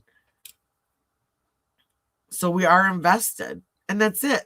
I feel that way too. I feel like, oh my gosh, I can't imagine if this was my mother. I can't imagine if this was my aunt or my grandmother. And no. Well, and remember there was that, which I don't think this is the case in here, but that they were calling her the runaway bride. That she, hey, allegedly Lisa, that she just disappeared before her wedding and then showed up. She had gone off with some guy, and here they thought she was gone. They thought she was kidnapped, dead, and then she ends up with this guy. And I think that she got charged, but I hope she got charged for false report, whatever. But yeah. So let's listen to the rest. I didn't hear Savannah Guthrie say, I will take some of my $40 million and I will post a bond, a bail, or, a reward for my mother. All suspicious, very suspicious. Anyway, is it me, or then they searched the perimeter, but not until 5 days later. Mm-hmm. Then they find another camera on the roof, not until a couple days later. I mean, what kind of people are running this show? And the sheriff is at a football game, while basketball. The investigation is going Grandma. on. I don't know what the hell is going on, but honestly, watching the Guthrie kidnapping 24/7 on every channel is getting a little old. So there you go. That's my take on this. And if I ever disappear,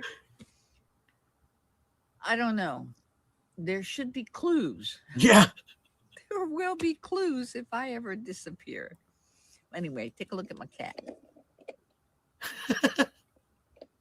Yay.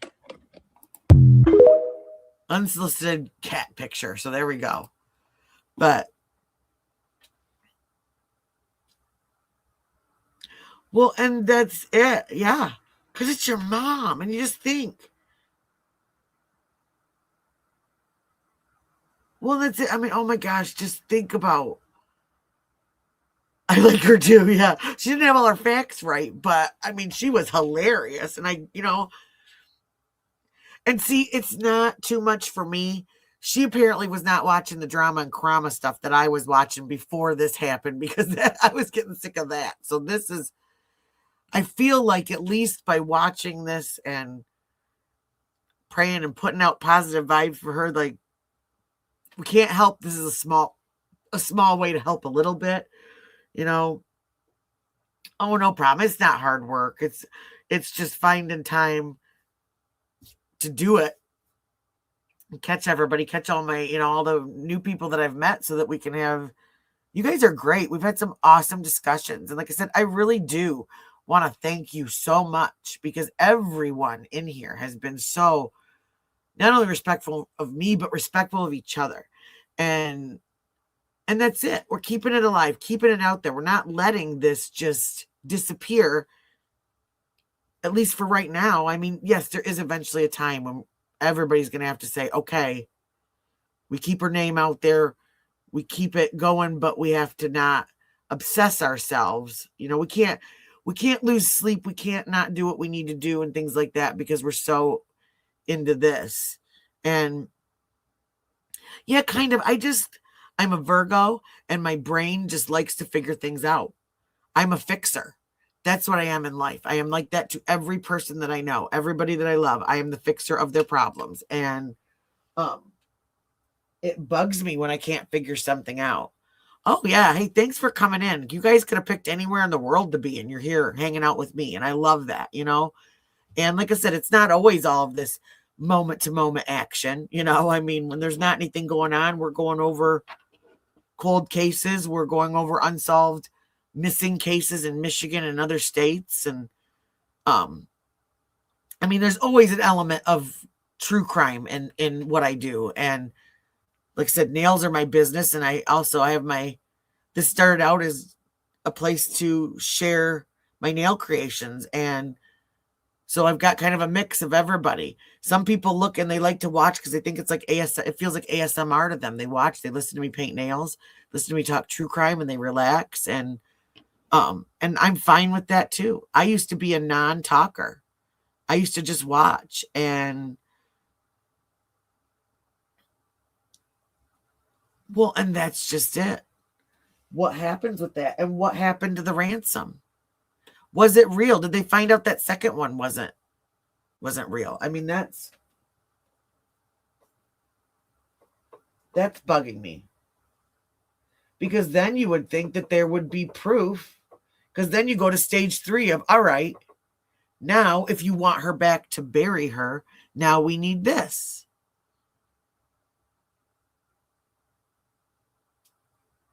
Oh, I can't even, and I know it's not that I don't care about the files.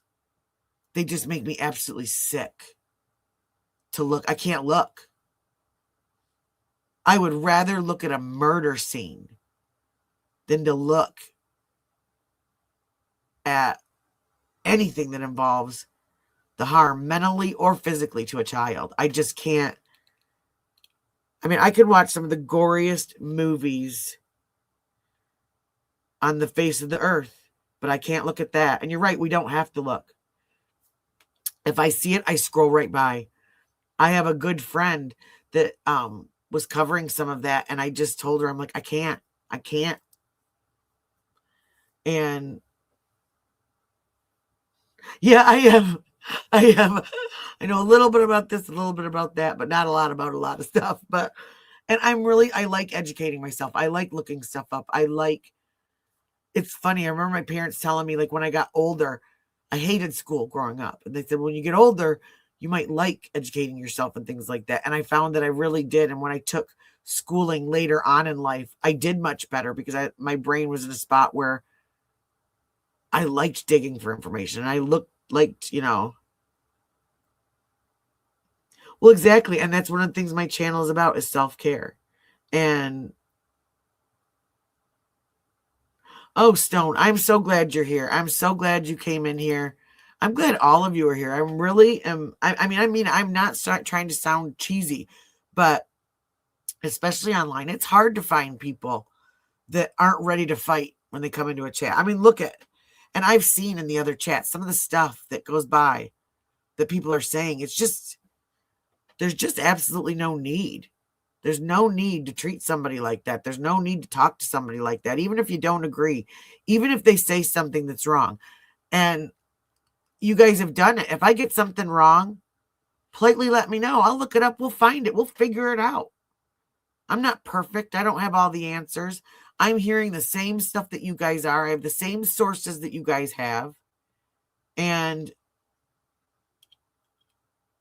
yeah, it is. It's so backwards. And I love it now. And I just, well, thank you. Because a lot of people think because my voice, they think I'm a guy. So thank you for knowing I was a female too. Some lady called me a transformer a while back. I don't think you got that right, lady, but well, and see, that's what I felt like.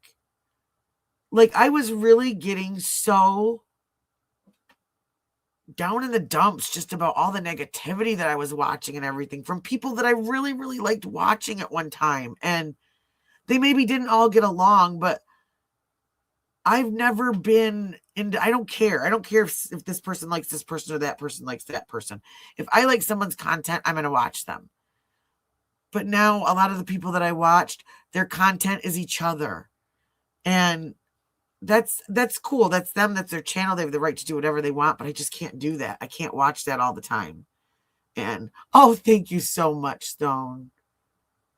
And that's it too. And I think that's it. Losing my mom, I just really had no more patience for that. I thought we just never know what's going to happen tomorrow.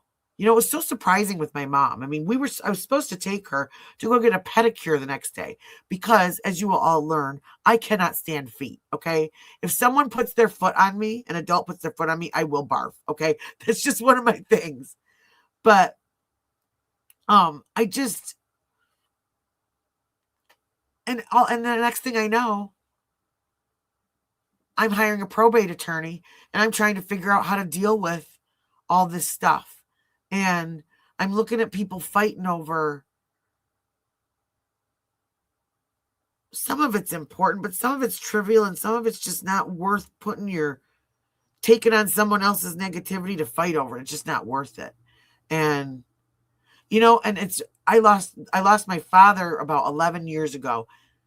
And while that was hard, losing my mom, she was my best friend. And that really it's still.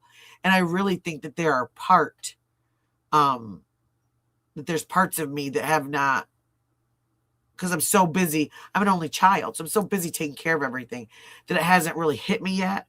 I have a feeling that there's going to be just a day. I mean, I have my moments when I'm cleaning something out, when I'm packing something up, you know, and well, that's it. You know, there's something about a mother, whether you're close or not. Maybe it's that bond. And maybe it's that, like I know with my mom, I was always trying to make her proud. And she told me she was proud of me, but I always felt like maybe I wasn't quite doing it enough, you know, and that's something that I'm wondering about as I get through life, as I get through different milestones, especially with my boys, it's going to hit me. Well, and that's it too. I already had fighting in my family. I didn't need to watch other people fight online. It just was no. You too, Cleo. Thanks for coming in and being part of the conversation. And thanks for being polite and kind. But it really made me realize life is so short. And yeah, I lost my roots. I kept saying that I felt like a little lost duck. And I felt like she was the last person to know a lot of this family history and a lot of this stuff. And so I'm really trying to make sure that I remember a lot of stuff, that I find all these pictures, that I find all this stuff so that my boys know the great things about her. And that is a great way of putting it, Stone. A great way. Oh, so you guys got me teary. And that doesn't happen very often, especially not online. I'm going to be like that lady what's her name? They're always making fun of her because she always goes online and cries when people are mean to her. I can't remember her name right now, but I promise I won't be her. Yeah, and that's it. And My mom and I didn't always get along, but that was okay too. We grew up like sisters. It was just her and me my whole life. My dad was being a dad, wherever he was doing his thing. And that's it, is finding other people that know that pain. It is a pain that you don't know until you feel it. And I just know that no matter what, everything's going to be okay. There's going to be days I cry. There's going to be days that I am happy. There's going to be days I am pissed off, and it's all okay. There's going to be days I'm depressed, and it's okay. I think that's something that, and I think is, oh, that's really sweet. I like that, Michael. I like that a lot. See, I was an only child too. And, oh, I believe that, Puffin. I really do believe that. And I am not, don't get me wrong, I'm not embarrassed to cry. I am a huge proponent of, I think that in life, we don't give especially nowadays, we don't give ourselves enough grace, and that is what makes us so depressed. We feel like we are supposed to be able to handle this stuff, and we're supposed to know automatically how to do it all, how to go through it all. And everybody grieves differently. And there is no handbook. There is nothing that tells you how you're going to feel when something like this happens. And yeah, oh gosh, yeah. My dad's been gone 11 years and I still cry. Oh, see, that's why we all met each other too. I was spoiled too. I was spoiled with things. And my mom loved me. I knew that.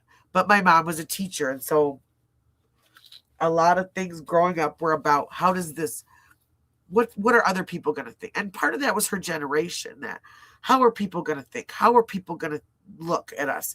And I grew up learning from that and seeing how unhappy she was by believing that it mattered what other people thought.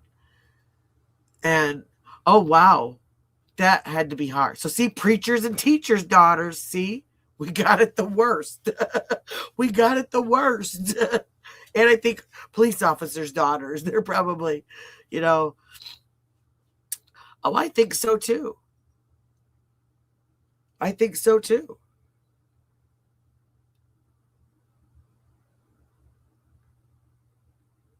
Well, and see, the Bryson family, I think that's part of it too. My mom and I didn't always have the best relationship. But I think that that's that dynamic between mothers and daughters, and that it doesn't matter.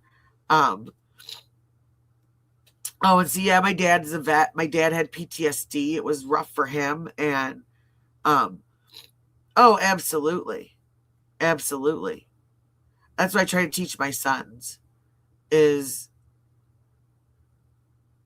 how to, that it's okay to cry, and it's okay to be scared, and it's okay to worry about what comes next. And oh, that's awesome, Nadia. This is getting creepy, you guys. I'm telling you. But no, that's what I tell my boys all the time. It's okay to cry. Because both of their dads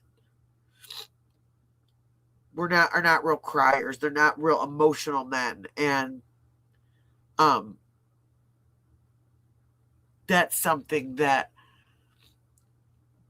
my oldest son was really lucky to have, when he was in Scouts, to have the Scoutmaster that he did. This man was, oh gosh, we just call him our superhero. He's retired Navy. He was in special ops. He's just this, I mean, but the biggest gentle giant you've ever met in your life. And that was something that I taught my boys, and that he also echoed and taught to our boys. And they asked him, were you ever scared? And he was like, I was scared every minute, every time I had to go in and do something.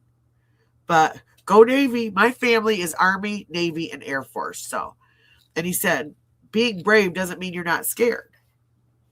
And I tell my boys this all the time. Being brave is being scared and still facing your fears, you know? And oh, that's awesome. My oldest, he was about 3 years away. Well, 2 years away from eagling, and he decided that he just didn't want to do it. You know, with the autism and everything, I knew it was probably going to be me doing his eagle project and all of that. And we had a talk here. We said, you know what?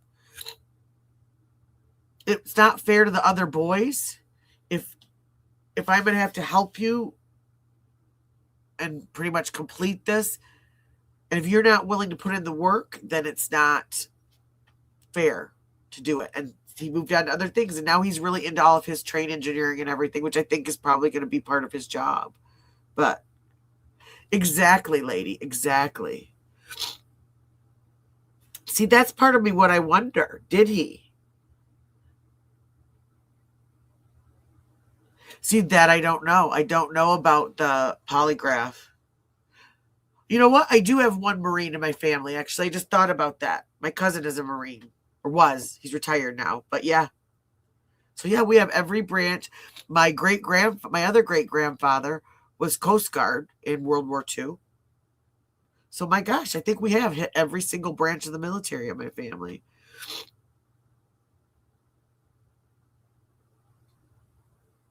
Oh, and see, I was not allowed to go to apply for, because I had talked about the Navy and possibly the Air Force, but Air Force, they still didn't let any women fly or anything like that. And my grandfather's old school. He kind of laughed at me. And my mother and my grandmother told me that they were still reeling from my dad getting drafted into Vietnam. So they wanted no part of me joining any kind of forces. I wanted to be a police officer, but when I went on a tour of the county jail, a couple of the deputies told me that I was too, now it's not so much anymore, they probably love me now, but they told me that I was too little to be a police officer. But he hadn't heard my voice, you know, he didn't hear me screaming and yelling, so I probably would have been a great police officer. I would have scared the imagine some little 5 foot tall woman armed running at you. You're not, yeah.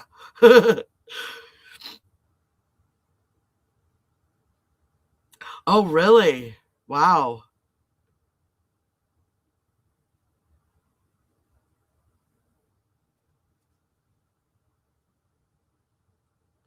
Oh, no. So see, you kept him safe, Stone. See, that's what I ultimately wanted to be. I wanted to be like a homicide detective because I watched all that stuff.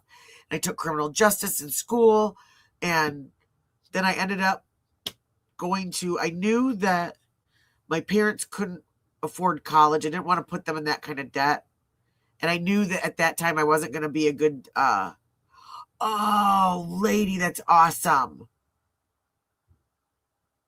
Oh, that's awesome. So see, we're going to be asking you tons of questions in here.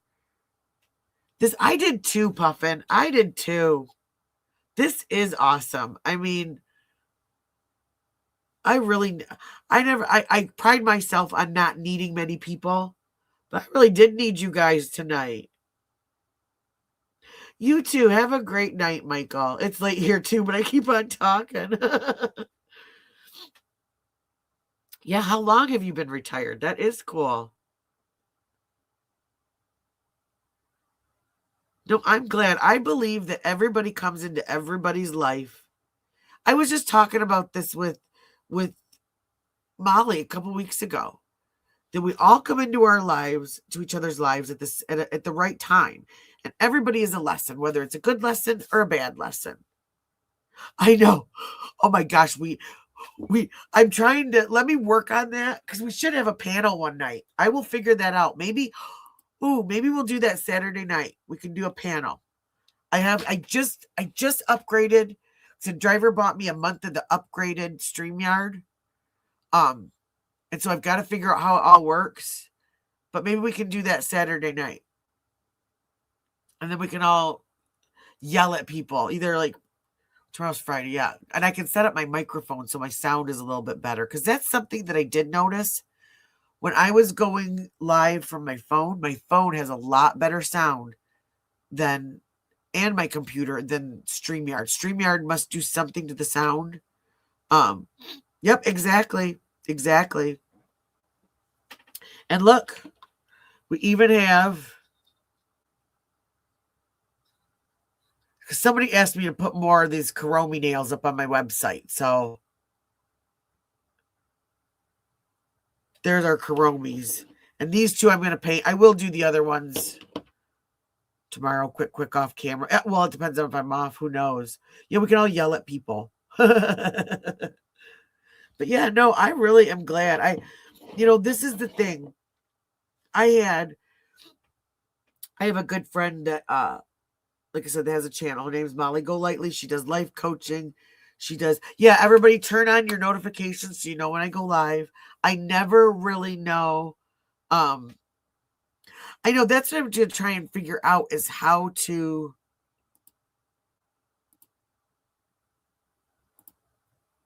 There. Oh, you can see my, whoops. Yes, I just got some cat eye. I'm still trying to figure it out, Nadia. I am such a mess with it. It's like, I think I need to get, this is I bought 6, was it, let me see, 1, 2, 3, 4, 5, 6, 7. I bought 2 6-piece sets, and I got this, it's the Born Pretty gel cat eye, and I'm trying to work with it, but I think I need a better magnet. Rosalind? No, I haven't. You know what ones I want to try, and they're not cat eye, but they're by Beetles. It's this new chrome. Yeah, it's the new chrome polish they have, and it literally, in the ad, it looked like metal.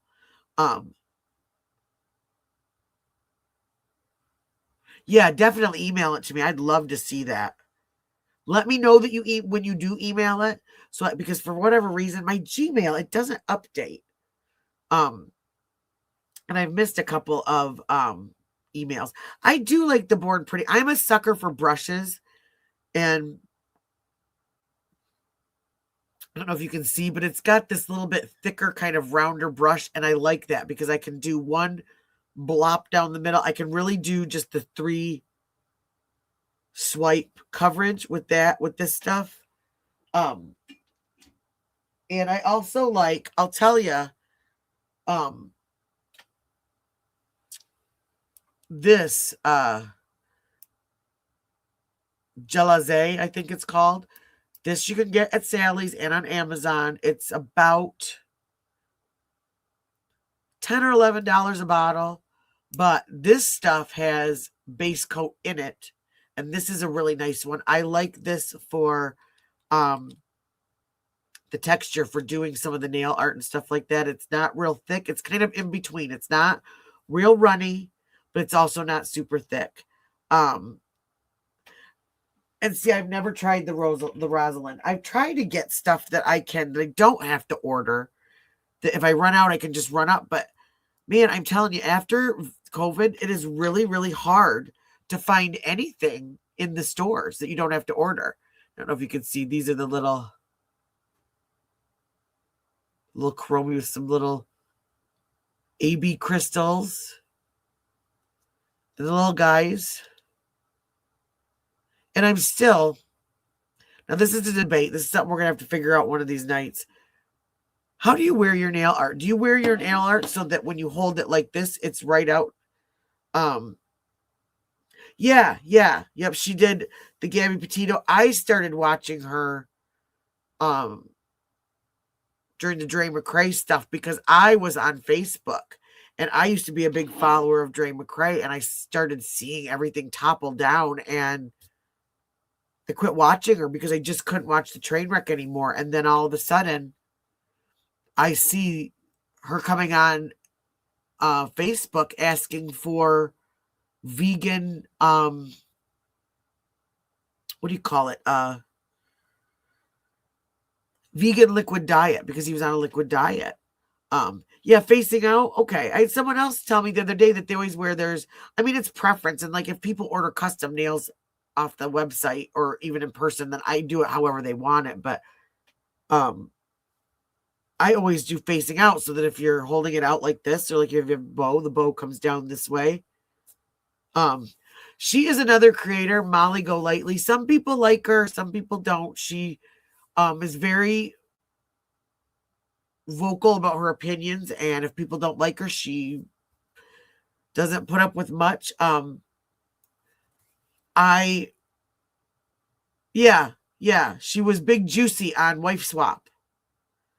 She had the nanny named Princess, and she actually, funny story enough, where her wife swap was here in Michigan, over near Kalamazoo, over near where Driver is from originally, where he grew up. And, you know, I think she had previously was part of a crowd that sometimes was a little, did things in maybe not the right way. But the person that I have met and become friends with, I've had lots of people commenting on stuff, warning me about this, that. And honestly, she's been one of the greatest friends I've ever had. She has never talked about me behind my back. She's never, well, I guess if it was behind my back, I wouldn't know though, right? Yeah. But I mean, she's always had, as far as advice, given me my best interest. She, oh, I probably should put that up. See, I got so excited over this. Oh, let me find it.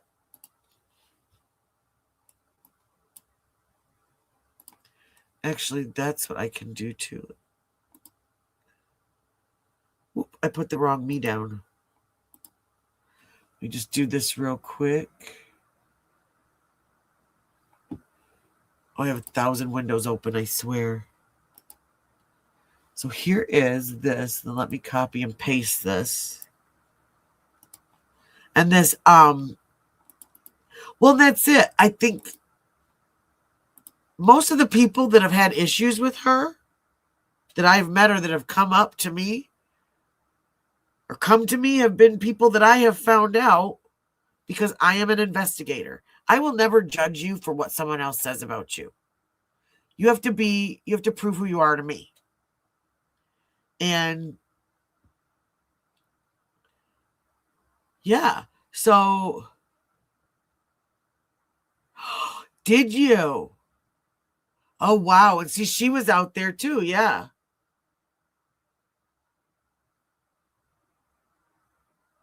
Yeah, Leland's still alive. It was the other son. And now I heard that,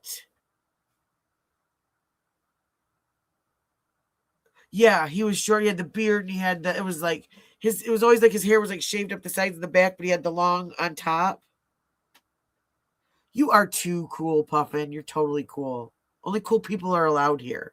Did you see? That's why we had to kick out that KT. Totally uncool. It is uncool to call a woman a CUNT. Okay? I'm just saying. So maybe they were British, because I think over in the UK they call people that all the time and it's no big deal, but it's a big deal in here. Did he? Oh my gosh. Yes, he did. That's right. He did. Yeah, he would drive one and then Beth would drive the other. Yep.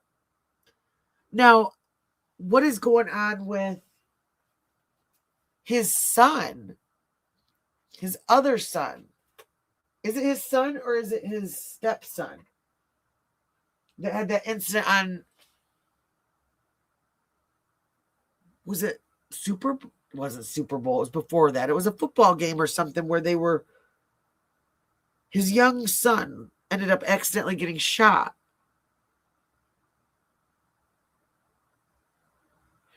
Oh, see, being a hairdresser, stepson. Okay. See, being a hairdresser for so many years, I am really good at reading people, especially women. And that's one of the things that we laugh about with is Marissa's always like, aka Molly, she's always like, oh, you were right about certain people that have come into her life that have created havoc and junk. And well, but like I said, I've known her for 2 years, and she's been nothing but a good, caring, great friend. Now, I haven't borrowed money from her. I haven't asked her to, to cash at me anything or anything like that. And usually the people that have issues with her she's done something nice for them, and they've turned around and done her really, really dirty, so. Okay, so is that, well, and one of their daughters was killed in a car accident, but then there's baby Lisa too, right?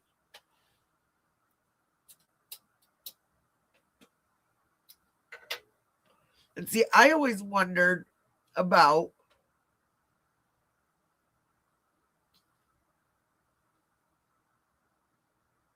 yeah, I don't get along with a lot of, well, I mean, I get along, but I don't like a lot of women, because I don't like, and they're not women like any of you in here. They're women that are constantly plotting and scheming and trying to one up somebody, that they're only friends with people that they're in competition with, or I don't know. Oh yeah, the younger son does look like him. And was it baby Lisa that was in the car accident, or was that another daughter? Because baby Lisa, I thought, had come when Beth was still alive. Like, she came and started living with them and stuff. Yeah, Mean Girls. Exactly. I don't have time for Mean Girls. And really and truly, you don't have to get back at somebody like that, because living like that every day. Yeah, exactly. Yeah, I'm the same way, Puffin. I understood. Yeah, I understood what you meant. Totally. Okay, another daughter. Okay. But that's just it. Those people, and this is something that Molly says all the time too. You don't have to get back at those people. You don't have to do anything, because can you imagine living that negative, poopy life like that? See, I can't remember her name either. I'm trying to think, and see, we got too much in our brain. I always say that my brain is like a junk drawer, and you can only put too much stuff in the front before stuff starts falling out the back. It's officially fall. And I mean, again, being postmenopausal, being a mom, all that. I'm just, ugh. Exactly. Exactly. I mean, that's my favorite kind of night. I don't have to go out and party and be in the middle of all this stuff anymore. I'm absolutely fine with getting a nice icy Coke Zero, sitting on my front porch in my big wicker chair, and just talking with friends, relaxing, chilling. I don't want any of that stuff anymore. I'm too old. I'm too tired. It's too expensive. I mean, it's just, I'm into Walmart sundresses in the summer, maybe a wine cooler here or there. Usually I don't even do that, because it just hurts my head. It makes me tired. And you know what we didn't have in here tonight? And he's always really good for conversations. Maybe he was busy. I saw him earlier today, but his name was Check, or he goes by One also. He was having some good conversations with us, so I hope we didn't scare him off with all this. He was bored with all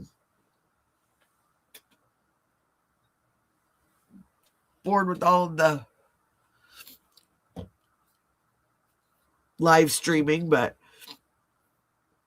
yeah, that's what I have found, is everybody that's ever hurt me, made me angry, done me wrong, they're living that negative life, and that catches up with you. And my grandmother always told me is that hate in your heart will consume you. And it's true. I can walk around hating somebody, but they're over there living their best life, and they're not feeling it. It's not giving them wrinkles. It's not giving them a stomach ache or a headache or making them grind their teeth. It's me. So, exactly, Puffin. That's the way to go. You just chill. Just you have a small circle of people, and Well, that was something when I first started my channel, advice was given to me to go on a lot of these channels and try to network, try to meet people, try to this, try to that. But I just kept seeing people fighting and arguing. And I thought, you know what I am going to do. And maybe some of you have been there. I don't judge if you go in a chat and you say your piece and you whatever. I don't judge. But I like the fact that I have grown very slowly on my channel. But I feel like everybody that I want people here that want to be here because they want to enjoy, they want to have these great conversations like we did tonight. And that is what I missed about working in the salon, was being able to do my fun stuff that I like to do and be able to talk with people and see. I mean, I met people from every walk of life. There were teachers, there were cops, there were doctors, there were lawyers, there were garbage men, there were midwives, there were psychiatrists. I mean, it was just Barbara Kate. Okay. And that was an older daughter. She was older than baby Lisa. Oh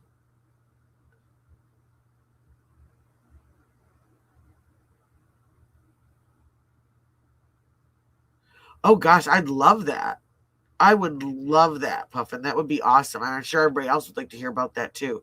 Especially the Dog the Bounty Hunter and Gabby Petito. Because that was something that something really weird happened. And, there's all this controversy over that still. But when they were all searching the preserve, Dog had gone to Cabo, I think it was, or one of the islands. They were going to look at some islands. Now, in the very, very beginning, when all of this happened, it was before they found Gabby. It was when they couldn't find him. I think it was before they found Gabby, or right after if it was. But there was a video. See, right after Gabby went missing, I followed both of them on Instagram. And it was their personal pages. It was what they were, and he was posting. And I saw that last picture that she posted, the odd picture. The picture that her hair was shorter than it was in the most recent pictures we'd seen of her, and it had a pumpkin in the back. And she wasn't dressed for the weather that they were currently having. So that was odd. But on his Instagram, and it was his Instagram, it was no one else's, there was a video that popped up that was about less than a minute long, and it was of a boat, the bow of a boat, and there was a boot or a shoe or something sticking off the edge, and it was a man, and he was saying, "I'm sorry I did this. I'm sorry to my mother. I'm sorry to Gabby. I'm sorry I will never, to my family. I hope someday I'll be able to see you again." And we'll see. Then there's all this stuff with Dog and the Sebastian Rogers, and I don't know if he was involved or if he saw what a mess it was and he backed off. Yes, him on the boat. Yes. And then all of a sudden it was gone. And not a lot of people saw that, but it was on his page. He posted it. All these people are like, oh, his page got hacked and this and that. And then all of a sudden, once they found Gabby, the IG account was gone. And I wished I would have screenshotted it. I would have recorded it, something. I'm so glad someone else saw that, because I talk about that and everybody's like, you don't know what you're talking about. Yes. He was saying goodbye. And then that's why I was wondering if that's why Dog went out there to those islands, because everybody's like, what is he doing? What is he doing going to those islands? And I kept thinking, because he had to have seen that video. Oh, thank goodness. So see, I've got someone to prove I am not crazy. I saw that video. I kept telling Marissa about it. I'm like, it's a real video. Because she believes, because she was out there that day that they found him. She believes he's off somewhere. I mean, you have the cousin dentist that does the dental identity. That was another thing too. She had come out saying something about a pew-pew. And all the reports were saying, no, there was nothing found. Stop saying that. You're spreading false information. And then here it comes out, when everything comes out, that yes, there was a pew-pew. And she's like, how did I know that? I was literally standing right there. And she had talked to one of the deputies, like one of the law enforcement that was out there. And it was no joke. I mean, anyone that knows her knows that she can get almost anybody to talk to her. See, I didn't even, at that time, I didn't know how to screen record. I didn't know how to do any of it. Well, and the other funny thing is, and I understand the water and all that stuff, but searchers were just there. How do his parents know how to walk right there? How does his dad know to walk right there and find the waterproof backpack? I mean, how?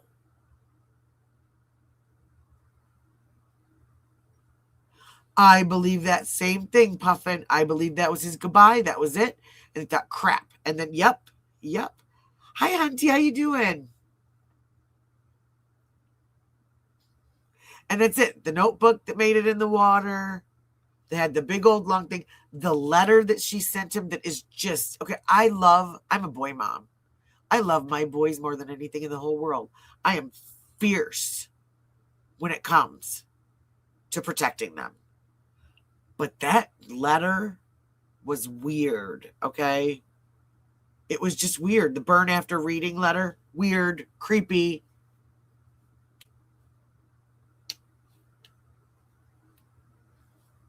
Oh, I believe that too.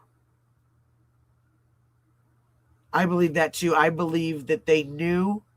I think he called them that night. They knew he was on his way home. And they were already in battle mode, figuring this out. He got a new phone. He got all that stuff. He left the car there.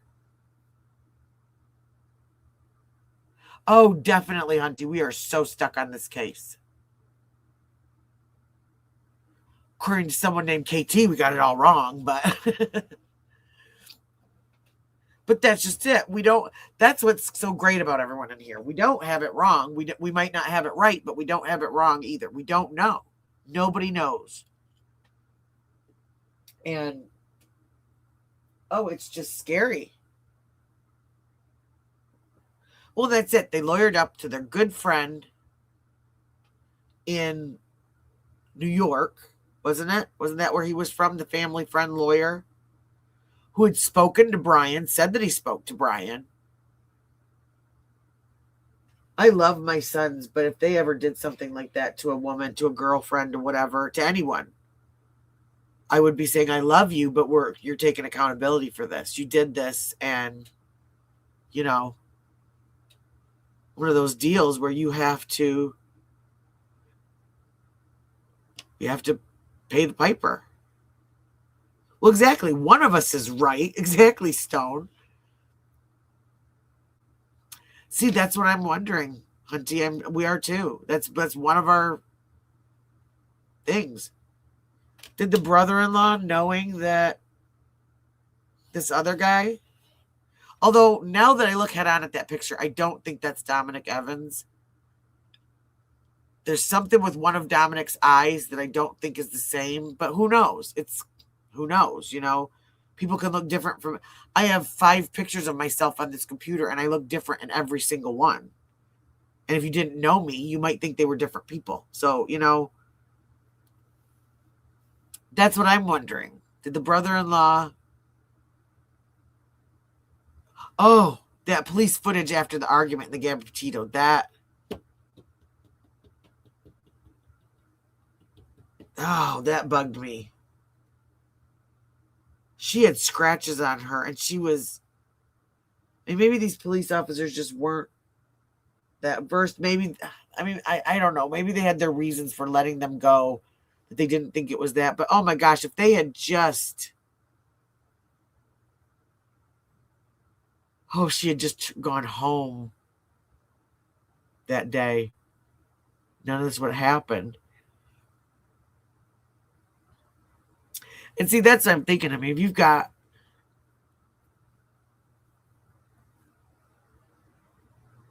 if you've got either a friend or maybe He's in a band. I mean, you know, who knows who you meet in a bar at night? You just don't know. You don't know who he knows. And he could be a perfectly nice guy most times, except for this one thing, because they are having money issues. And that's scary to people. And people, money, sex, and rugs. Those are the three things that get you in big trouble in life. Well, and see,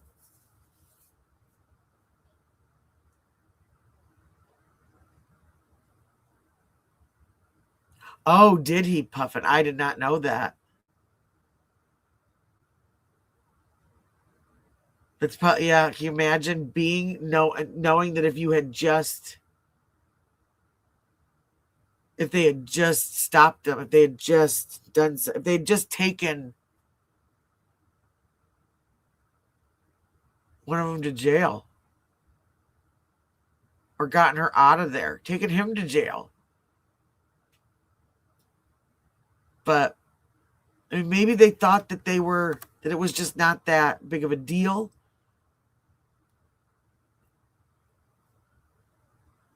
But I don't know, listening to Gabby talk in that car. But again, I mean, if you are a survivor of any kind of, you know, physical, mental abuse, anything like that, then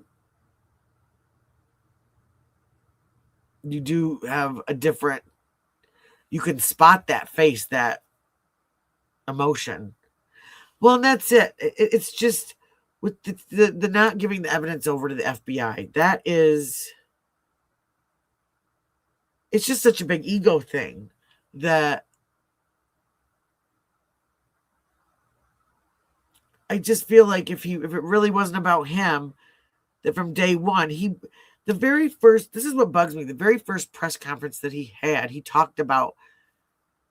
talking about some piece of equipment and that they needed funding for it. And it almost sounded like it was an argument that had been, or a discussion that had been being had before the press conference started. And he kind of finished it out on the air. And he says, but there's another different time, different place, said something like that. And I just thought, that's so inappropriate to talk about right now. It's just, nobody needs that. Nobody, what do I want to say? Like, exactly. This should be about finding this woman and helping this family, no matter whether or not someone in this family is guilty or not. Finding this woman first. And yes, yeah, we watched that a little while ago. I watched the whole thing. I gotta find the link to the whole thing. But yeah, and then come to find out he's been investigated for that was the other thing, the helicopter pilot, when they said they didn't have a and he had said, I believe he said something about that during that first press conference about the helicopter pilot not being available. Well, come to find out they had gotten an argument and he got angry at this officer, and his punishment was putting him on patrol. So that's why he was not available to fly the helicopter. Okay. Well, then when Border Patrol came and said, you can use ours, and he said, no, thank you. Like, that I don't know. We haven't seen any footage of them checking the pool or anything like that. Well, that's it. Because what they say, 3 times now they've gone to Annie's. Now, the first time was consensual search. Okay. But why? Unless, is this the FBI having to say like stuff like we are? Like, did you do this? Did you do that? Did you do that? Well, no. All right, let's go back and do it. You know, I mean, well, see, he is, that's the problem too. He has been in some trouble and questioned about like election fraud. He's an elected official. But, oh, you know it's going to be a Lifetime movie. You know it will. But the problem is, I guess during the last election, he won by only 468 votes. So close election. But I guess the other person that was running against him he put on a leave of absence. And so he kind of threw the election anyway to where he was going to win it.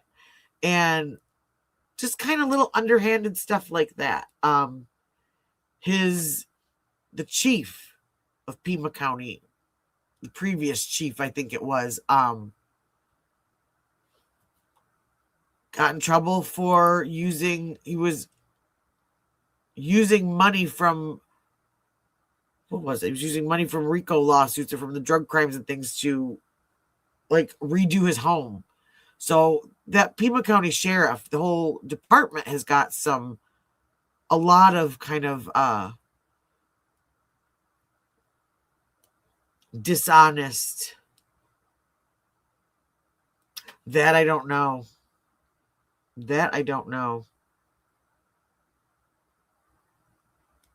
Oh yeah, this has been since like, what was it, 2016? So 10 years that some of the stuff has been going on with him, that there's been these words of,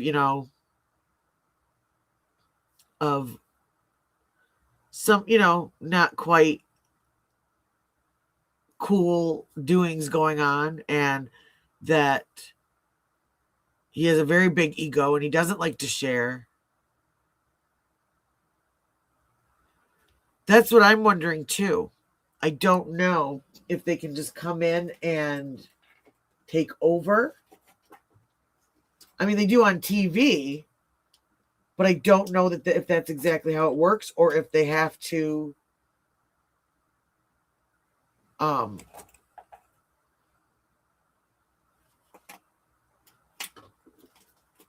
like if the sheriff would have to bow out and say, which I don't understand why he wouldn't. I just don't get that. I mean, to me, again,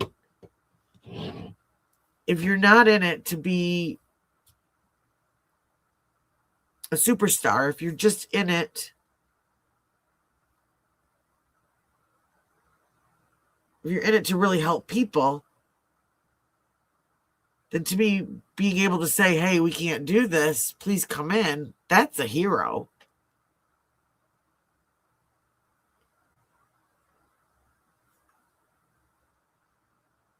That I'm not sure. I haven't seen any on the maps that they've showed. I mean, there's the pools, but we've seen that. And something I read today said that, well, it was from last week, but it said that her doctor's office was still receiving a signal from the heart monitor, or from not the heart monitor, the pacemaker, that it was still active and working, and that they would receive some kind of notice if the patient had died. So it doesn't mean the pacemaker stops, but it means that whatever other vitals are not being picked up by the pacemaker. And I still don't understand why, if it's sending signal,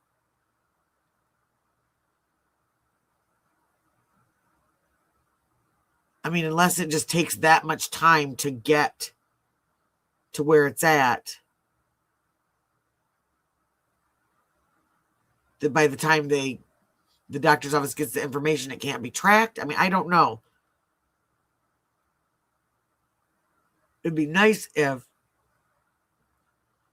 because from what I understood is that different kinds of pacemakers have different capabilities. Some can send like Bluetooth signals out, some don't. Well, I assume if they all of a sudden stopped getting signals from it, they would know that it stopped.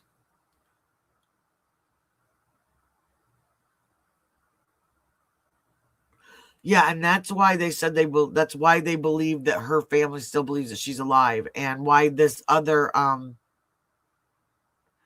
I think it was that sheriff that Brian Enton had interviewed, had said that that's why they believe she is still alive, is because it's still showing that it's still working.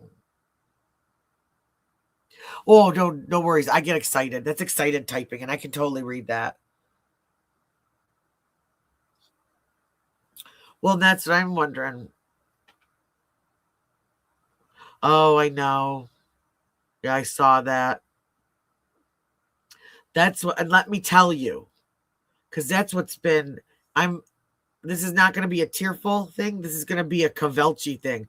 I am so sick and tired of the amount of mail that is still coming to my mother's mailbox. And a lot of it is all like, it's just junk mail. It's just all this stuff from the Democratic Party, the Republican Party, the Libertarian Party, St. Jude, Wounded Warrior, Fraternal Order of Police, Ronald, I mean, all this. I'm like, oh my gosh. Well, that's something that, if you watch that whole interview with Brian Enton, that's what they believe, that officer believes across the border, that would be their best bet, that where she is, like, I don't know if you guys watched the end or if you saw it all. It was Tuesday night when JLR drove from, I can't remember if he was at Annie's or if he was at Nancy's, but still, okay, not too far down the road. And he drove all the way there. It said an hour, but he and Brian Etten got there at 40 minutes. So they drove like 100 miles an hour. But so let's say an hour away. They get her in the car, and this detective that he was talking to, this ex-sheriff said, he said, there are spots on the border. Oh, thanks, Hunty. Yeah, it was 5 days after my birthday. We were supposed to go take her to get a pedicure that day and go out to lunch for my birthday, and it just was not in the cards. So, but they said there's places on the border that both sides, U.S. and the Mexican side, Border Patrol, don't really care, patrol, watch, and people know where to get in and out. I mean, the stuff that's coming in our country comes in from somewhere. Yeah, Rio Rico. Yep, Rio Rico. And it's right there by Nogales and the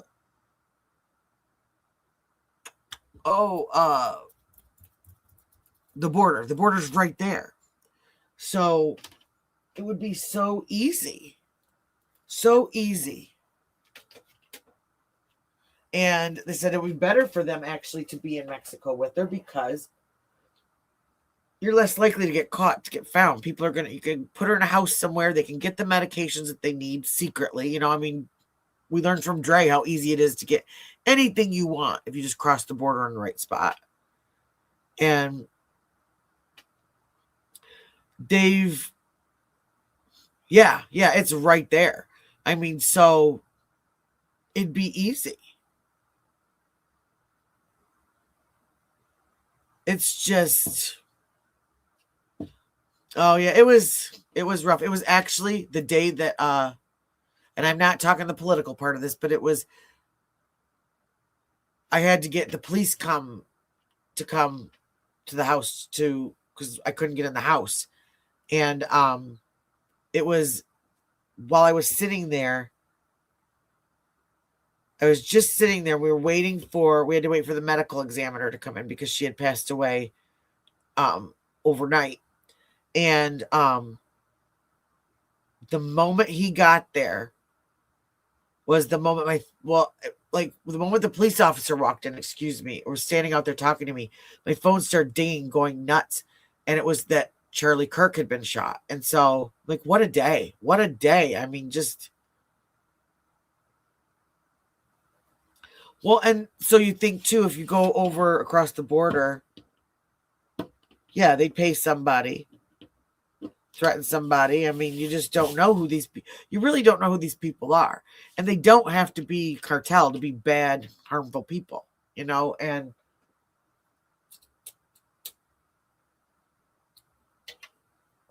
I mean, anybody that would do anything to an 84-year-old woman, they're not good people. Even if they were just, let's say they didn't mean to hurt her. Let's say they just were going to break in. That's horrible. They took advantage of the fact that she was by herself and that she would be scared and she wouldn't do anything. And Just what an evil, evil, selfish person to have to do something like that. It's just wow. I do too. I do too. I think she's over the border. I think that if she's alive, that's her best chance. That's where she is. The only other thing is that this was botched and she got hurt right in that house. But I don't think so though. And I think she got hurt there. But they're not talking about like a scene. Like they didn't believe that she was not alive anymore. So to me, that says whatever blood or DNA or whatever was left in there was not enough.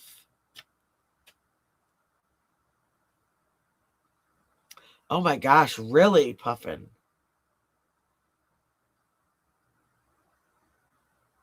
That's scary.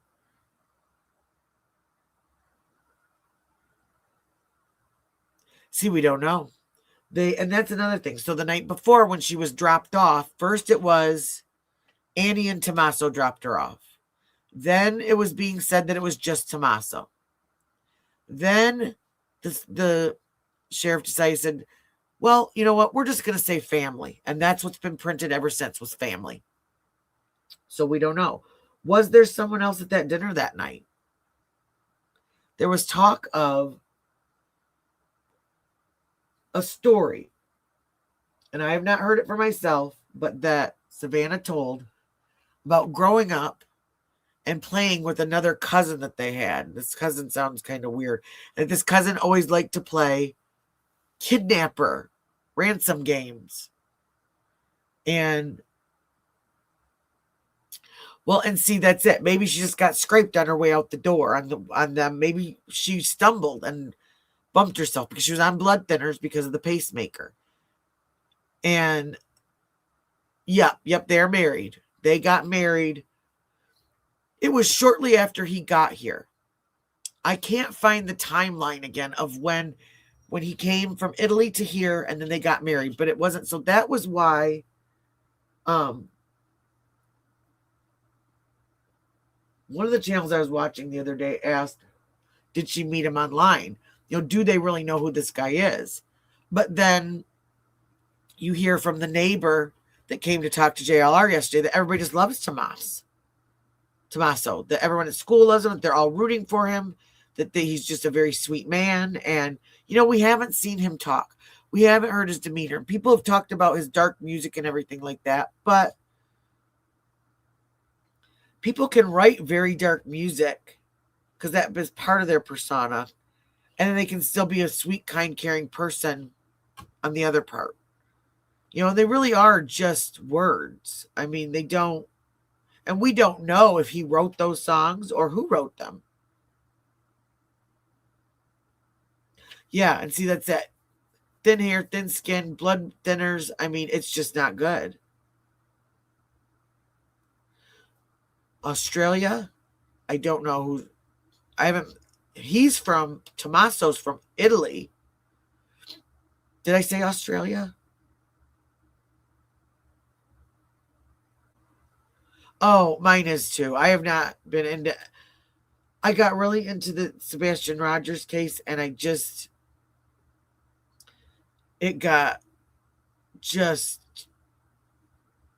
broke my heart.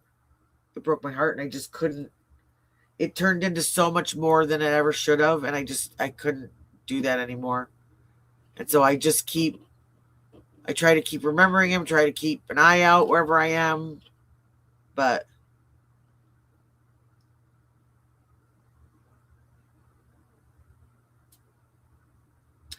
yes, I did hear that, Puffin. That was said to be, from what I heard, like friends or something like that were going in, friends, or maybe they could have been like plain clothes officers or something, but they were going in to get like possibly getting like personal items from the home so that the family didn't have to show up there. So I was trying so hard to see what that thing in the plastic bag was, because you couldn't really see in the paper bag, but Oh yeah, that's that was horrible. Um, yeah, Savannah was born here. Yeah, they all were. They were born here. They lost their father when they were 16, when she was 16. When Savannah was 16, she lost her father. And then the mother was just, I don't believe she ever got remarried. She just worked hard her whole life, and she went to work at University of Arizona so her kids could get a college education for free or discounted at least, but um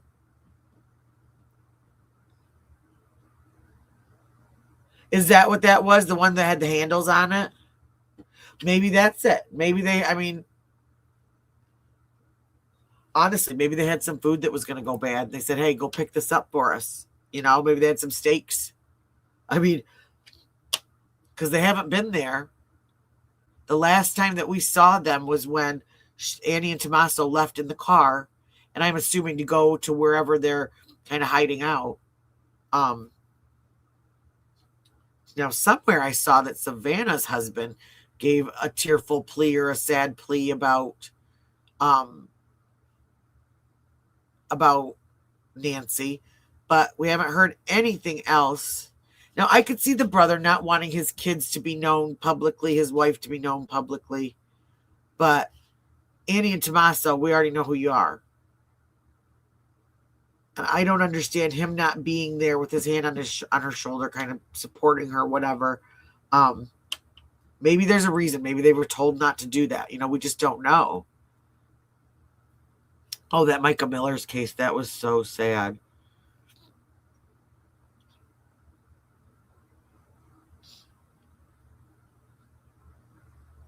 I wonder, maybe I saw you because I watched a couple of those protests. I watched the one that was across the street from where he lived, I think it was. Oh, I do too. And I don't know, I do too, Hunty, and I don't know if she outright knows something or if it's one of those things where she suspects but doesn't want to completely accept it.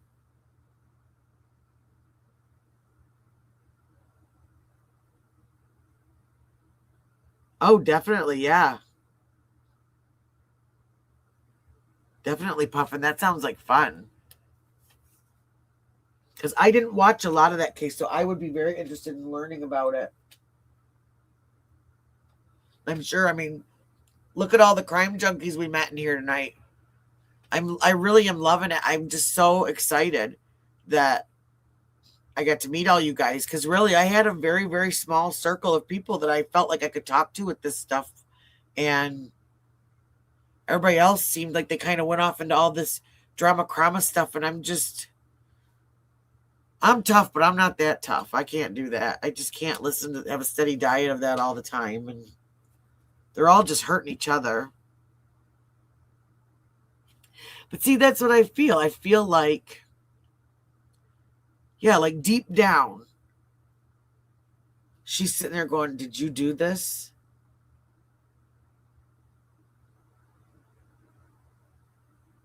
Really? Oh, definitely, definitely. Well, in another case that I'm going to be covering, gosh, I'm trying to think of when it's supposed to be. Is it August? That whole thing, ooh.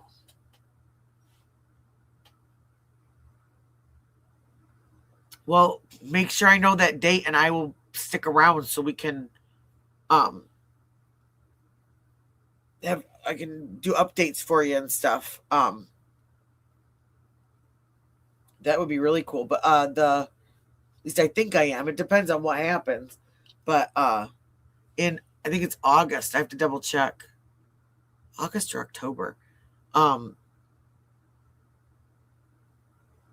Nick Carter goes to court for that Melissa Schumann accusing him of R.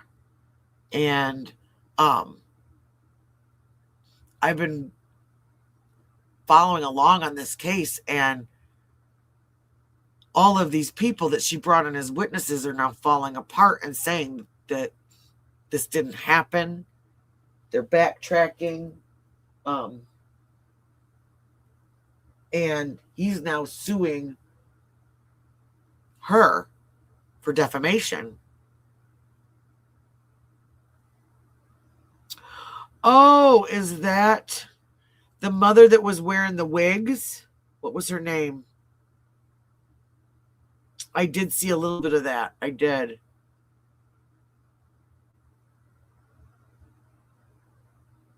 Yeah, definitely. I mean,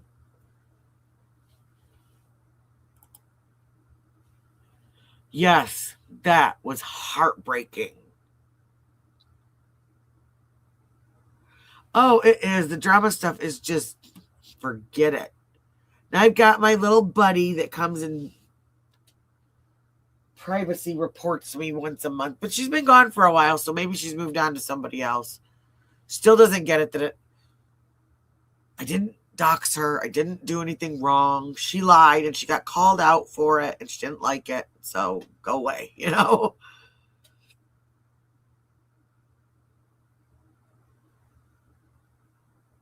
Yeah. This poor Sebastian kid, I just, oh.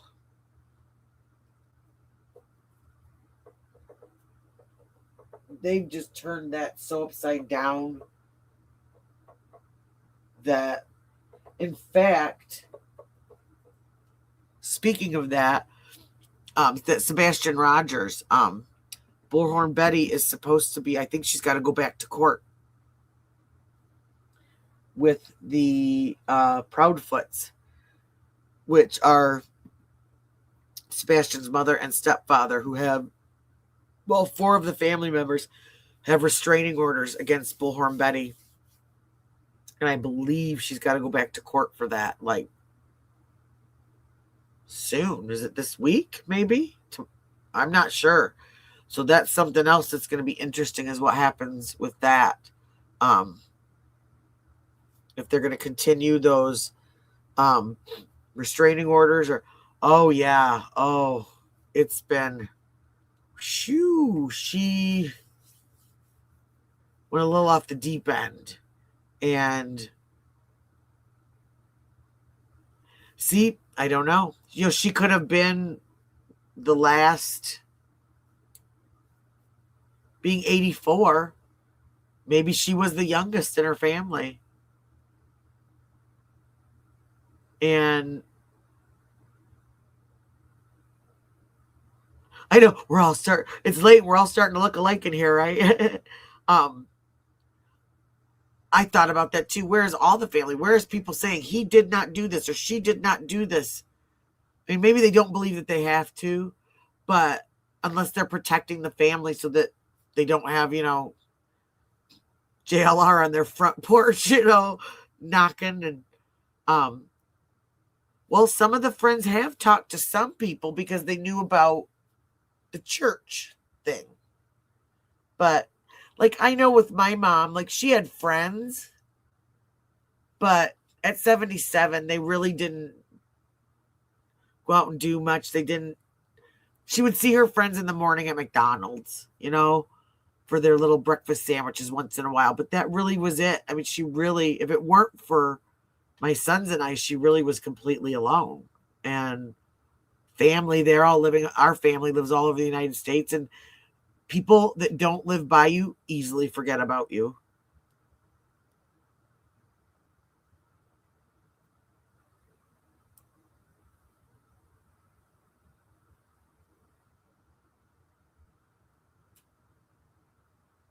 Okay, so maybe she had a daytime.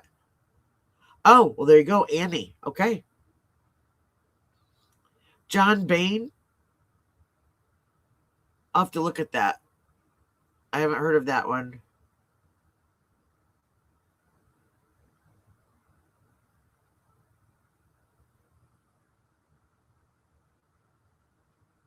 See, I don't know, Stone. You might be right.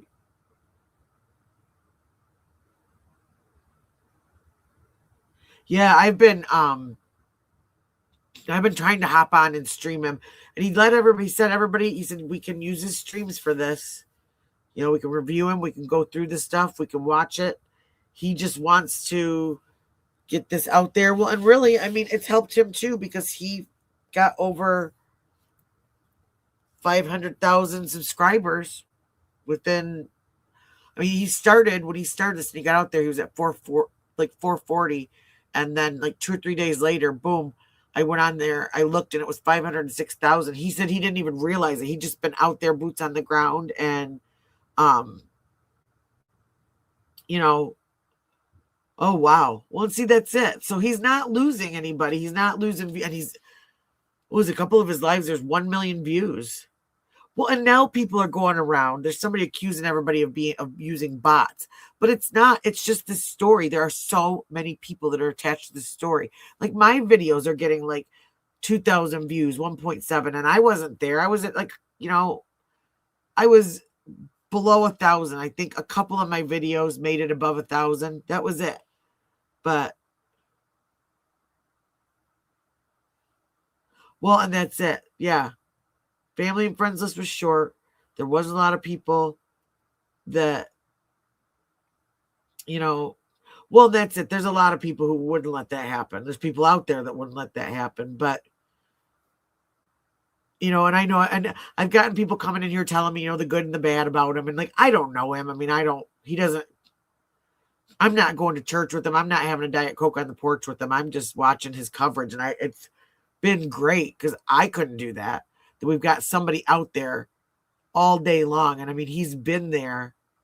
And like we said the other night, the only people that saw it was me and Ikadmel, I think, was live. JLR was live, of course. And like one other person, when they took that trip when he went running off to Rio Rico to watch this guy get pulled over, his house get searched, all that stuff. I'm like, we got to see the entire thing that a lot of people didn't get to see.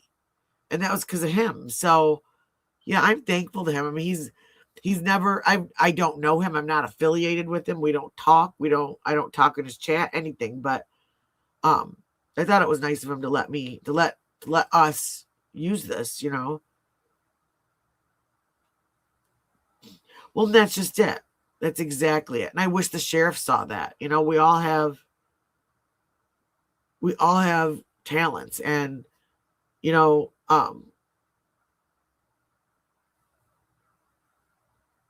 and that's it. Exactly. Well, and see, that's it. Well, that was what was funny is when I first did it, Marissa was packing to leave, and all of a sudden I get this text and she's like, stop. She's like, he's got copyright tools. He's going to bust you. He's going to do this. He's going to do that. And I'm like, no. He said it's okay. It's like, I would never, ever play somebody's live like that if I didn't have permission. There's never in a million years. I wouldn't take the chance. My channel is too important to me. This is connected to my business. It's just way too important to me. So yeah.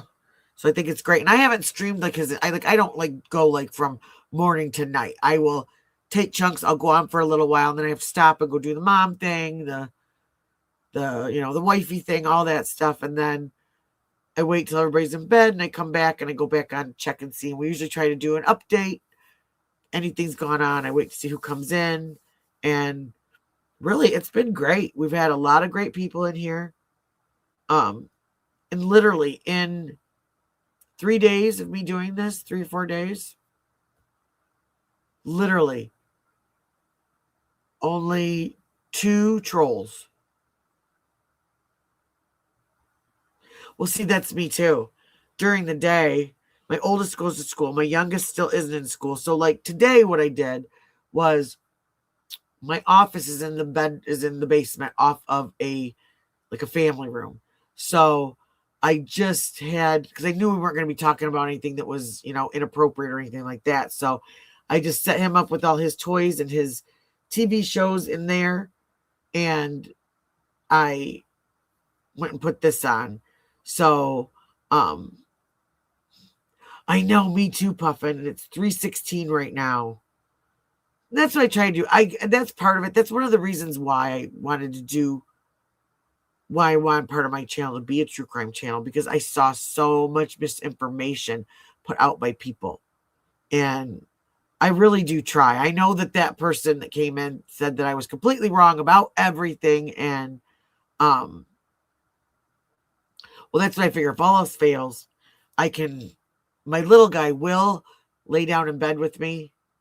I can put a movie on, like a Disney movie on, or the tablet or something, and we'll snuggle and take a little nap before Big Brother gets home. Big Brother has to do an SAT clinic tomorrow morning to get them prepped for SATs, and he's not happy about it. But exactly. And if I'm wrong, I'll absolutely say I'm wrong. And if you hear me saying something wrong, then let me know. We'll look it up and we'll find out the truth together. Like, I have no problem. I don't have a problem being wrong. I have a problem being called the C word, but I don't have a problem being wrong. So, but on that note, I really should get to bed. We should all get to bed. And, oh, that's sweet Valentine's Day. Well, at least something good happened on that day. It's one of those double-edged swords. You know? Yeah, I have no problem with being corrected. Not at all. But yeah, so I am going to get off here. I'm going to get all this stuff buttoned back up. I am going to get a lunch pack because I know I won't feel like doing it at 6:30 in the morning.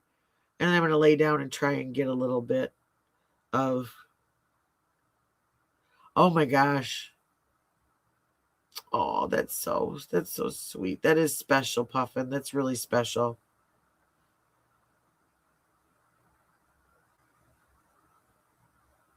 Oh yeah, thank you, Stone. Thanks, everybody. Oh, good night, Hunty. Yeah, it has been nice chatting to everybody. I'm really appreciative of you guys. I really found, so yeah, if you haven't, give me a thumbs up, hit that sub button, hit that notification button so you know when I go live, so we can all come on and have some fun. And yeah, I definitely will. It will be later on. It will be definitely after like 8-9 o'clock. It's gonna be like a late night party because I've got to get little guy in, bathed and in bed. And depending on, we don't know if driver has to, we never know on Saturdays if he's got to do runs on Saturdays or not, but it will be late. And yeah, I enjoyed it too, Bryson family. I really did. Miss you too, girl. So, well, that's it. My oldest will be at his dad's house. My youngest will be in bed. So as long as I get him in bed, get all of our showers and everything, and then we'll figure out what driver's doing. But because I know driver will want to be listening and talking tune. So yeah, like I said, it's awesome to meet all you guys. Don't be strangers. Depending on what goes on tomorrow, I might be on. I'll try and stream some of this if we've got anything up to date going on. And yeah, other than that, thank you so much for being one of the best chats I've ever been in. Seriously, this has been literally the best live I've ever done, I think, because we just have had so much fun and just had, such a great talk. And I love all your guys' ideas. I love all of the things that you've brought, the facts that you've brought. And yeah, just thank you. So, oh, I forgot. I'm on StreamYard, so I don't have to stand up and I don't have to put my boops in the camera to shut it off.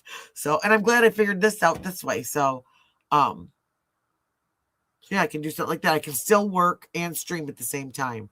And Godfather will be happy because she'll get to see me doing nails while I'm talking true crime. Because I think the true crime, my youngins that I have on here, they want to see the flashing nails. They don't care about the true crime. So we'll do something for them, and then we'll talk all the. Well, I didn't even realize I'm apparently got the boom. So yeah, so now I'm the true crime, Clawz, and Boops channel. So that's awesome, Puffin. So, all right. Again, thank you guys so much. Peace, love, and Clawz, y'all. Have a great night, morning, great Friday. Until I see you again. Bye. Thanks, everybody. I really do appreciate everything today. Thank you. Good night.